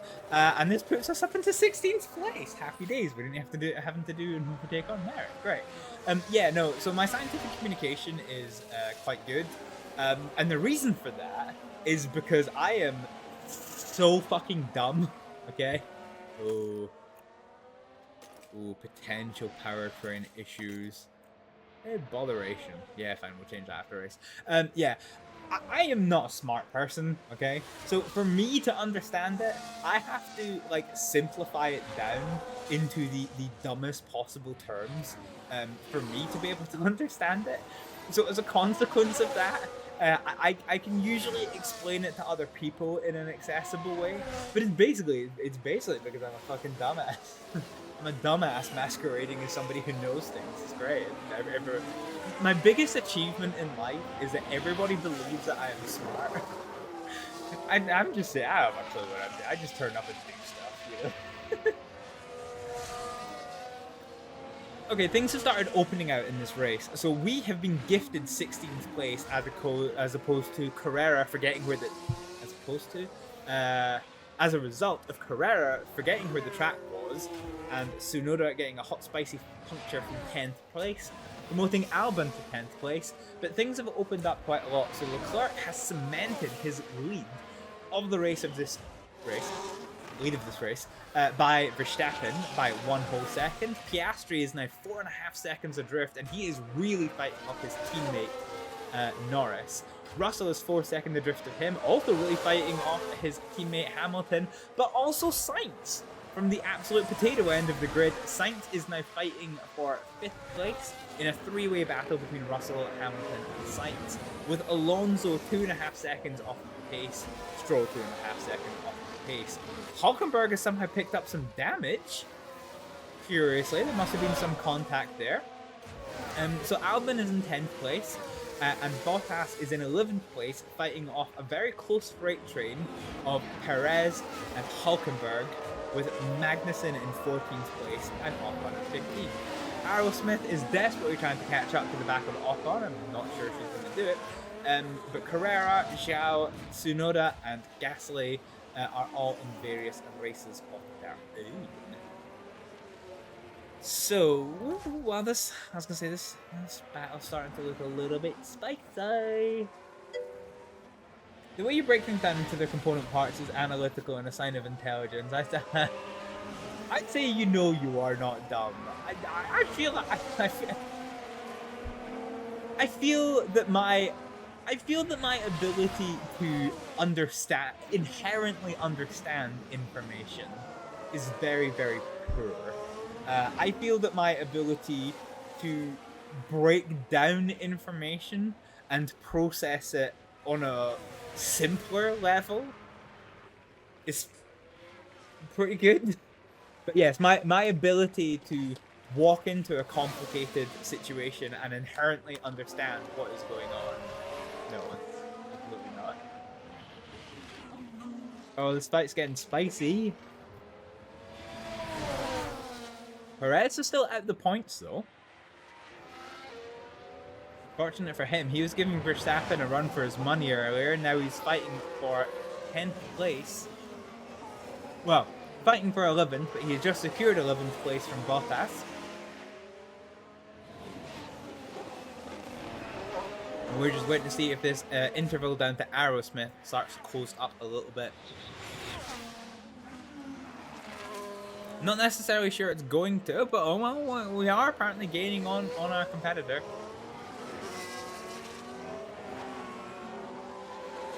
That DNF from Ricardo is annoying. Because that is my new car parts as well. So if I have to, and like it was a front to rear impact. So yeah, the chassis is probably going to be fucked. The suspension's probably going to be fucked. And those were the new parts that I paid a lot of $100 bill for Ricardo to have. That is super annoying and super unfortunate.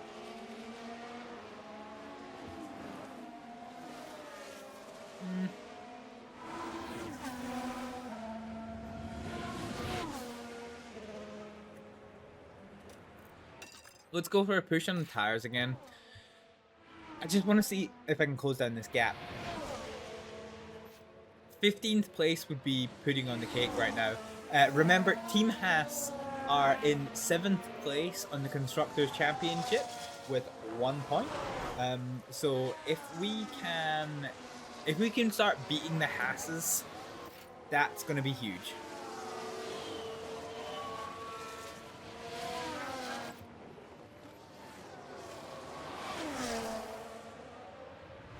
So right now we are on full tire use, full fuel use, and full ERS use. Let's just see what we can do.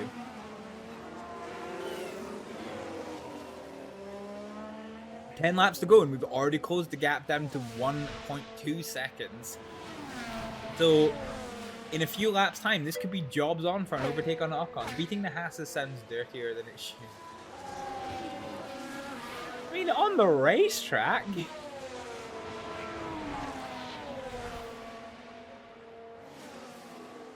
Okay, we've effectively caught up to Ocon. The question now is, can we get past him? Can we get past Esteban Ocon to get into 15th place? Ooh, it's gonna be quite interesting. Meanwhile, Sainz has got past Hamilton for 6th place, so that three-way battle has become a two-way battle with Sainz in the lead as opposed to whoever it was before. Any appreciable change in weather coming up? Nah, not really. So we're still on the high end of damp, and well, actually, it was due to like stay steady, but it's due to ease up slightly, but slightly doth not dry no tires. So yeah, we'll probably be remaining on inters for the rest of this race. Aerosmith is right on the tail of Esteban Ocon. Please can we get past? Oh please, this 15th place would be putting on the cake.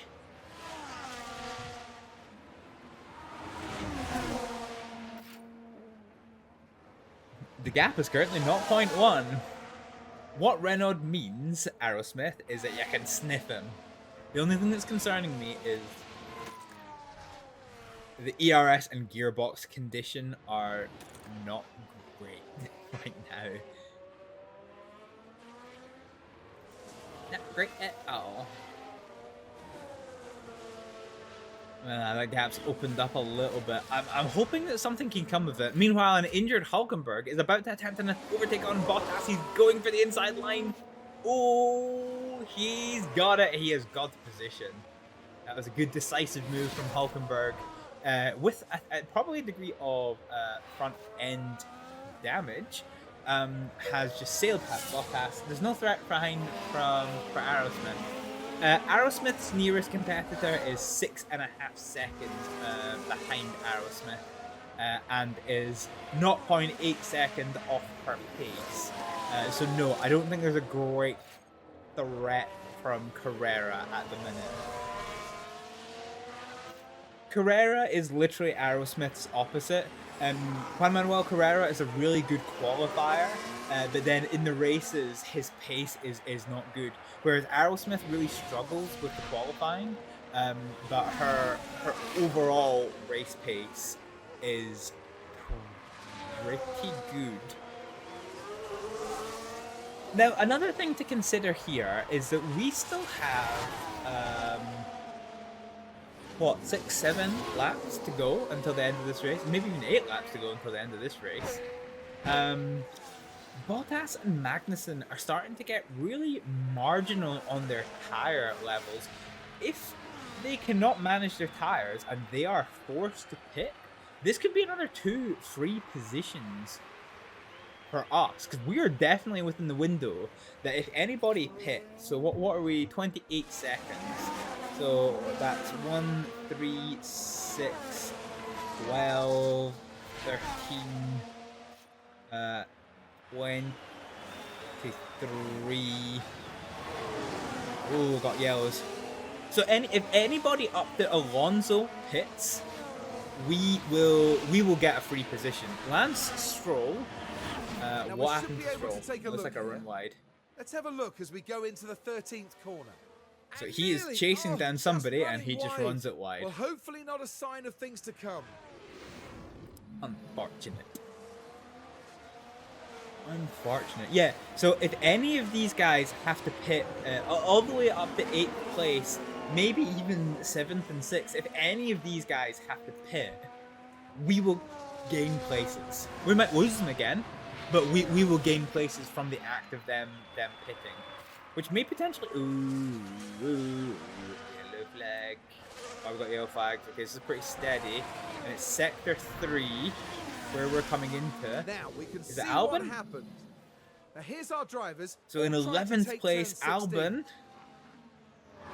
And there's the lockup. But Ooh. that's just the risk you take. The later you leave it. He just went... Alexander Albon just went into the countryside on stage left. Getting Gusius. Okay. Fine. So we are starting to drift off of Ocon's pace. So I think right now we start cooling tires again. And we'll keep burning fuel and we'll keep burning ERS.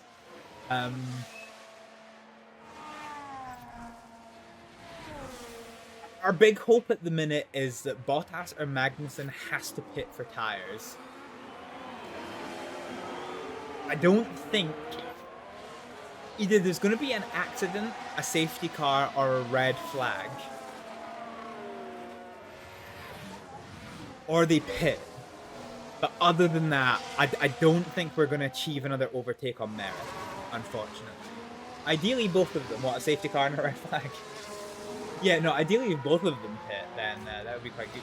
So right now, the people who are very marginal on tyre wear are Bottas, Albon, because of his lockup. A lockup will eat your tyre wear, and Magnussen. And there is still, what, 6 laps to go of this race.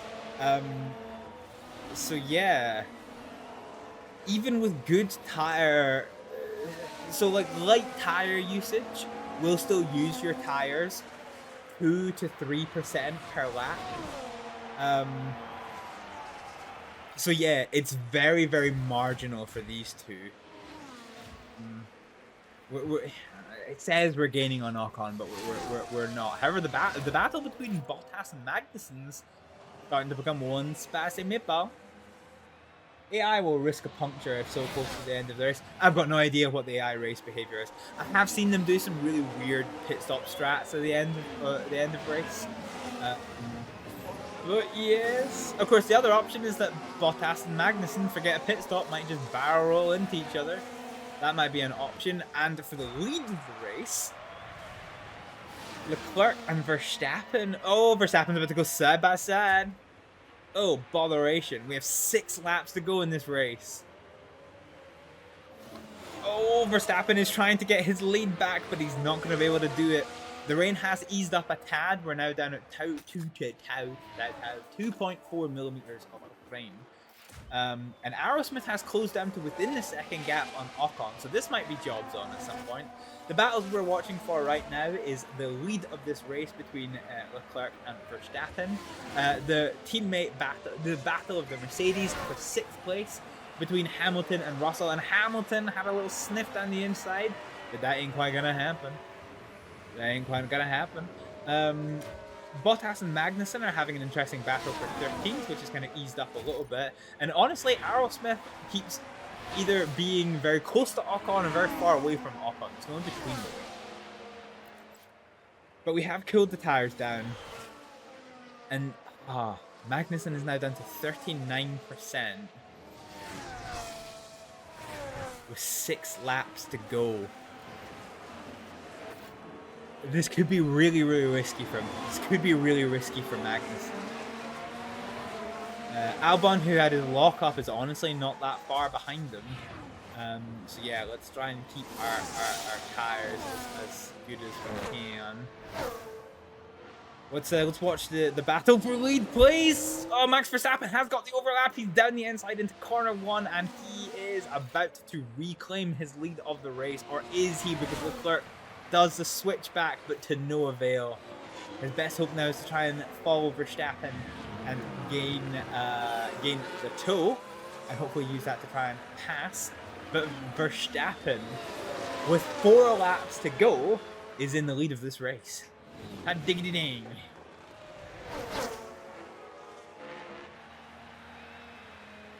I am just eagerly watching Magnussen's tire percentage. If he comes into the pits now, or if he hits the cliff, that is the other option. So I think everybody is still on the lead lap, question mark? Oh no, Gasly is 1 lap down. So yeah, very potentially.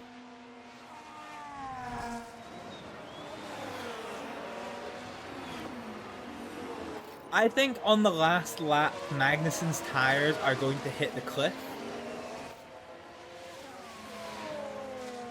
And either him and Ocon are going to tie each other up, or Ocon is just going to get past, and I think Aerosmith is going to catch up, I think that is how the rest of this race goes down. Leclerc! Oh, we missed it! But on the start-finish straight, Leclerc with the toe has got past Verstappen. Leclerc has resumed the dominance of this race, but Verstappen is in absolutely no way going to let this by. In the battle of the McLarens, Lando Norris has got past Oscar Piastri for 3rd place, that last podium spot. But Piastri is switching left, he's switching right. He's going to have the inside line as he come up. Oh, he's going to have the outside line, I suppose. But he's got the overlap, and he's got the speed, and he's got the testicular fortitude to get that NAR position. Yeah, dang. That was actually quite the move from Piastri. Very good. The battle of the Mercedes is raging on. The battle for 13th place is kind of lukewarm. You know, it's not entirely dead. But yeah, Magnussen with 3 laps to go. He is using his tires at 3% a lap. So at the end of this lap, he is going to have hit the cliff. So this is going to be fascinating to see. Does he pit for new tires, or does he risk a puncture? But below 30%, he hits the cliff, so his performance is going to absolutely drop off. I think we have enough tire life that we can absolutely gun this. We can absolutely gun it. So let's give it absolutely everything we've got from Aerosmith. The only person with more tire life... Actually, there's quite a few people that have more tire life than us, but shut up. Ooh, 2 laps to go in Leclerc. Maybe save ERS for the last lap? No, because it's going to take us more than a couple of laps to recover our ERS enough. So I'm just going to burn what we have and try and take it from there. Okay, this is the moment of truth, because Magnussen has 2 laps to go, and he is hitting the cliff now.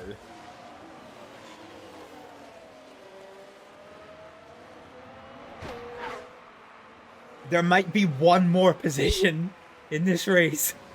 There might be. There might be. So the leaders go on to their final lap.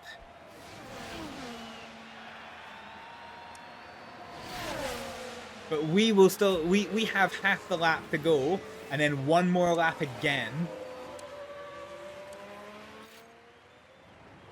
This is going to be fascinating to see what we can do. Aerosmith, we're just going to keep on Aerosmith. So we're now within half a second of Esteban Ocon and hopefully gunning for this overtake. And we're also going to watch Ocon's gap to Magnussen. So 1.5 seconds to Magnussen. And Magnussen is probably on full conserve right now because, oh boy, is he about to hit the cliff. There might still be one more place in this for us.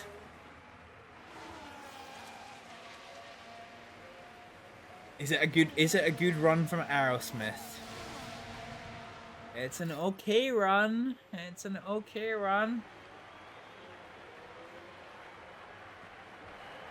Ooh.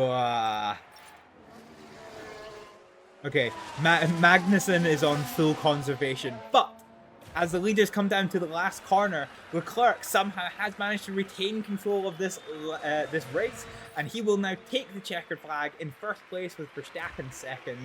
Piastri is going to hold off Lando Norris for third place in what was a belter of a move is today's winner. Earlier on. Sainz is pretty comfortably going to take fifth place with Russell and Hamilton for 6th and 7th. The rest of the order is pretty well settled. Oh, there's been a crash? Hey, yo. And now we've had a crash. What? On the last lap, what's happened? What has happened? This is Esteban Ocon in 15th place. Okay, that was a bit... That was a bit cheeky from Aerosmith. We might get a penalty for that. We might get a penalty for that. We'll have to see what race control says. But we have bullied Ocon for 15th place. So I was right, there was definitely one more lap in it. And with only a couple of corners to go, I don't think there's any chance of us getting close to Magnussen. However, there is a non-zero chance that Ocon is going to try and take that 15th place back from Aerosmith. Race Control haven't announced any possible penalties. Magnussen is going to come across the line to take 14th place. Aerosmith is going to come across the line to take 15th. And it's going to be up to Race Control for this to be a judicial. If we get a 5-second penalty, then we will take 16th place. So we're going to get 500,000 in street cred, but we'll have to wait for the steward's decision.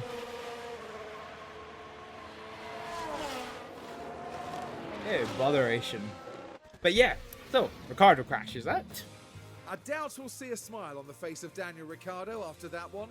Crazy. This really is going to be an incredible disappointment for them. A retirement and an opportunity missed. Out and onto the podium steps Charles Leclerc, the driver from Monaco, really deserving of that top 3 spot.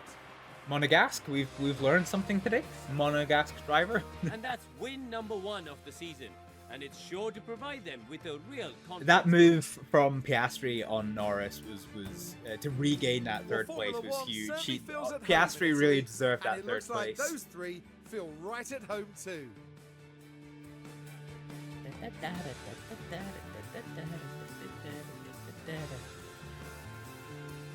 Here we go. Well, Karun, how do you think they'll be feeling in the team garage at the end of that? Look fucking basic It was a uniforms strangely are. mixed weekend. I wish you could customize one the driver team put in a strong uniforms. performance, but it was a different story for the other. Definitely Because he positive fucking there, crashed. Ricardo fucking crashed, didn't he? And that's about it for our time here in Imola. For the next Grand Prix, make sure you join us at the renowned city circuit of Monaco. Prepare Oh yourselves god, for Monaco's one of the next. most legendary rounds of the season. Oh good. Oh beans. Nah, he was brake checked. Yeah, nah. It's never your fault. No, it's never your fault. Okay, so in terms of the race order, Charles Leclerc gains 5 places to take the race win and 25 points, which is going to close that massive lead that Max Verstappen has. Max Verstappen takes 2nd place, having lost 1 position, but is going to gain a point for the fastest lap. Oscar Piastri in 3rd. Carlos Sainz did a fantastic recovery drive to get from 22nd place back to 5th, but still loses 3 places overall. Our very own Raven Aerosmith did not finish above the Hatters, but did gain 6 places to finish 15th. However, Logan Sargent and Daniel Ricciardo had a little bit of a coming together, and unfortunately both DNF the race, which is unfortunate. In terms of the Drivers' World Championship, not very much changes other than the gap closes slightly, so it's no longer 60. It's now yeah, it's closed slightly, but the objective word is slightly. Oh, actually no. So it's now 65, but that's only because Sainz was ahead of Leclerc and they have been swapped places. So Max Verstappen is in the lead of this championship by 63 points, followed by Leclerc and Carlos Sainz. The race order here, for the people that have not scored points, Daniel Ricciardo holds on to his 15th place in the World Championships, but despite her 15th place finish, Raven Aerosmith loses 1 place to take 19th in the Constructors' Championship. In the absolute potato end of the order, Hibble F1 retains its 9th place.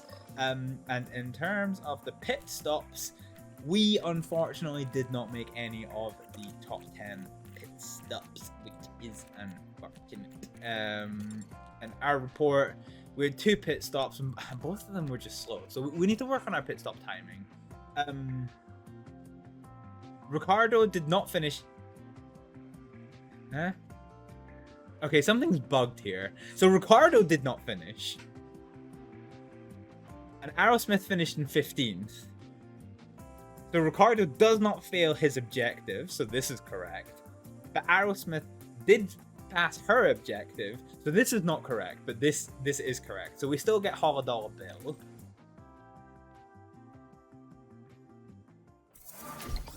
Ooh, and Aerosmith, because of her performance, has gone up to 81. So she's very close to Daniel Ricciardo. So this is good. This is good.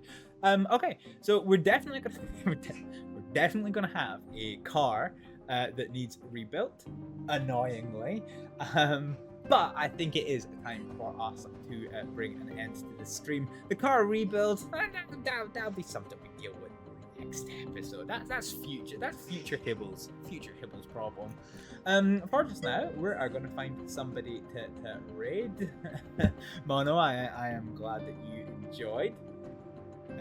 Let's see, who can we raid? 5 hours. Was it 5 hours? Oh god, it was 5 hours. It's only do 4 hours. The problem is I get way too. The problem is I get way too into it, and then have to, you know. Yeah, I take longer than I planned to do, okay? Let's go and see if anyone else is playing F1 Manager 2024, and let's go and show them some love and support. TV station manager, you what, mate? But that's what I really like about your streams. You get really into it, but share the enthusiasm. It's contagious. Oh, thank you. You're gonna have to start. You're gonna have to start giving me compliments. I'm gonna start blushing. All right, let's go and see. Sober David, who is on season 3 of his F1 Manager campaign. But yeah, he's currently doing some more F1 Manager. So we are going to show him some love and support. But for just now, ladies and gentlemen, I'm going to say thank you all very much for watching, and I'll see you next time. Bye! Slightly injuring the robots next to them. Oh lord, there was 3 of them a minute ago! Oh, come on! It's you mean to punch me? I was trying to punch him right there. My god, you're really bad at punching. Yeah.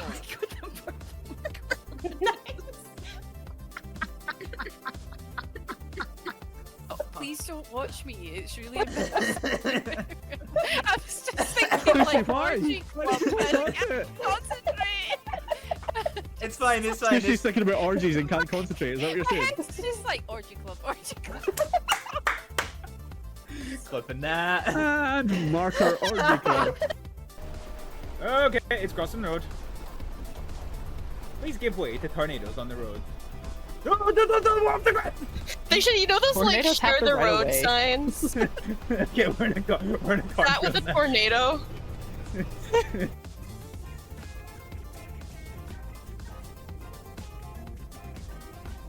I feel like I'm in a B-rated 70s porno with this music. I get it. Oh, they've got guns, guys! Crazy. I fucking hate this man so much. They shot bullets at me! It's a fucking shooter game, innit?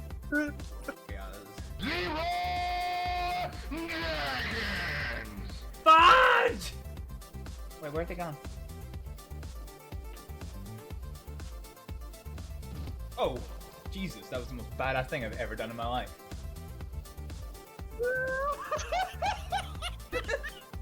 We waited all this fucking time! We waited all this fucking time for you to download the game! And you fucking get yourself banned! Are you fucking shitting me? Sometimes they put shit in there. What do you mean on shit? Like, find shit. Like chewing tobacco sometimes? What do you... Why? What do you gain from that? It's his socket pocket. I don't Oh like my that. god, I